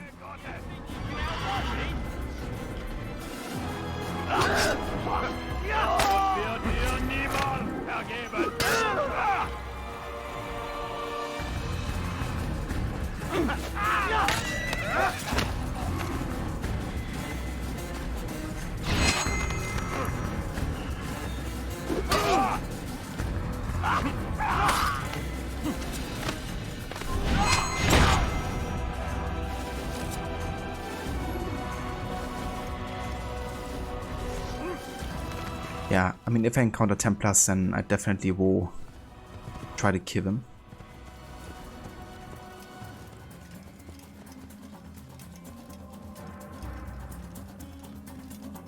Because there were Templars VOG once. Yeah, I mean, that's true. Second, the assassin cast from this game is a real thing that, you know, I did, yeah. It's really cool, you know, how many things actually are like authentic with this game. About the assassins.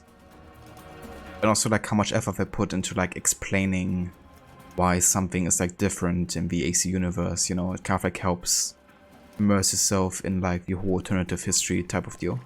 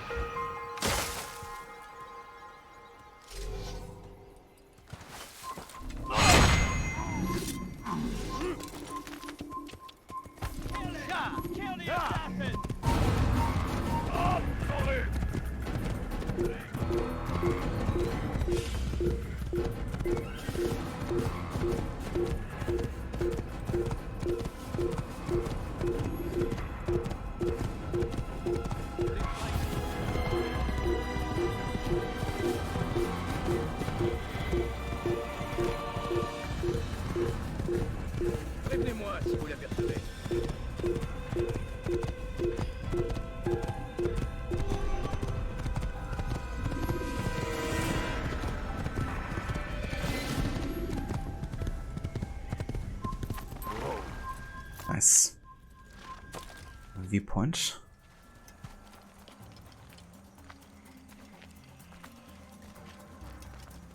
I'm sure nobody will notice me if I just walk to them like this.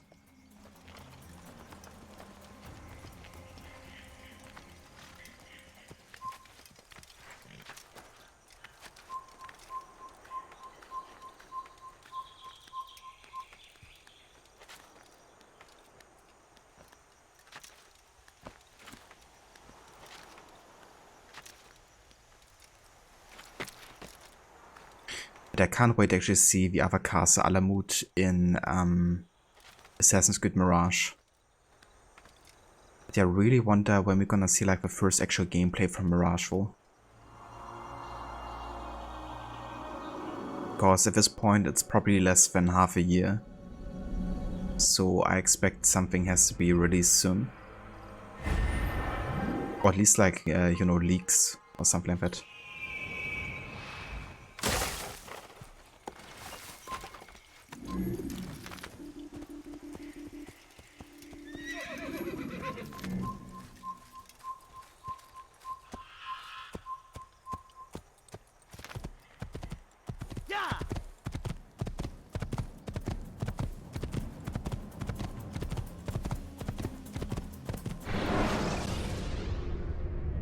Use vigilantes you have freed to block your pursuit.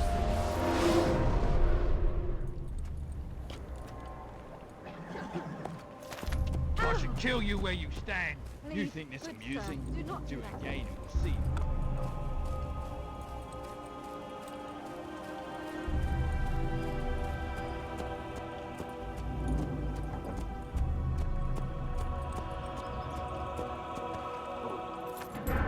There we are. Acre. Definitely the most depressing looking place. It's not just because of all of these bodies lying around here. But yeah, essentially you have a plague, which has killed people. You have a war. Acre being like a stronghold of the Templars, you know, or of the like Christian knights in general. Then you had like lots of people who were traumatized by war, so it's like you have like lots of drunks and crazies in the city. Lots of poverty, which is why you have all of these people like asking for money. So that's definitely the most depressing place. But I kinda like it. I like the atmosphere, I guess, that they create here. For me, it's probably one of the most iconic cities in AC1. And that is like the stronghold for the Christian Knights is definitely part of it, I would say. But also has more like the classic animus colors, you know, with the color palette that they've chosen for this. Kind of like a lot of white and light blue. When is he gonna stop this nonsense? Why are you doing that?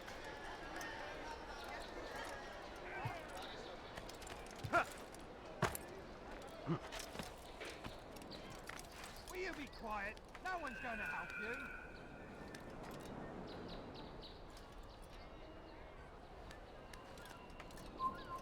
you. You've no reason to be here. Do you wanna... Yeah, what are you doing? It's like, I refuse to go up there. Assassin! Don't let him get away!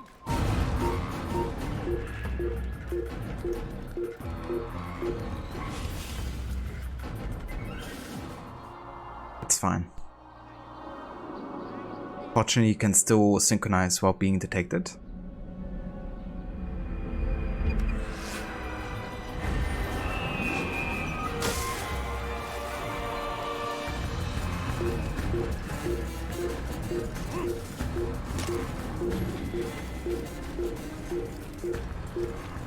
This is actually quite amusing. Stuff is really silly. Don't try to run, old man. There's nowhere to go. Help! I need help! Please! Haven't I recently read that they changed the parkour after Unity because they thought it was too complicated for players? Yeah. I mean, that makes sense because it definitely seems like it has been, you know. There's still lots of people complaining about Unity being unresponsive and not doing what you want him to. And while I would agree, yeah, it can happen sometimes, you know. I would say more often than not, it's definitely in the hands of a player, you know, like all of the parkour systems to make it work. And clearly Unity was a bit too in-depth with that system. So lots of people just didn't get around with it.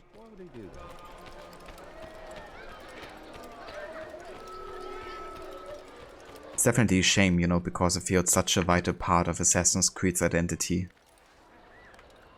The pillar of parkour. Kind of like goes hand in hand.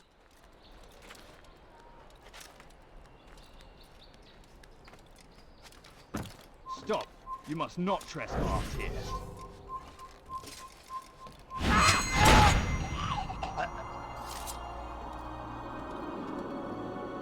I like how you can even synchronize during like assassinations and stuff.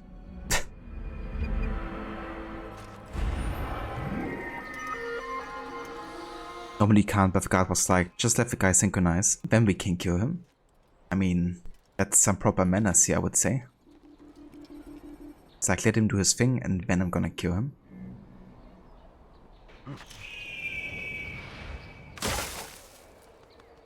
It might have had bugs, but they reduced it to the AC2, AC3 level after Syndicate. Yeah, I mean, even worse if you think about it with Syndicate, you know, because they basically removed the manual jump function in Syndicate for the first time in any AC game. Which I think is a huge deficit because, I mean, you know, manual jump is such a basic thing, you know, that lots of games have, even ones that aren't focusing on parkour. And it takes away so much control from a player, you know. And then kind of like building the city in a way where you had to use the rope launcher to get from one rooftop to another. Even though they could make it work, because the first region in London and Syndicate is actually built in a way where parkour is possible because you don't have a rope launcher yet. So Syndicate has been really bad in terms of like how they remove the parkour. Up until Origins was definitely the worst parkour system, I would say.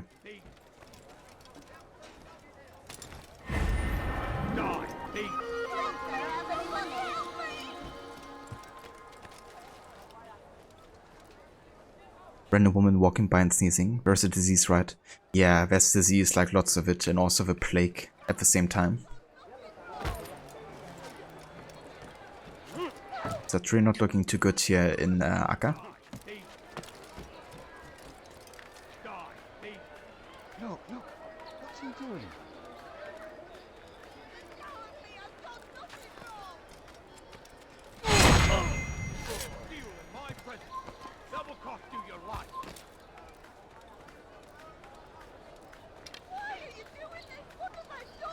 You dirty thief! I'll have your hands for that!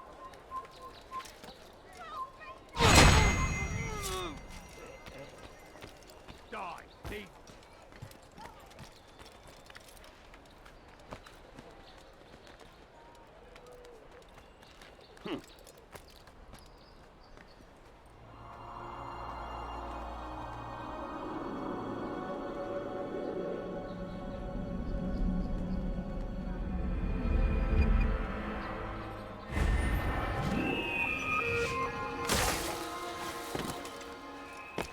Reason for him to do that. Be quiet. No one's going to help you.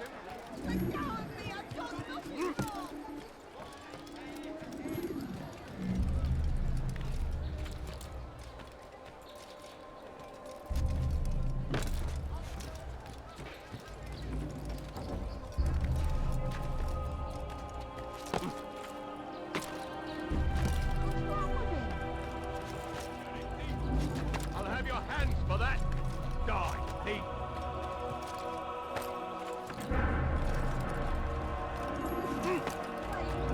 You have no business here. Leave. Leave. This will teach you nothing. So merciful, and our past misdeeds may be forgotten.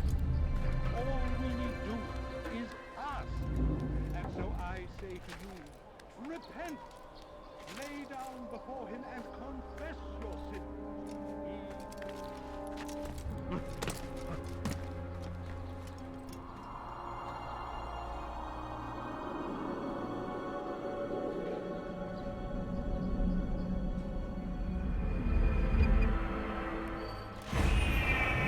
The Saracens are routed at every turn. We cast them out of Acre and pushed them from the countryside. Now they retreat to the south, begging savages to save. He seems to be in a hurry.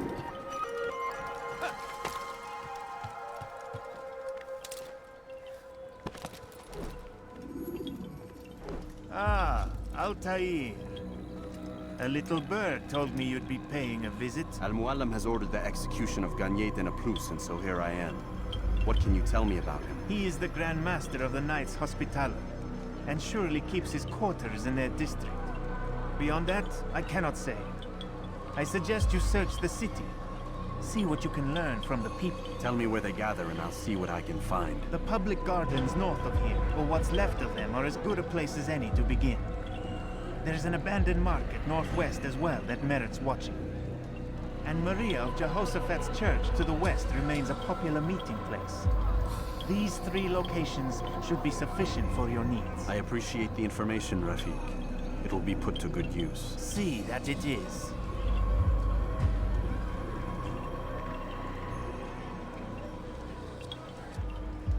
Second, probably a recent war cutting of supplies from fresh water, no plumbing or sewer system, and too many people living on top of each other in the city, and you get this hellhole. Pretty much, yeah. And then also like war trauma for people like coming back from it, you know. and them going kind of like crazy, and like people kind of like drinking all day long, like the drunken sailors. But yeah, there's definitely lots of problems here coming together in Acre. Al-Mualim is counting on you. Do not disappoint him. Be on your way. Al-Mualim is counting on you. Do not disappoint him. Be on your way. You need to search the city for clues, Altair. If you are done studying the Bureau, I suggest you continue your search outside. If you are done studying the Bureau, I suggest you continue your search outside. If you are done studying the Bureau, I suggest you continue your search outside. Okay, doesn't seem like he's saying much more than this.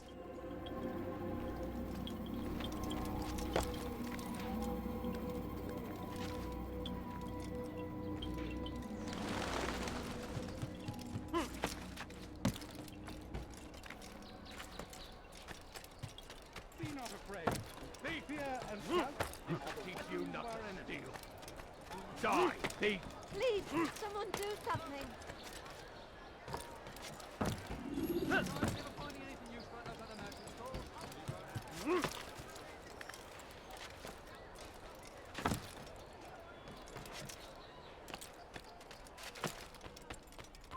Leave, peasant, before I make you. Heathen! This is where you die! You can't get away from me!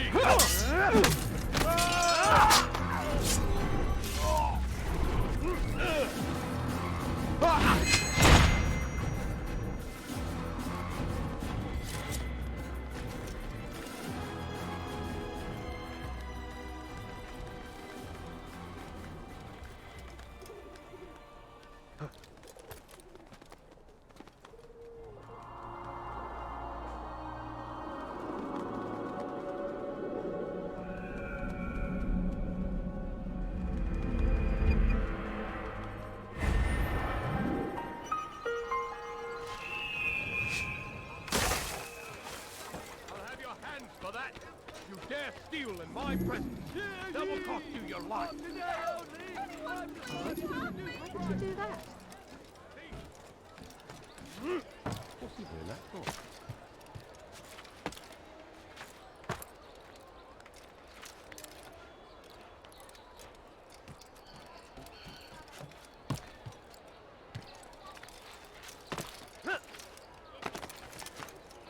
What's that idea? Just had to go down again.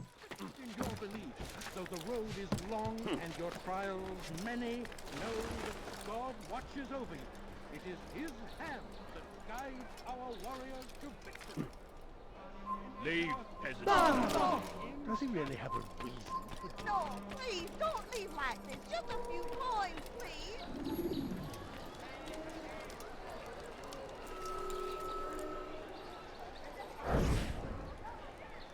You hear about Elaine?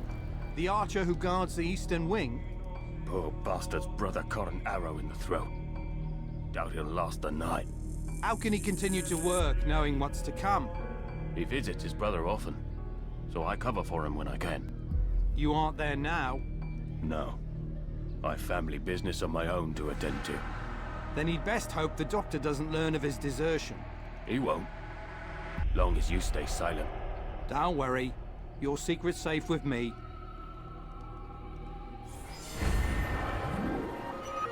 There's some fortress roof guards absent from patrol duty. Some of Garnier's guards have abandoned their posts. The archers patrolling the roof are at a disadvantage. A few seconds is all I need to clear a path.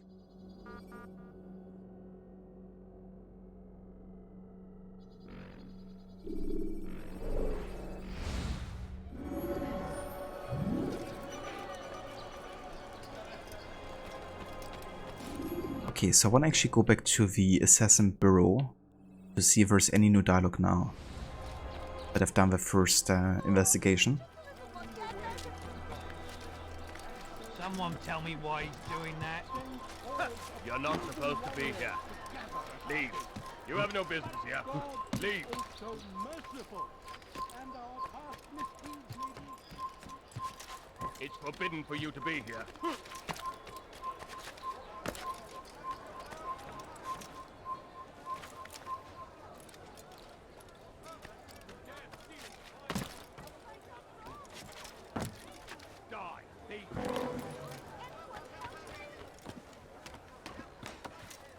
What have I done wrong? Tell me, please.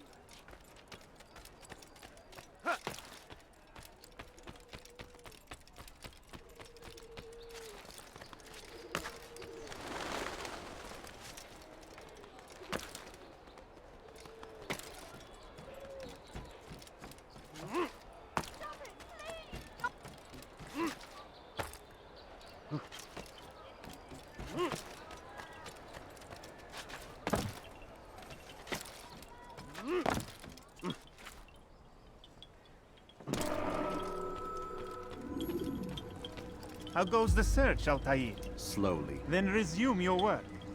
Let us not keep Al-Mualim waiting. I cannot help you any further, brother. Search the city and you'll find a way to complete Al-Mualim's task. Do not make Al-Mualim regret the second chance he's given you. Attend to your task. Continue your search, Altair. Time is of the essence. The people of Acre know the Knights Hospitalier far better than I. Find out what you can from them.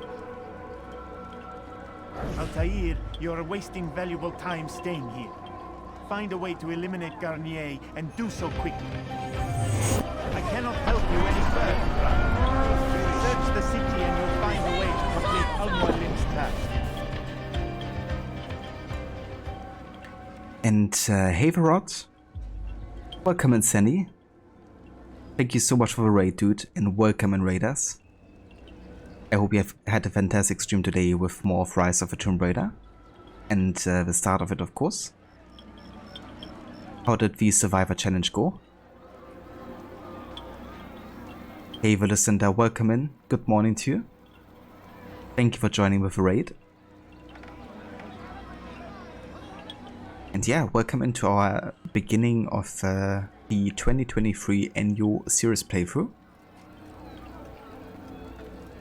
We're doing an all mission and stealth challenge with all of the AC games developed by Ubisoft Montreal. And yeah, currently just started the second memory block in Acre with a second target.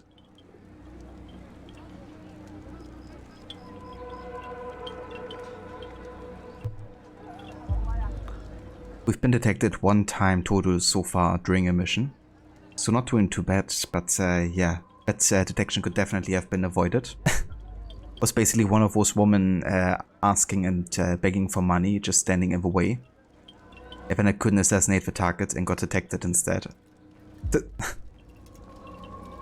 apart from that, it's been going pretty good with that challenge so far.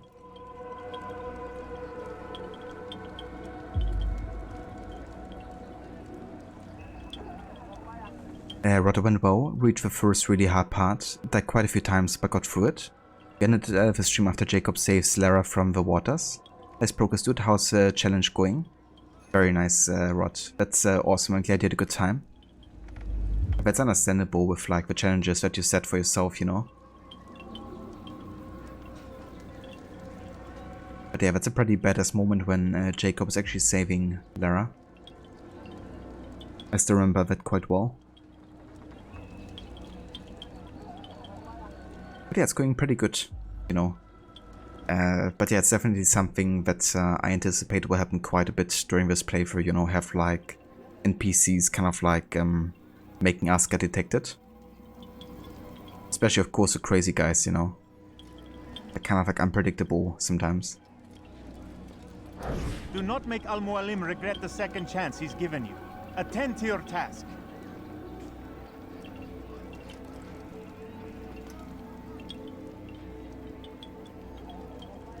Also, for anybody that hasn't checked out Rod's channel yet, I would highly recommend doing so.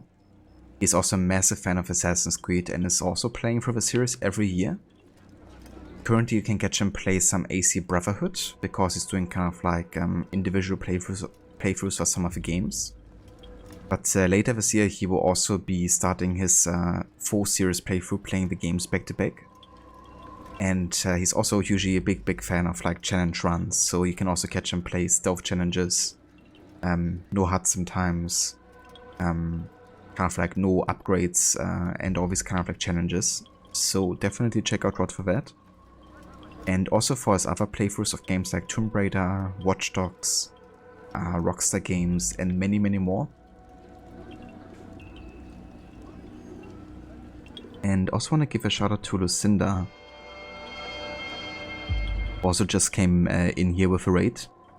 Lucinda is another great streamer that's currently playing some Kingdom Come Deliverance.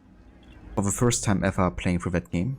It's kind of like a first-person RPG in medieval times type of deal. With lots of like immersive gameplay elements. But she's also a big fan of other first-person games like Dishonored, Bioshock, some of Resident Evil games, just to name a few.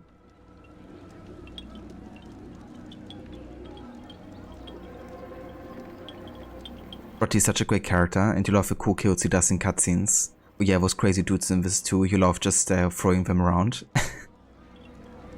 Yeah, definitely a good way to deal with them, you know, just like throw them somewhere or just like punch them. And yeah, absolutely. Jacob has some high precision, that's for sure. Especially with throwing knives.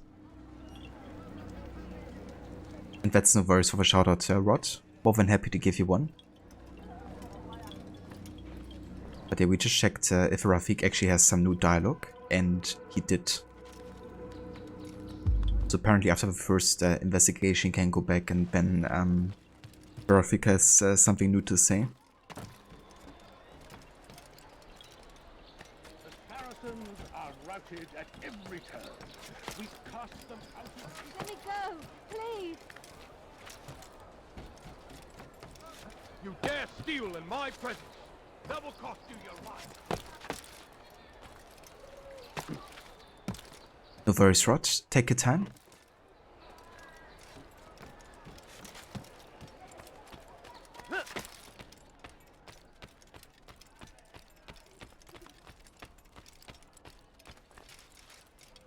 I believe there's an entrance. Yeah, there it is.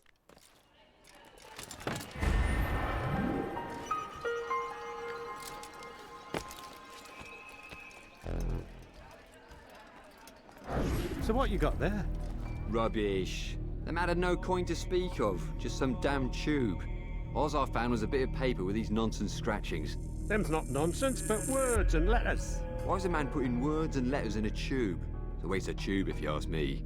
Must be important. Give it here, and I'll have a look. Like you helped last time. I ain't letting you steal this. Well, ain't you clever? Have fun with it then.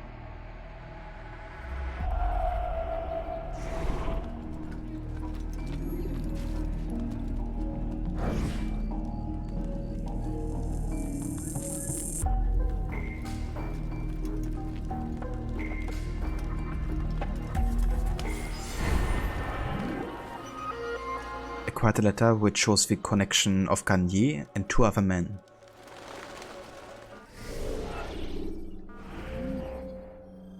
Garnier's letter is quite strange. He references an arms dealer in Damascus, most likely Tamir, and a second man in Jerusalem. What secret thing unites these men? Men who should hate one another. For me?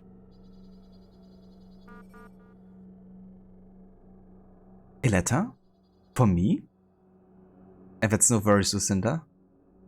More than happy to give you a shout out too. Harbinger, the gameplay hasn't aged that well, but the music is still perfect. Yeah, the music is so good. I just love in general what Jesper Kid has done with the games, you know. And it was so good to have him back too in Valhalla. Like, his work on that game as well was both kind of like an homage to the early games, but also kind of like showcasing how much he has evolved as an artist as well. And how he's like able to adapt to like new settings.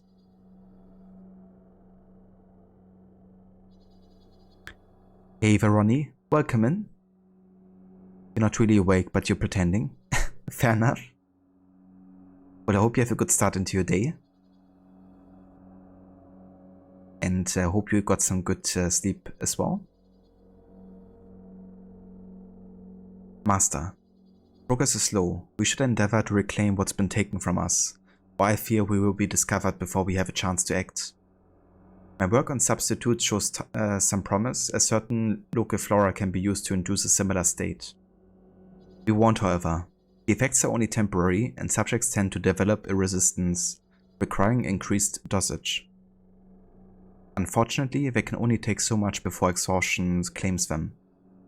I've lost far too many in this manner, and it breaks my heart. Your man in Jerusalem should be commended for his diligence.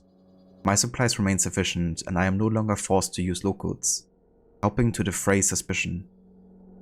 I do worry about our loss in Damascus, for I have sufficient arms and armor to continue for a while longer.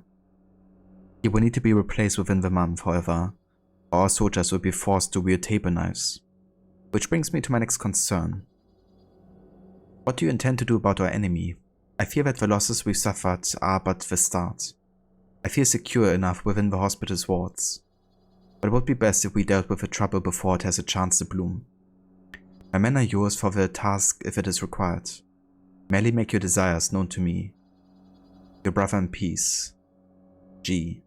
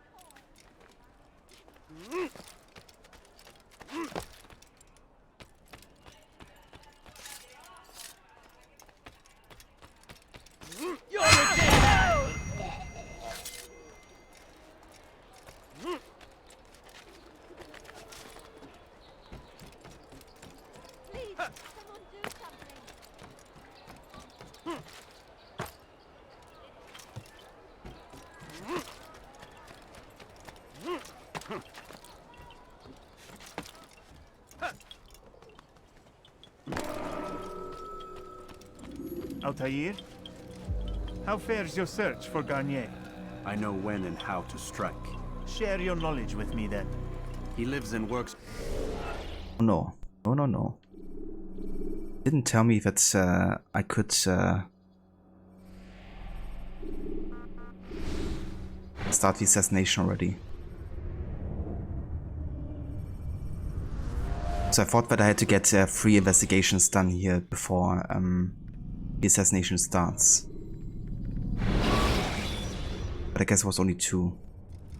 Selecting the hidden blade during fight will allow you to...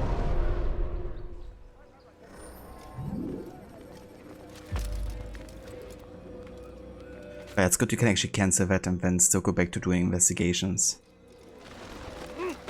Okay, but yeah, just wanted to check if there's like any more dialogue. But apparently the investigation was already completed. But yeah, for this playthrough we will be doing all these investigations possible, so I'm gonna take care of that first. I'll have your hands for that.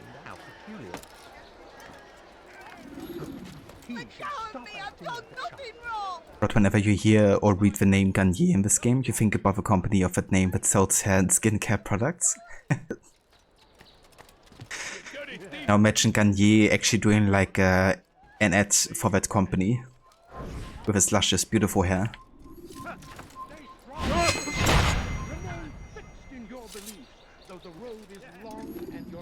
I'm sure everybody would buy the products if he would do that. You're not supposed to be here. Leave.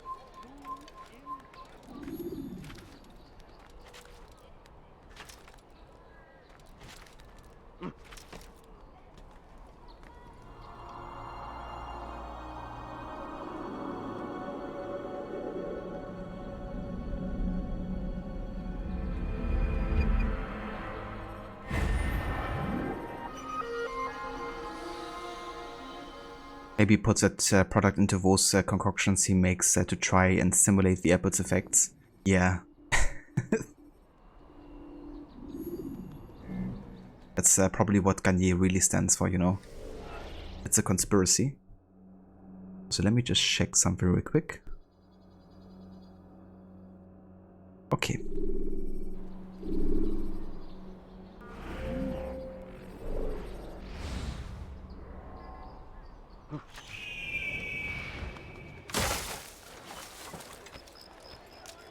No, please, don't leave like this. Just a few coins, please. Turned away from God. And so he punishes us. Sends hordes of heathen warriors. But I need money, sir. I'm poor and sick and hungry. Please, sir, do you have any money? I'm poor and sick and hungry. Oh, sir, you don't understand. Just a few coins? It's good you've come, brother. I could use that blade of yours. There's too many archers about. This makes it difficult for me to work. Kill them. All of them. And I might be able to assist you in your campaign against the Mad Doctor. Keep in mind, however, that you must do this without being seen. Should you be discovered, they'll sound the alarm and you'll be forced to try again. Okay, an actual stealth mission here.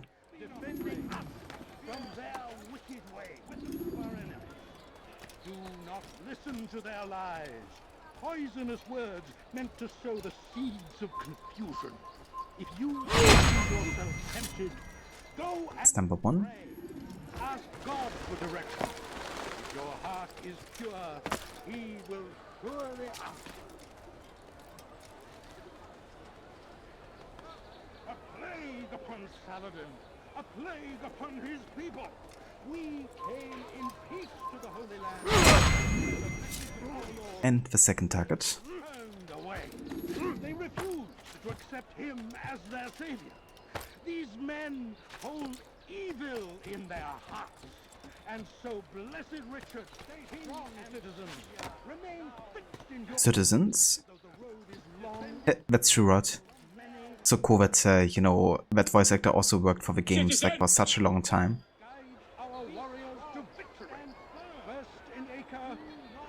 I think it's been like in so many AC games actually. It's definitely been in AC2 playing that monk.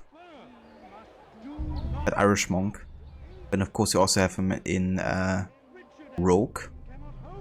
He also has done like even like trailer narration. Like for example the kind of like gameplay trailer that was like 10 minutes long or so for Valhalla. He also narrated that one, I believe. Well done, Altair. With those archers dead, I can be about my business.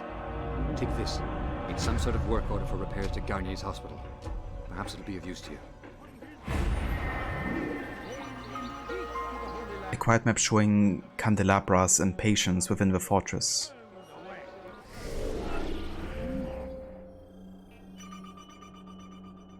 The Hospitaliers are replacing all the candelabras within the fortress. I could use these to navigate the rafters. Additionally, the workers seem to have pointed out a few of Garnier's more personal projects affected by the repairs.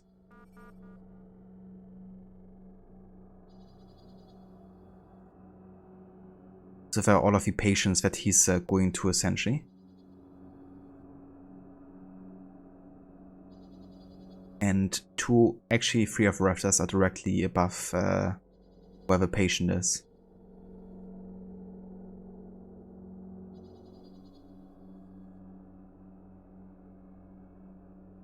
Yeah, why not both, Ronnie, right? A train robbery while you have some pancakes? Best combo. Let's go, he did some trailer narration. The actor who plays Marable in Unity also did some of the trailer narration for AC1. Ah, did he? That's cool. I mean, he definitely has a voice that would be very, you know, fitting.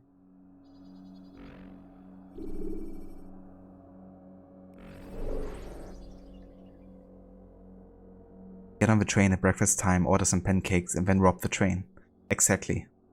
It's like a 2-for-1 type of deal.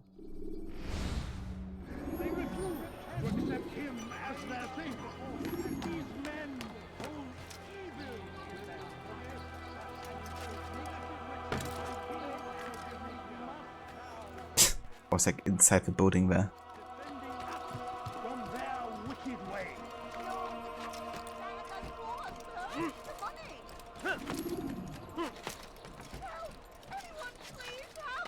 You dare steal in my presence. Double cost.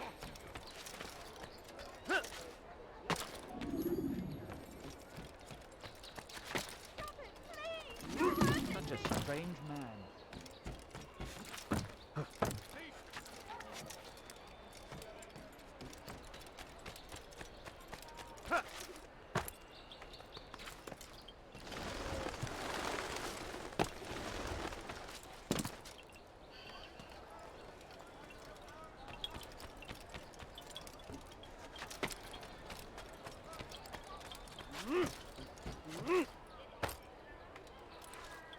What is that man thinking?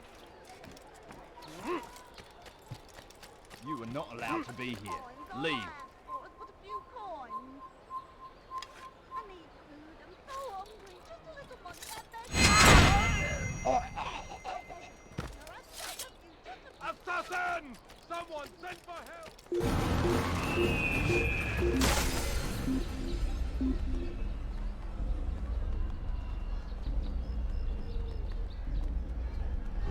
But extra, read all about it. The Pancake Bandit strikes again. Train robbed by the Pancake Bandit. Imagine that, wo. The Pancake Bandit.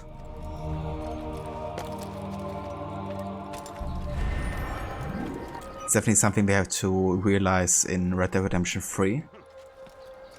Should they ever make one. This'll teach you not to steal.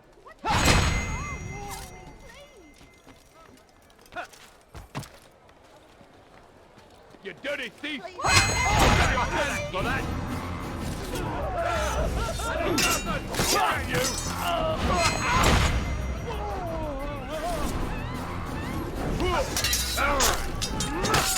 It's good you came along when you did. Another minute and they'd have made off with me. I owe you my freedoms.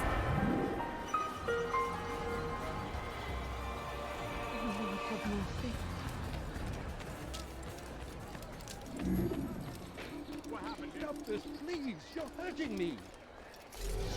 Move. Help! I need help! Please! Anyone! Will you be quiet? No one's going to Help help you! you. I've done nothing wrong. Why are you doing this? Cut you down! Is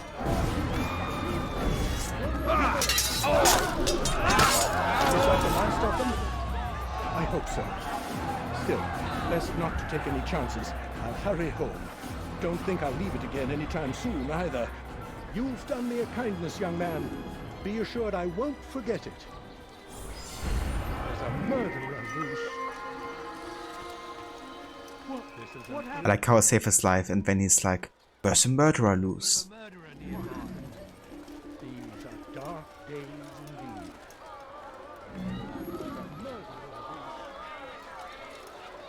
What happened here?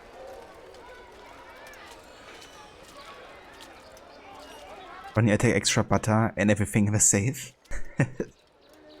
But don't forget the butter, wo? What I saw was shocking. I wanted to help him cover up his food, but he died. I'm not an assassin. Looks around, then does leap of faith into haystack. Yeah, I'm sure he didn't forget, you know, what I just done for him. There's a murderer loose. Yeah, no kidding, dude. He should stop acting like a child.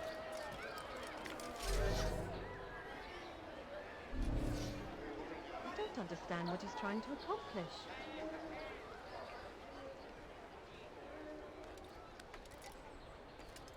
I beg of you, sir. I beg of you. Just a few coins. It's forbidden for you to be here.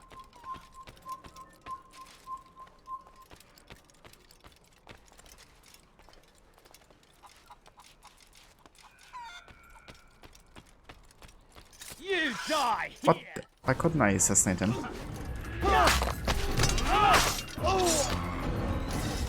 But he just ran past him. It's forbidden for you to be here.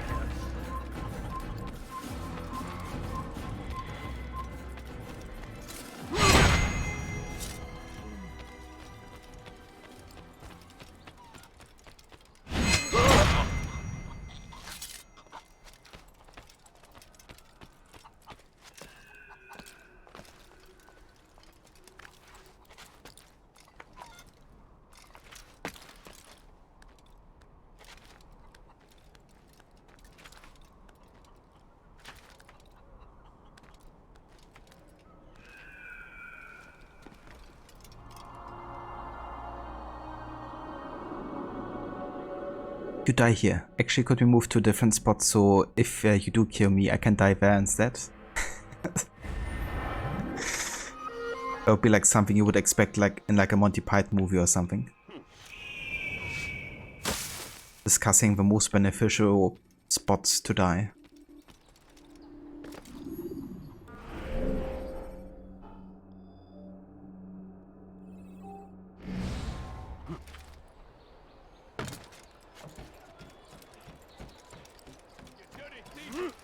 I'll have your hands for that. Die, thief.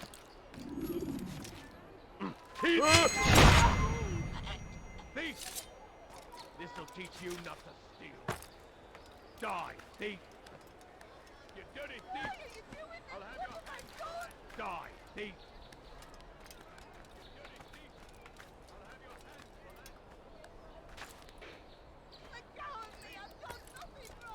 You dirty thief! I'll have your hands for that! Dare steal in my presence. Double cost you your life. The carpet is rather nice. It would be a shame. Maybe on the tile? Yeah, I think the tile would work.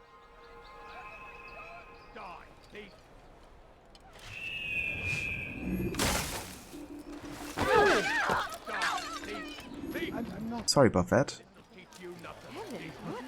But you really shouldn't walk next to a haystack. I think you should know that at this point.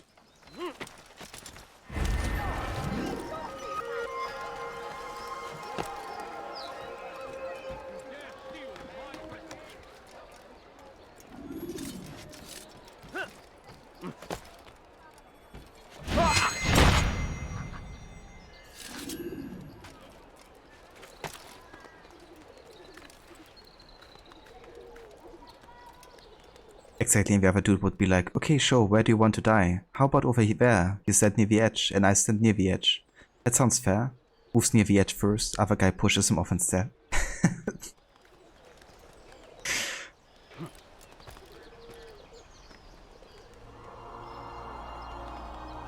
Yeah, it's pretty much how it would go down, probably.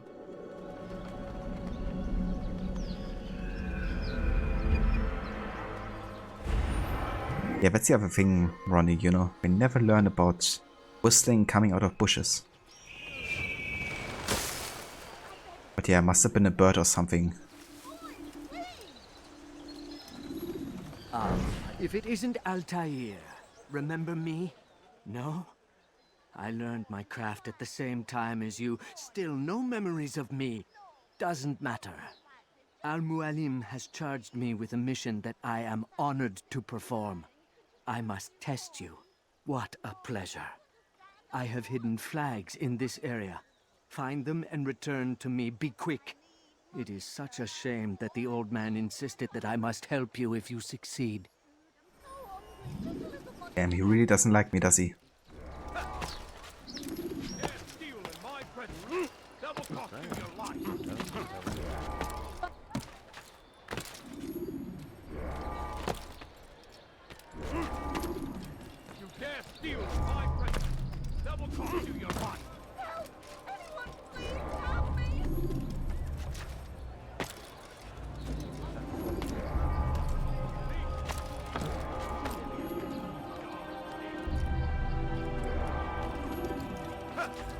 You dirty thief! I'll have your hands for that!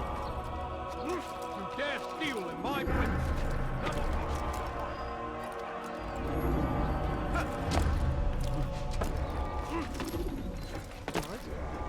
Did you do that? No, please, don't leave back. It's just a Back? I'm impressed. Not enough to change my mind about you, but since Al-Mualim commands, here is what I know about your next target. Garnier hides in the Hospitalier Fortress. Getting into the fortress will require cunning. That's all I have for you. Wow, so helpful. Garnier secludes himself within his fortress walls. I never would have figured out that cunning is necessary to get inside the fortress. Thanks, dude. Garnier hides behind the walls of the Hospitalier Fortress. I doubt the patients within afford him much protection. Killing him will be simple. Getting into the fortress, however, is another matter entirely. Flex, eh? Yeah, they do love a flex in this game, that's for sure. This guy has some issues. How about that giant red flag of your insecurity? Yeah, we don't talk about that one. That's not up for collection.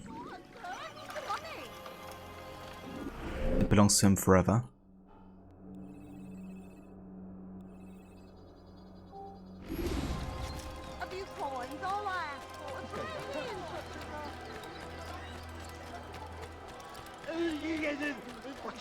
What's he running? I need money, sir. I'm poor and sick and hungry. He's going to hurt someone, I know. Now, why would you do that? How careless can one be? Why would they do that?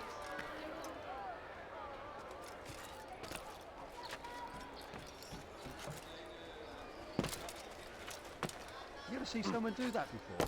I haven't.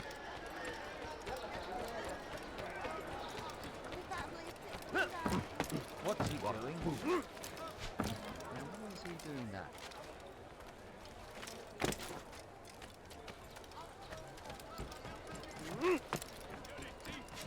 I'll have your hands for that.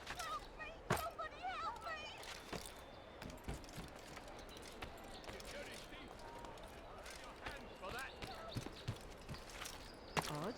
Why would you do that? Naplouse is with us here!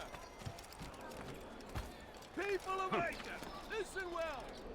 Garnier de Naplouse is a good man! He means only to... Yeah, I'm sure he's a very good man. Torturing people. We call that one the Bruno flag because we don't talk about it.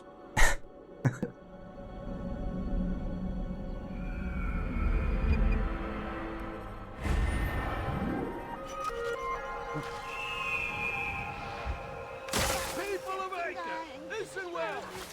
Garnier de Naplouse is a good man! He means only to help! He's sworn an oath to serve and save, a promise he won't betray! Soon, my friends, soon the good doctor will attend to your needs. Be patient, hold hope close. There are many in need of aid, and only one of him. He works tirelessly to serve and save, but these things take time.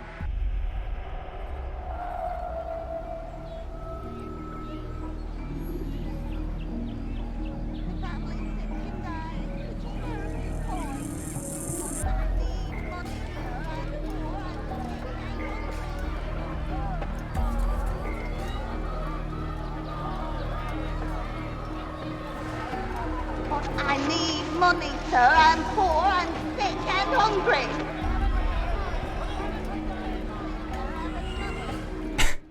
Exactly. Do you have any money? Hey, Vermola, welcome in. Good morning. What is this game? It looks so old. It's called Prince of Persia Assassins. How's it going, Mola? Welcome in. Made a grave mess.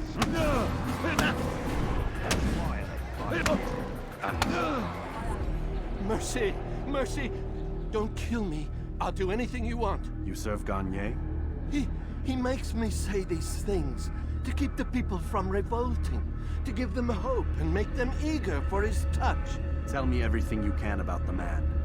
Yes, of course. I know what happens within, what he really does. Go on. Not sick, not wounded when they enter, but once he's got his hands on them, then the pain begins. He's no healer then. Just a sick, cruel man. I don't know what it is he does to make them cry so loud, but it must be stopped before more are made to suffer. Will you stop him? It's why you still live. He is cautious. You must pick the proper time. Go to him when he attends to the patients. He forgets the world around him, becomes lost in his work. Yes, strike then. I thank you for the information. Then you'll let me go? Would that I could.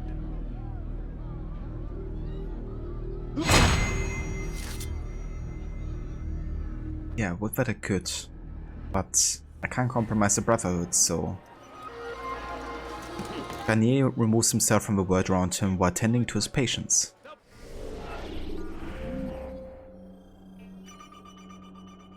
Garnier removes himself from the world around him while attending his patients one by one. This obsession will spell his end. Will cost you your life. You dirty thief! I'll have your hands for that. Monitoring Wow just got adjusted to feeling good. Nice, dude. That's great to hear. Glad you're feeling good. There are Ronnie. It's always so funny when you're kind of like talking to somebody and all the NPCs are just like walking into you. Or against each other. Very smart AI there.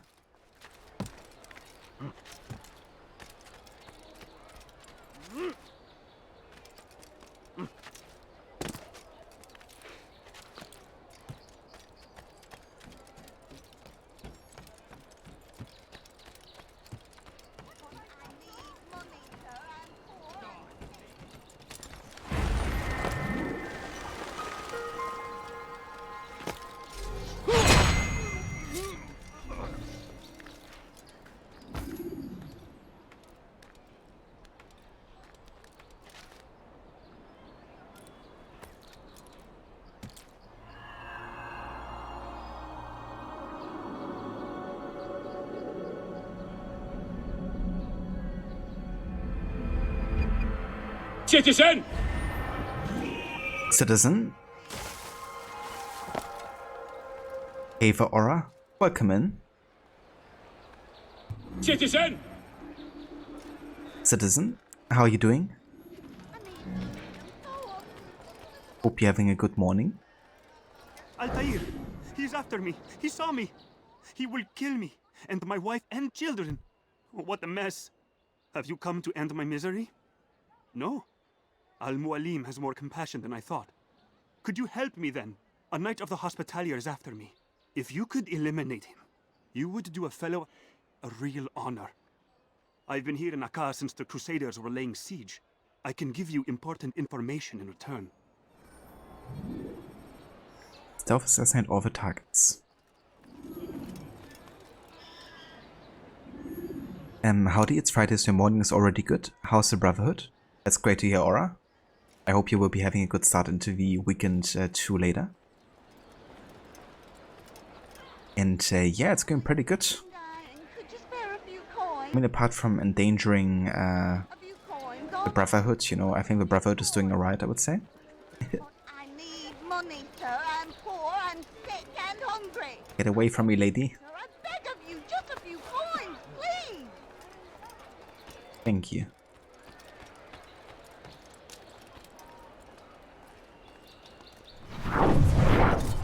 That's our target here.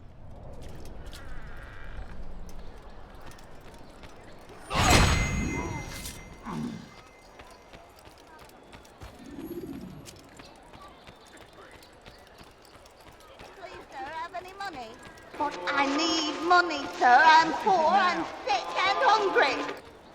I could stop. It is done. He's dead. Oh, I am extremely grateful. So, here is what I know about Garnier de Naplouse, Grand Master of the Hospitalier.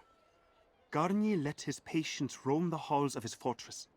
No one, save scholars, may enter his personal workspace, and the rooftops are guarded by archers. I'm sure this information will help deliver Garnier to the gates of hell.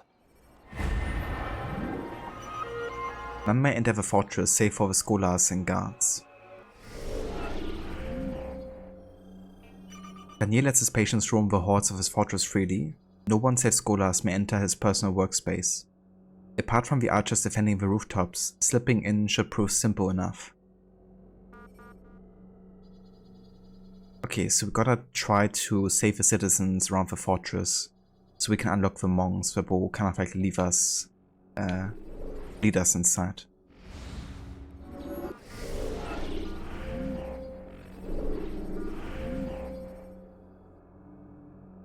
Okay, so the fortress should be over here.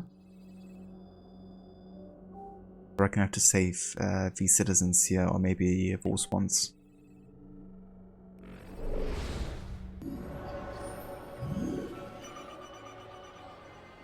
A little bit more and I will start raging like Rotten Tomb Raider. I mean, that could definitely happen. No, please, don't leave like this. Just a few coins, please. Make room. I beg of you, sir. How many add-ons is Valhalla? Gonna check this made. Yeah, Valhalla is 3 DLCs. At least 3 major DLCs, and then like lots of free DLCs as well. You better not cause any trouble.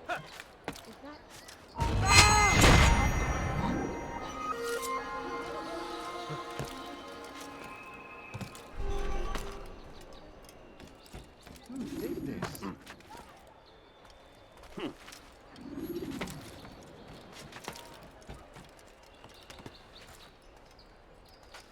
Come no further.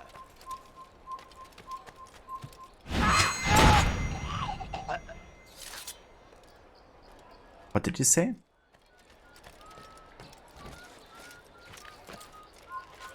Did you see that? What is that man doing?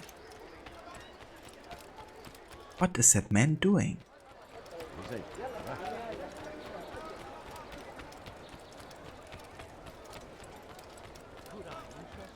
But you definitely had a rage moment in Rise, dying over and over in that part. That's definitely fair, you know. I would also get super frustrated if I would like get detected over and over in the same part too here. So I can definitely understand if you that. Where's that fool going? Please, someone You something to say? Die, thief!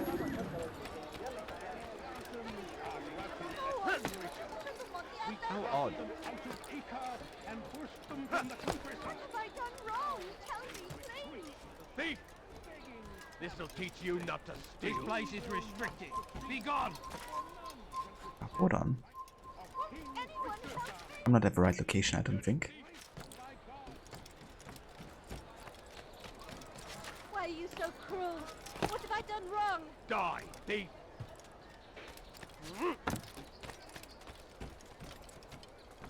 Die, thief! Why are you doing this? What have I done? Why are you doing that? Help me! Somebody help me!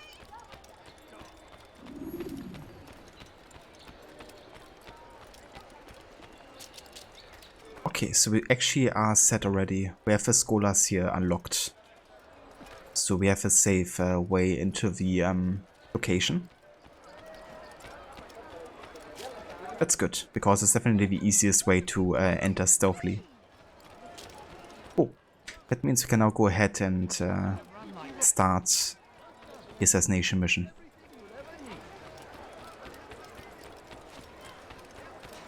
How careless can one be?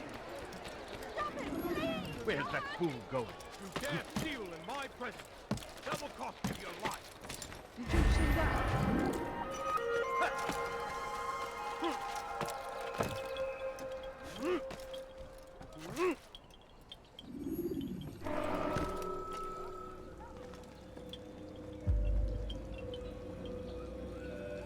The last time we played Valhalla was April 11, 2022 Afro. Damn, so quite a time ago. But getting detected in these games doing challenges can get damn frustrating too. Yeah, definitely. Especially with this game, you know, you don't have checkpoint or memory restart, so you just have to go out of the enemies, then go back in and then listen to the entire dialogue again. Should you feel like a main assassination target, you know, completely stealthy.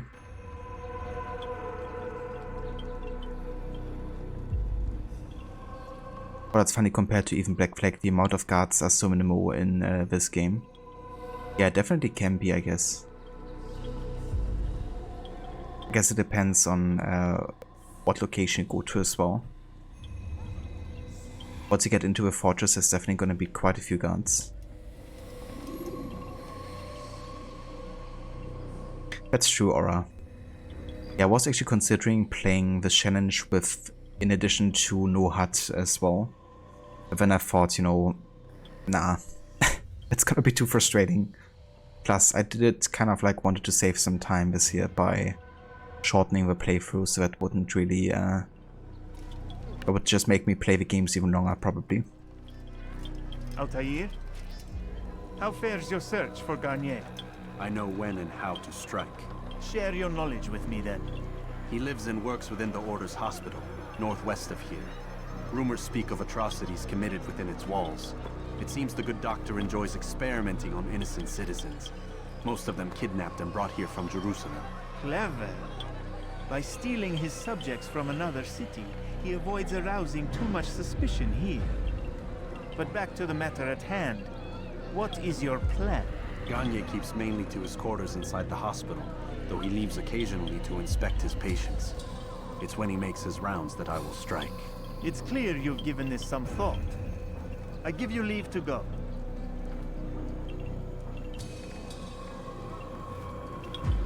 Remove this stain from Acre, Altair. Perhaps it will help cleanse your own. Rest here until you're ready to begin your mission. Fast-forwarding memory to a more recent one.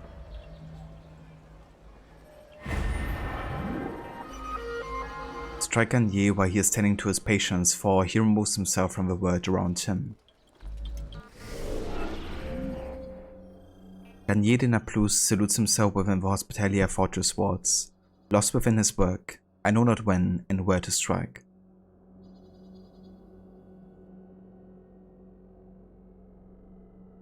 But the assassination of Mashtadin gave you a lot of grief when you did the main target stealth challenge. I can imagine, dude, if you're only allowed to kill the main target and nobody else. Sometimes there's just so many guards potentially standing in your way, it becomes a bit of a nuisance not killing them. Yeah, it's kind of funny, that like up and down animation, if you get like too close to the table.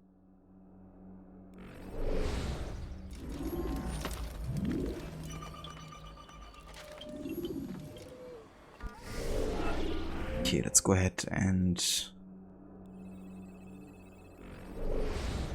get rid of that marker.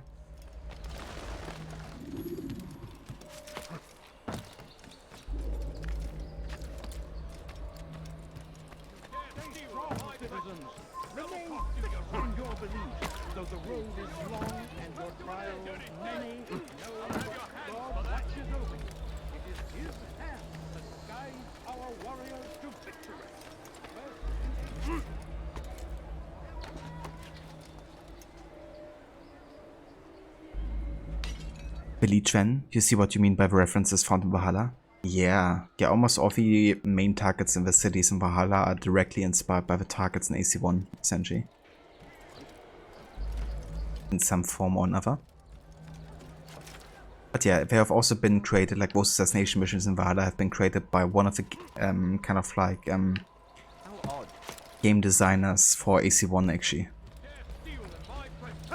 So in a way it was like an homage to his early work with Assassin's Creed.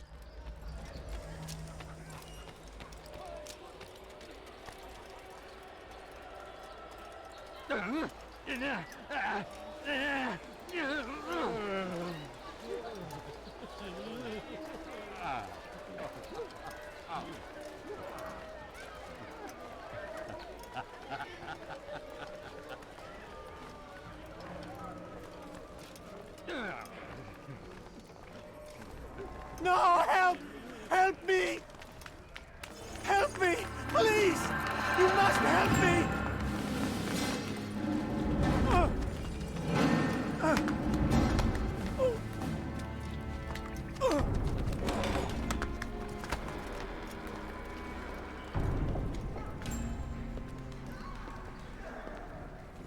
Enough, my child. I asked you to retrieve the patient, not to kill him. There. Everything will be all right. No! Give me your hand. Don't touch me! Not again! Cast out this fear, else I cannot help you. Help me? Like you helped the others? You took their souls! I saw! but not mine. No, you'll not have mine. Ah! Take hold of yourself. Do you think this gives me pleasure? Do you think I want to hurt you? But you leave me no choice. Every kind word matched by the back of his hand. All lies and deception. He won't be content until all bow before him. You should not have done that. Return him to his quarters. I'll be along once I've tended to the You others. can't keep me here. I'll escape again. No, you won't. Break his legs, both of them.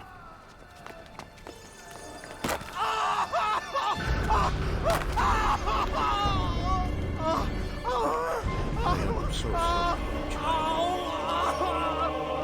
Have you people nothing better to do? Whoa! Damn, man, look at that, look!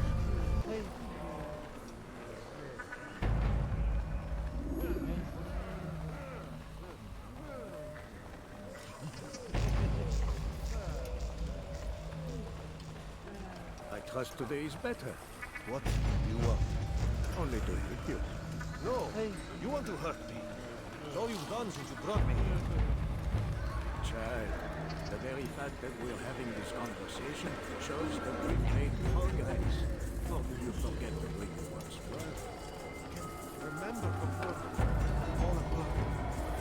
We will come back in time. You'll see.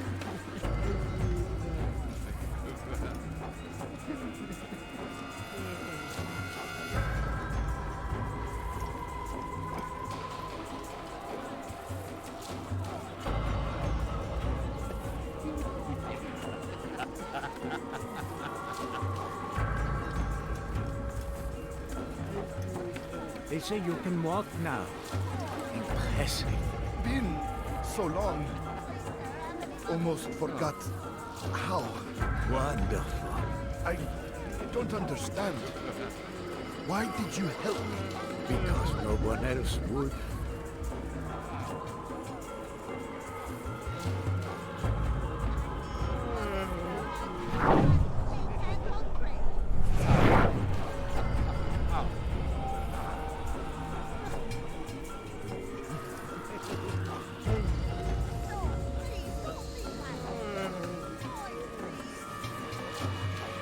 Okay, let's chill for a second, wait for him. But as well as collecting other flags, you want to do another no hut. This time, though, you want to play the Xbox 360 version. Replaying that version for the 50th anniversary, the controls felt better for you. Something was off from on PC with the controller and how IT moved. That's definitely fair, dude. I feel like that can sometimes also be dependent on VSync being off or on, like how responsive the controls feel sometimes. But it could also be, you know, like version differences. Or maybe some parkour or movement glitches happen more frequently on PC, which I think could definitely be the case, to be honest.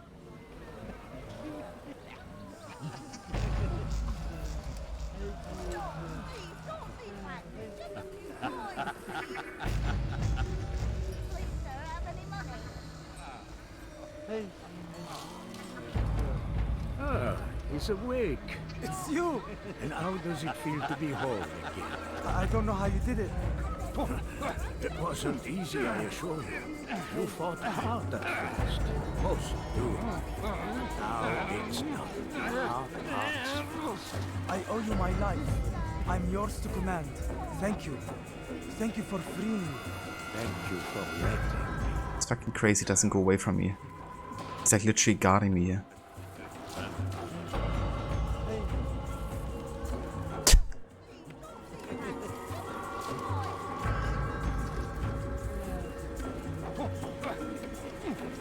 Oh, fucking hell. Get away from you, bastard. How did you do it? I have my ways. The worst is over. Bet he's like literally waiting for me here. Then rest, my child.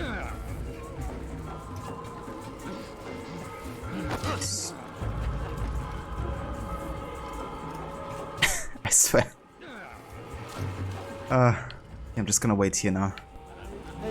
I think that's a good spot. don't think any crazy is gonna come this way. Oh, you won't do? You will going to hunt. To where? Get away from me! One day we'll look back on this and laugh. I'll kill you. I doubt that.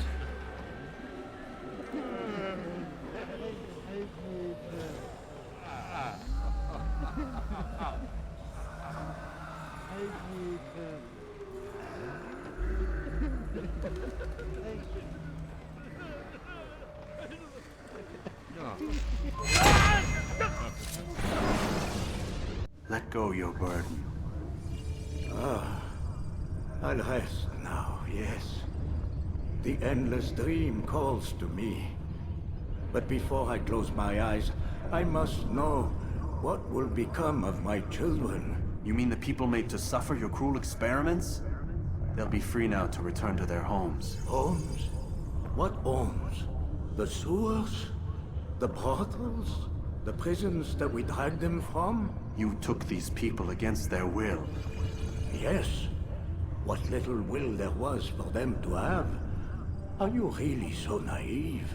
Do you appease a crying child simply because he wails? But I want to play with fire, Father. What would you say? As you wish. But then you'd answer for his burn. These are not children, but men and women full grown. In body, perhaps, but not in mind. Which is the very damage I sought to repair. I admit, without the piece of Eden, which you stole from us, my progress was slowed. But there are herbs, mixtures, and extracts. My guards are proof of this. They were madmen before I found and freed them from the prisons of their own minds. And with my death, madmen they will be again. You truly believe you were helping them? It's not what I believe. It's what I know.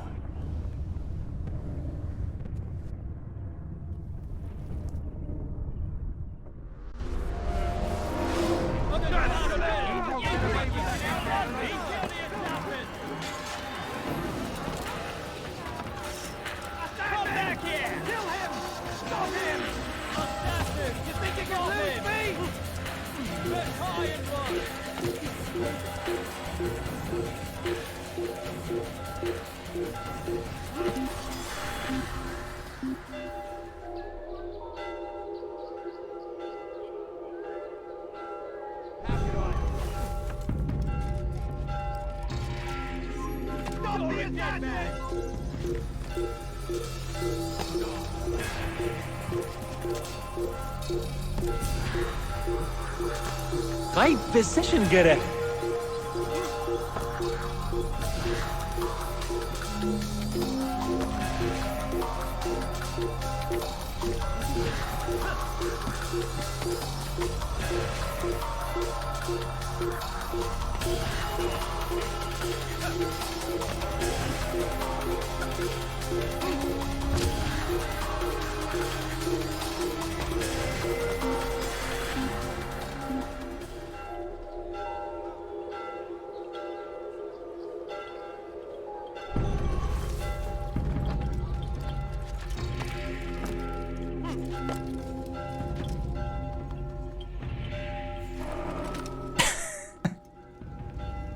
Very elegant idea.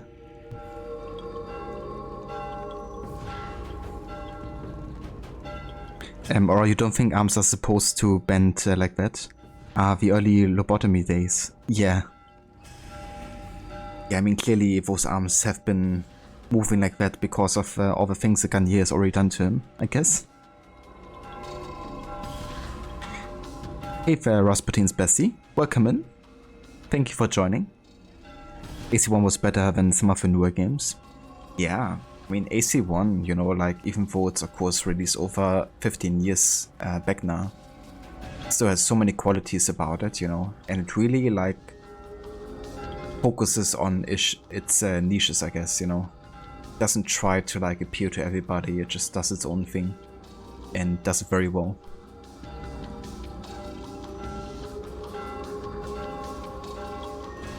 Best, do you believe the 360 version was patched for Series S1, S and X, as well as performance and graphics related? I think it was, yeah. They've definitely added the 60 FPS, didn't they? And maybe even 4K?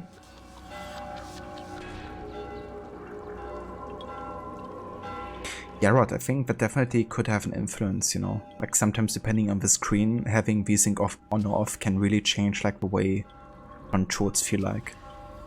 So maybe that was it. Is he French aura? I think so, yeah. I mean, his name is Garnier de Naplouse, so I reckon that's supposed to be French. It would also explain his accent.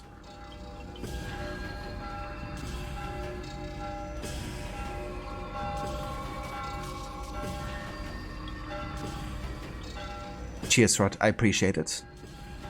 And yeah, definitely, you know, there can be like so many times where you get detected in that mission. And especially avoiding the crazies like pushing you around, you know, is like the most important thing there. Fortunately, we didn't get detected the few times it happened for us.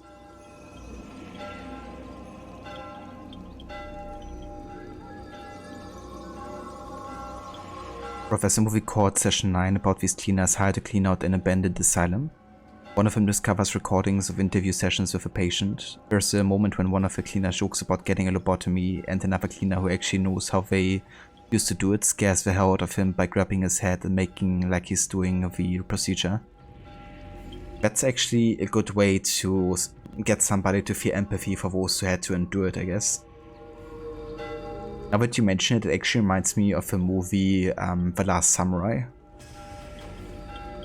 Because one of the characters actually kind of like is one who's like writing about the time, right, and kind of like observing the samurai and the ways of their life, is actually asking the protagonist about his time with the Indians in America and about the scalping process.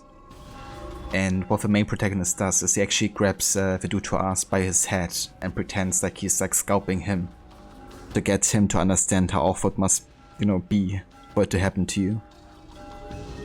And yeah, he never asked again, you know, how scalping works afterwards. It became a bit more empathetic, I would say, in general.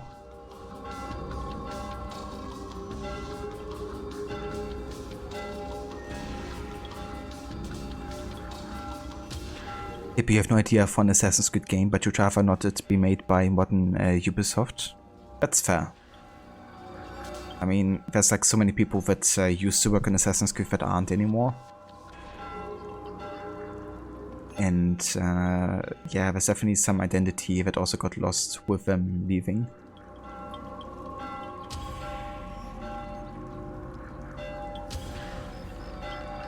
What absolutely do, then he explains the procedure to him while doing that. You really need to rewatch The Last Samurai. That was a great movie. That is a memorable scene for sure. His direction was so good. It really was, yeah. And yeah, that movie is definitely... It's actually one of my favorite ones. In that kind of like genre. Like surprising how good it is. What news, Altair? Garnier is dead. Then you should return to Masyaf with news of your victory. There is something else. Speak it then, or would you have me read your mind? What do you think he wanted from these people? That he would keep them and experiment on them as he did? Yours is not to ask, but act, Altair. It doesn't matter what he did or why. Only that he's dead.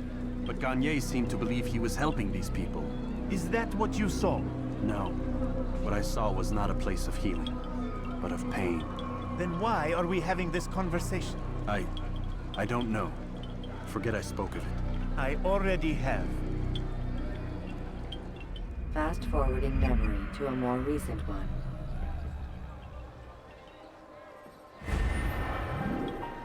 Target has been eliminated. Is it possible? Was Garnier helping those inside the hospital? He spoke of curing them from their madness using herbs and extracts. Some of them were even grateful for the work he had done. He was a madman and a butcher. How is it these men found good inside a man who was clearly intent on evil? What is it that I failed to see? I should report this to Al-Mualim.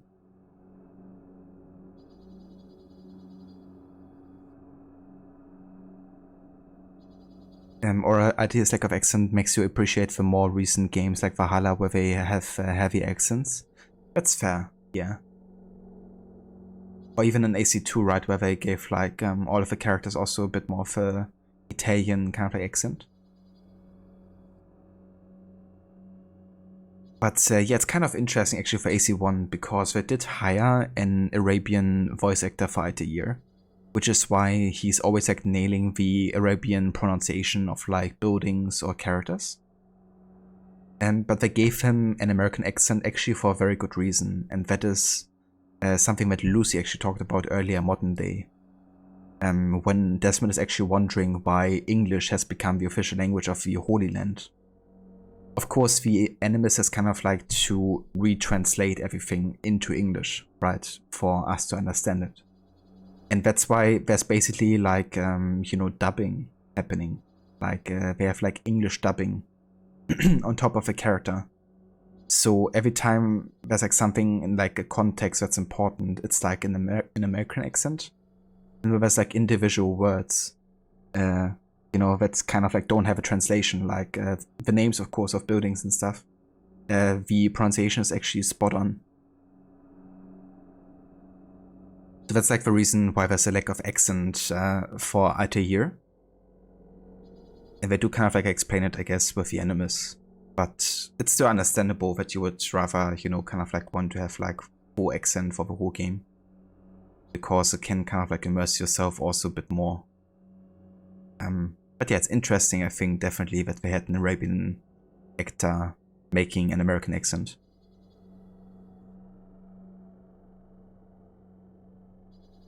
They did, yeah. They gave him an accent in Revelations. However, what's funny is I don't believe the actor for Revelations was even Arabian. Also, he's a pretty massive piece of shit, apparently. There's been like lots of abuse allegations that were proven against the voice actor for Altair in Revelations, so... I mean, that doesn't mean, of course, that his work was awful. Far from it.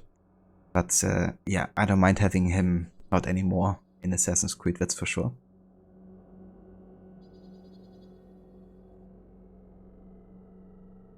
Yeah, it definitely does.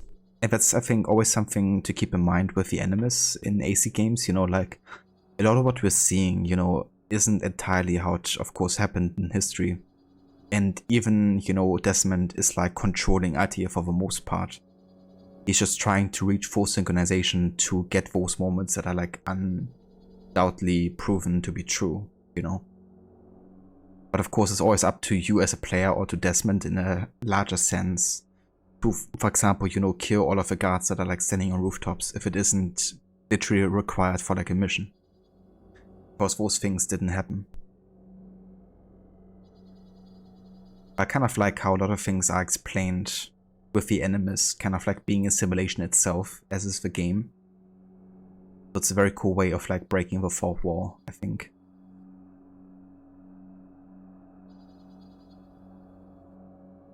Maybe you don't know how thin the assassin blade is, but if it can fit through the nostril, it can act as a surprise lobotomy. I mean, I'm sure some of the assassins have done that before to a Templar.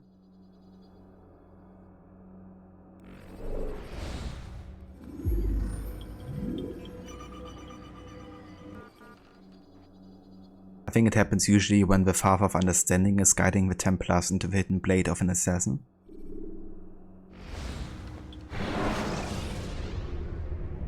Use vigilantes you have freed to block your movement. Have you news for me, Altair? Garnier de Naplouse is dead. Excellent. We could not have hoped for a more agreeable outcome. And yet... What is it? The doctor insisted his work was noble, and looking back, those who were supposedly his captives seemed grateful to the man. Not all of them, but enough to make me wonder. How did he manage to turn enemy into friend? Leaders will always find ways to make others obey them, and that is what makes them leaders. When words fail, they turn to coin. When that won't do, they resort to baser things. Bribes, threats, and other types of trickery. There are plants, Altair. Herbs from distant lands that can cause a man to take leave of his senses. So great are the pleasures it brings, men may even become enslaved by it. You think these men were drugged then? Poisoned? Yes, if it truly was as you describe it. Herbs. This seems a strange method of control. Our enemies have accused me of the same. The promise of paradise. They think it is a garden, overflowing with women and pleasure. But I drug you as Garnier did his men, and tempt you with his rewards. They do not know the truth of it. Which is how it must be. But if they knew the truth of it, that all we seek is peace, then they would not fear us, and we would have no hold over them. Go. It is time you continued with your work. Another rank is restored to you, as is a piece of your equipment.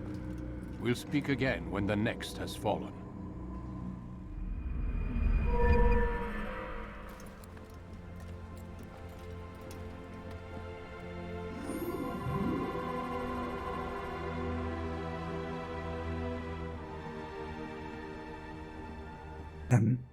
Hippie Animus is pretty much like Matrix. You can load a program into it and your mind feels whatever happens in there. When Patsy throws a rock on Ezio in the first scene, Desmond feels it too because he gets to the cut on his face as well. Yeah, that's a good point. And I always felt that Assassin's Creed was definitely inspired by Matrix in lots of ways. You know.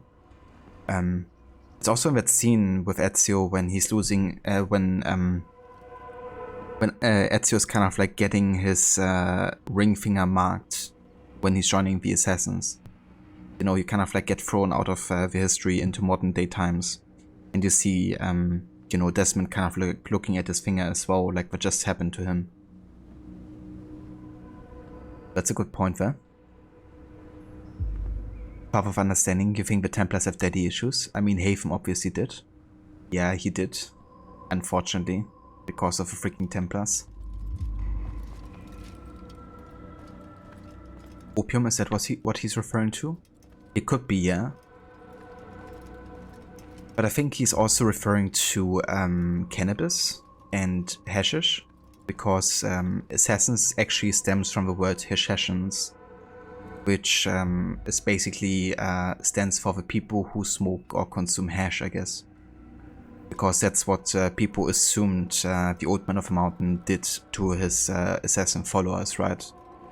Supposedly he drugged his followers, then led them into this garden. Oh, sorry. Into this garden that was like overflown with pleasure and lots of women, which is 50% true, I guess. And would basically make them believe that they have reached heaven. And if they would kill their targets and let themselves be killed, then they would reach heaven. And yeah, that's where the name Assassins apparently stems from Hashashans. But I think it's cool in this game that they kind of reference that, but basically say that that's what the enemies believe. But that's actually not the case, you know. They just use it so the enemies don't know what they are dealing with. So they kind of like miscalculate the assassins.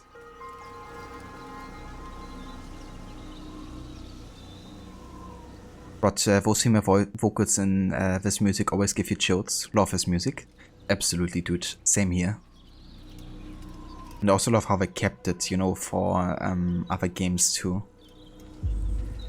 For example, in Brotherhood, you know, the female kind of like vocals whenever you get into like a stove scenario.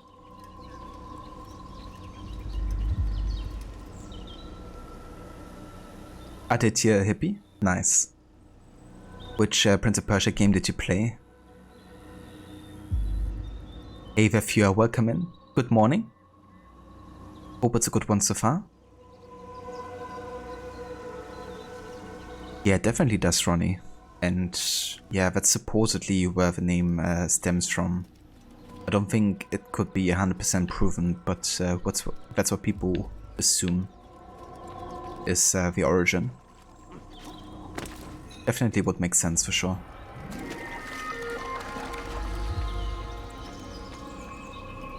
Root bumping into that guy. I'm so sorry. I will never do that again. Surely.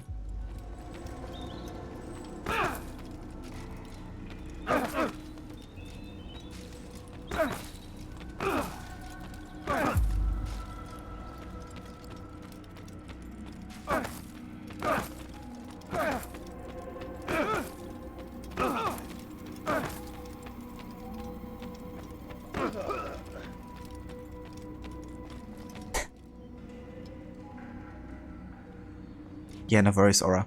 It's really cool, the historical references that they make in this game.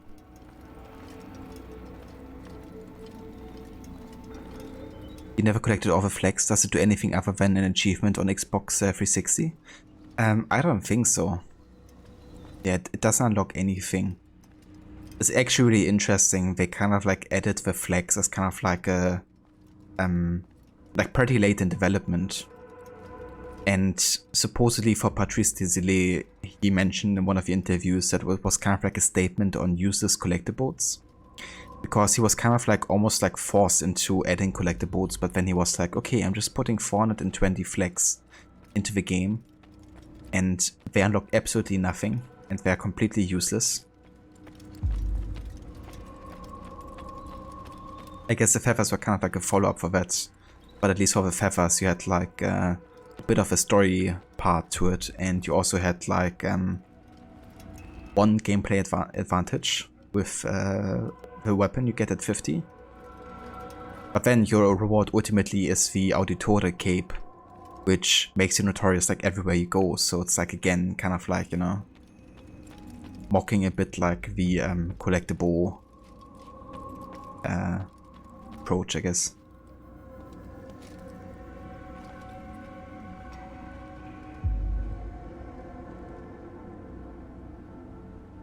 Irony of that, considering how many collectibles are in these games, but also other Ubisoft games. Yeah, I mean, they really stepped up their game with collectibles. Especially once Patrice was like leaving. But I mean, even AC2, you know, like, in addition to the flags, you also had all the chests.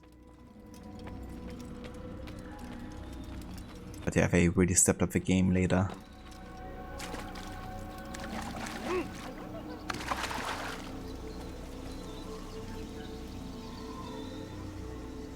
Looking back on it, collectibles somehow became a good 1/3 of what AC games are.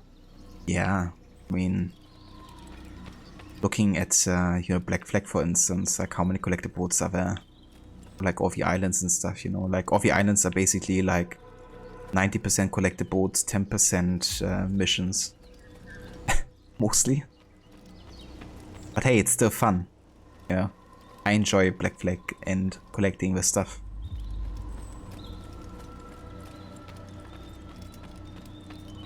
But of course all the other AC games are also kind of like beauty of that. Looking at you, Unity.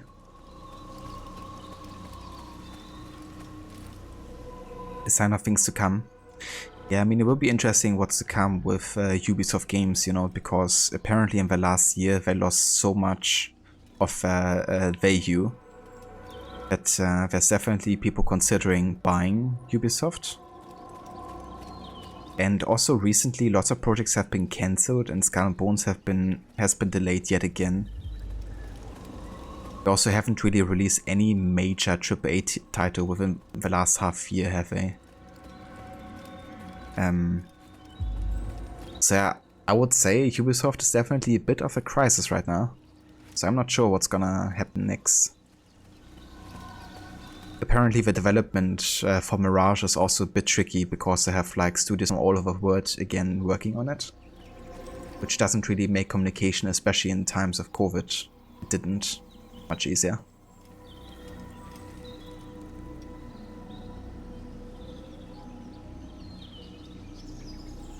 Nothing better than a good old cockade. Yeah. Yeah, the only reason why I often go for cockades is because you unlock the pure black, or however it's called, color scheme in Unity when you get like 100. Because that just looks so good always, but yeah. There's actually a good chance I will be doing like a complete 100% playthrough with Unity this year. Because Harbinger actually redeemed a 100% Unity playthrough a while ago. And I figured I might as well combine that with this year's playthrough of Unity. So there's a good chance that I will collect all the cockades yet again. But Unity is always a game where I don't mind that as much because I just enjoy traversal and stealth so much, you know, that I can keep on playing the game beyond the main story if I want to.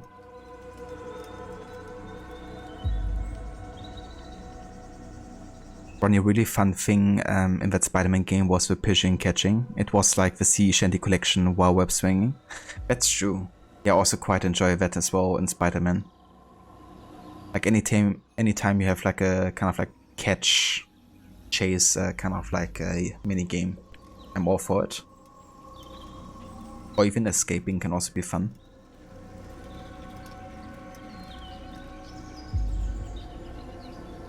We should do a Kickstarter by Ubisoft as a community. Yeah, let's do that. Can't be that expensive, right? Especially with how much value they have lost in the past year.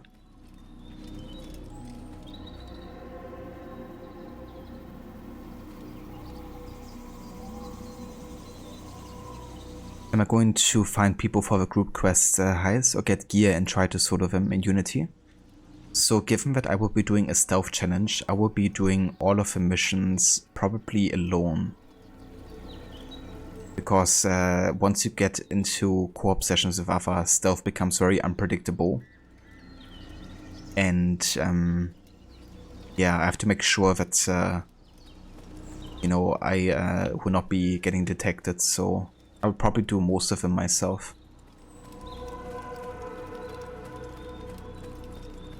Usually I would be doing like co-op with others, but given that it's like a stealth challenge we're talking about, I'll probably just handle it myself.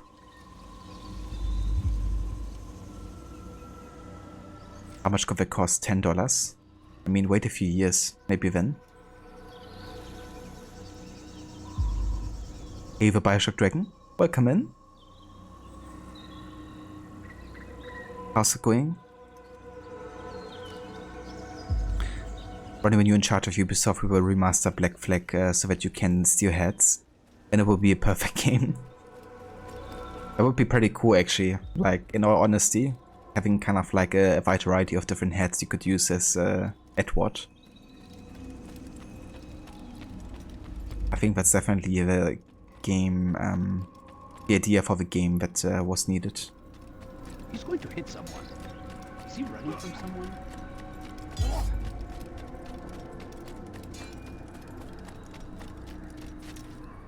If I were to skip the one with the flags, you understand. Ah, that's alright. I've done the tournament a couple times solo. The most difficult one would actually be the Women's March. I'm thinking about doing the Women's March maybe with other players. Of course, there's just so many guards you have to deal with, and sometimes the NPCs also like bug out and not keep on moving.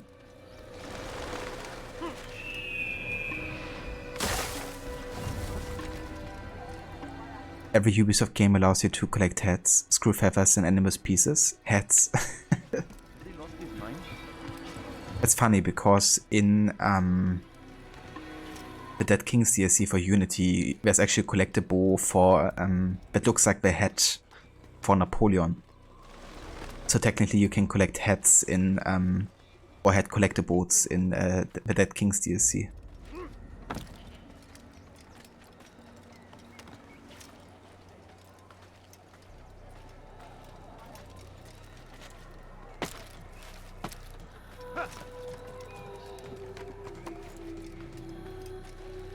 You're going to remaster Origins so you can pet the cats. Then you're gonna remaster Valhalla so that petting every animal is a collectible. And that sounds very nice. So I don't know if you knew this, Aura, but even though there's not a dedicated pet button in Origins, you can actually crouch and then go next to a cat, and sometimes it will trigger like an animation where Bike is like very gently touching the cat and petting it in a way.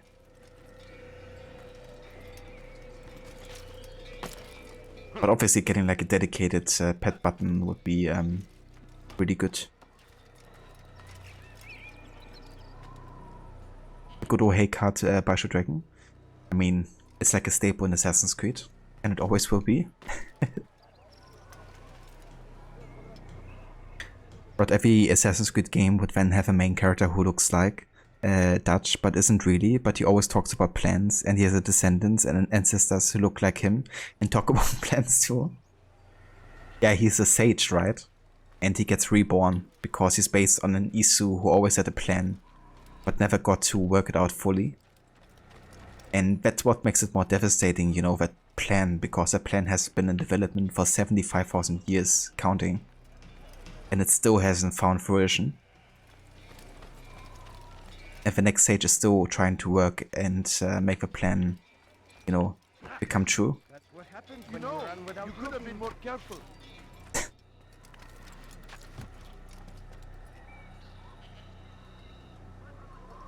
Ronnie, but it is important that you can take and wear the heads of your vanquished enemies. It is, yeah. It's like a sign of honor, isn't it? You're gonna put Red on every single game too. I mean, he's probably been alive for most of these games anyways, right? Kinda like Cassandra. His Isu name was Planaroo.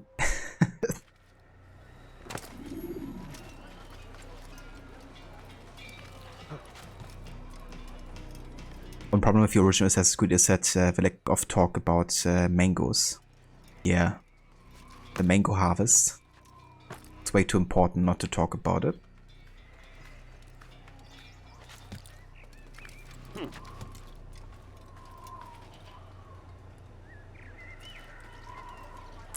I'm Hippie and I like watching Assassin's Creed gameplay. Every time you open YouTube on your phone, there are short videos of two people discussing psychedelics on a podcast. Welcome in again, Hippie. Thank you for introducing yourself.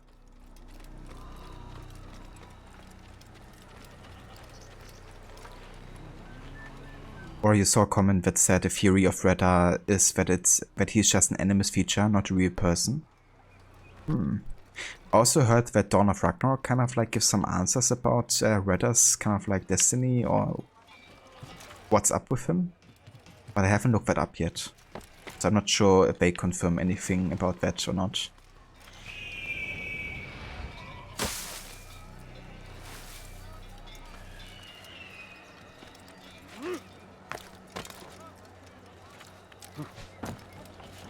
What a fool! What is he doing? God save him. He's gone mad. What a fool.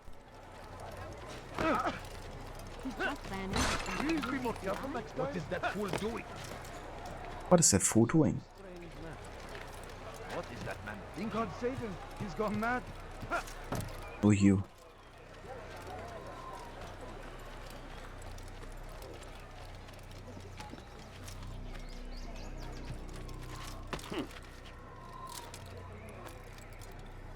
Got a lot of the vote feature. Can be a bit tricky to get the timing right, but it's really cool. Move. And that one.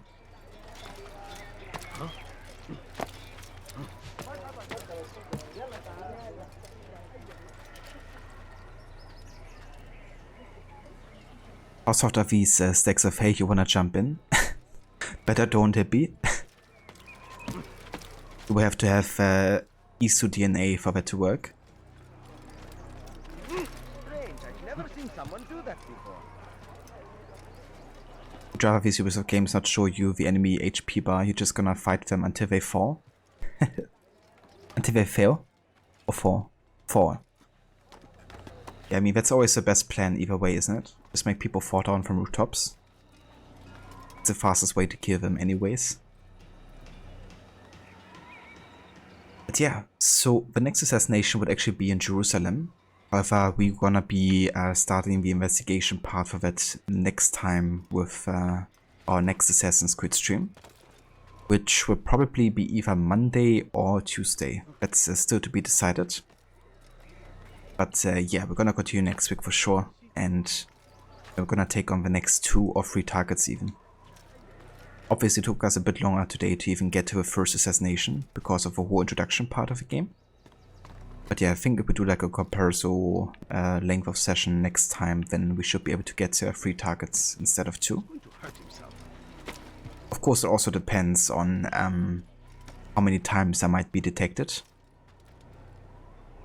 Today we only got detected 1 time during a mission, so that was definitely pretty good. But it's gonna be much more difficult next time because the stealth assassinate missions will also be more extensive, you know, like more people to kill and more guards kind of like surrounding them. So I reckon next time we're gonna increment that counter by quite a lot.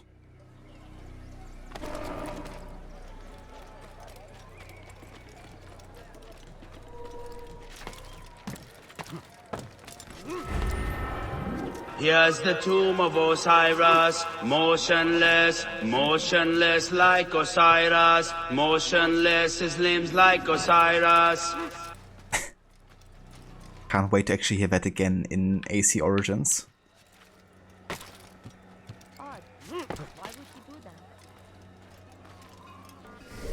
But yeah, let's go ahead and exit the memory here.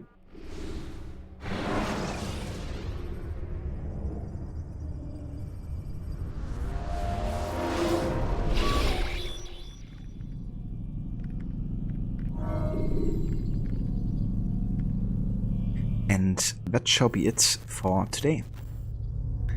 Thank you all so much for joining me here today for the start of our NU 2023 series playthrough.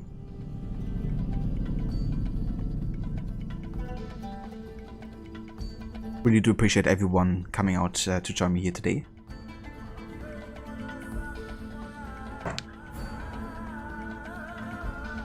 And that's no worries whatsoever, Rod. Thank you for joining us. And thanks also again for the raid earlier. And yeah, absolutely. I was actually thinking about starting my NU run later this year, but then I figured, nah, I miss the games too much. I can't wait any longer. And yeah, it's been a good time, you know, getting back into things. I'm also getting super excited and stoked for the Ezio trilogy too, because it's been a while since I played those games. Obviously AC1 and AC3 I played quite recently in October and November.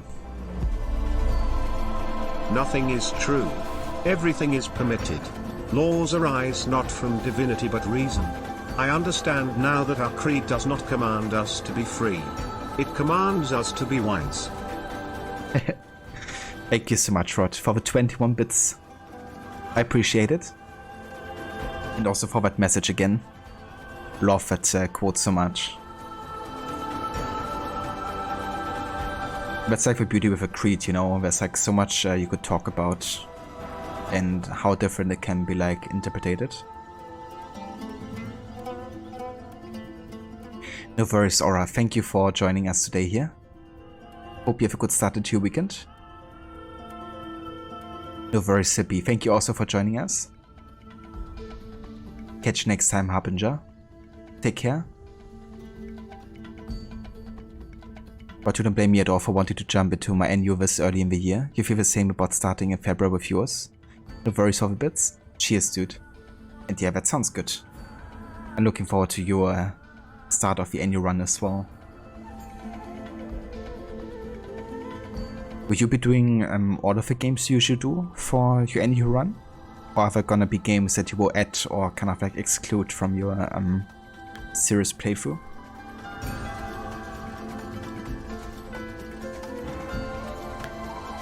Also, thanks again to Paulie and Leo for the follows today. And Puppet, thank you also again so much for the 16 months of resubbing earlier. And yeah, thank you everybody else, you know, for joining and watching the stream. Also everyone in chat who's been part of the discussions. We're gonna have a look who's online now and who we could raid.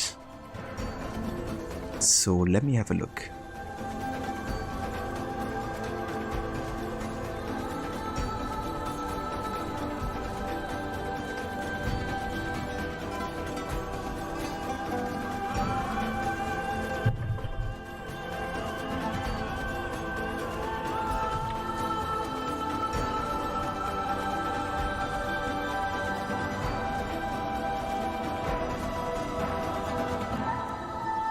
Let's have a look who's actually streaming AC1.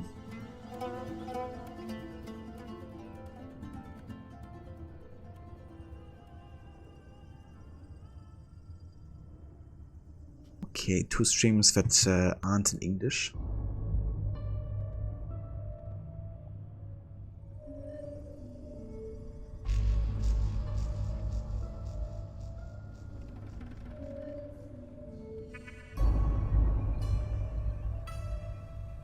Okay, never mind. There's not any stream really worth checking out for AC1 right now.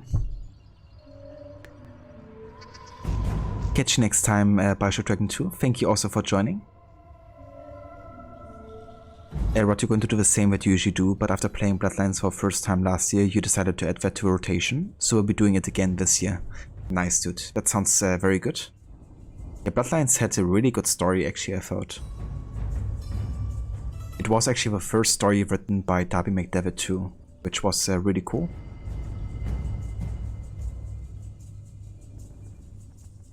It made me actually wonder if Darby McDevitt also worked on the codex in more detail for AC2. Or if like Corey May wrote the codex and then Darby McDevitt could use it for Bloodlines. But yeah, that game had a really good story. Get a look and can see someone named Crocodiles playing AC1. Great streamer, highly recommend. Oh yeah, we should check out that one. Thanks for recommendation.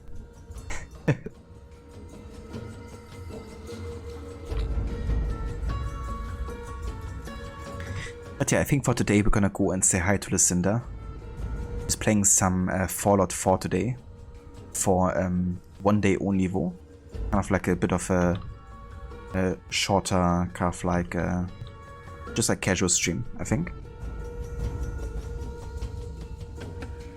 If you would like to join me for the raid over to Lucinda's, feel free to also copy and paste the emotes here.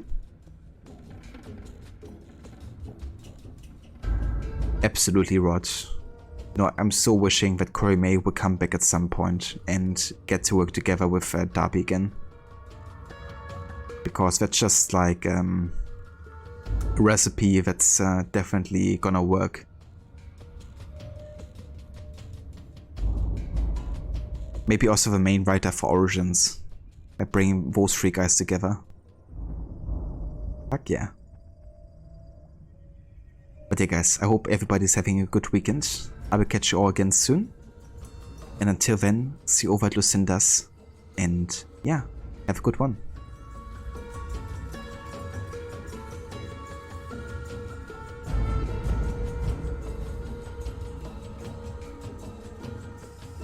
I'm gonna put some dirt in your eye.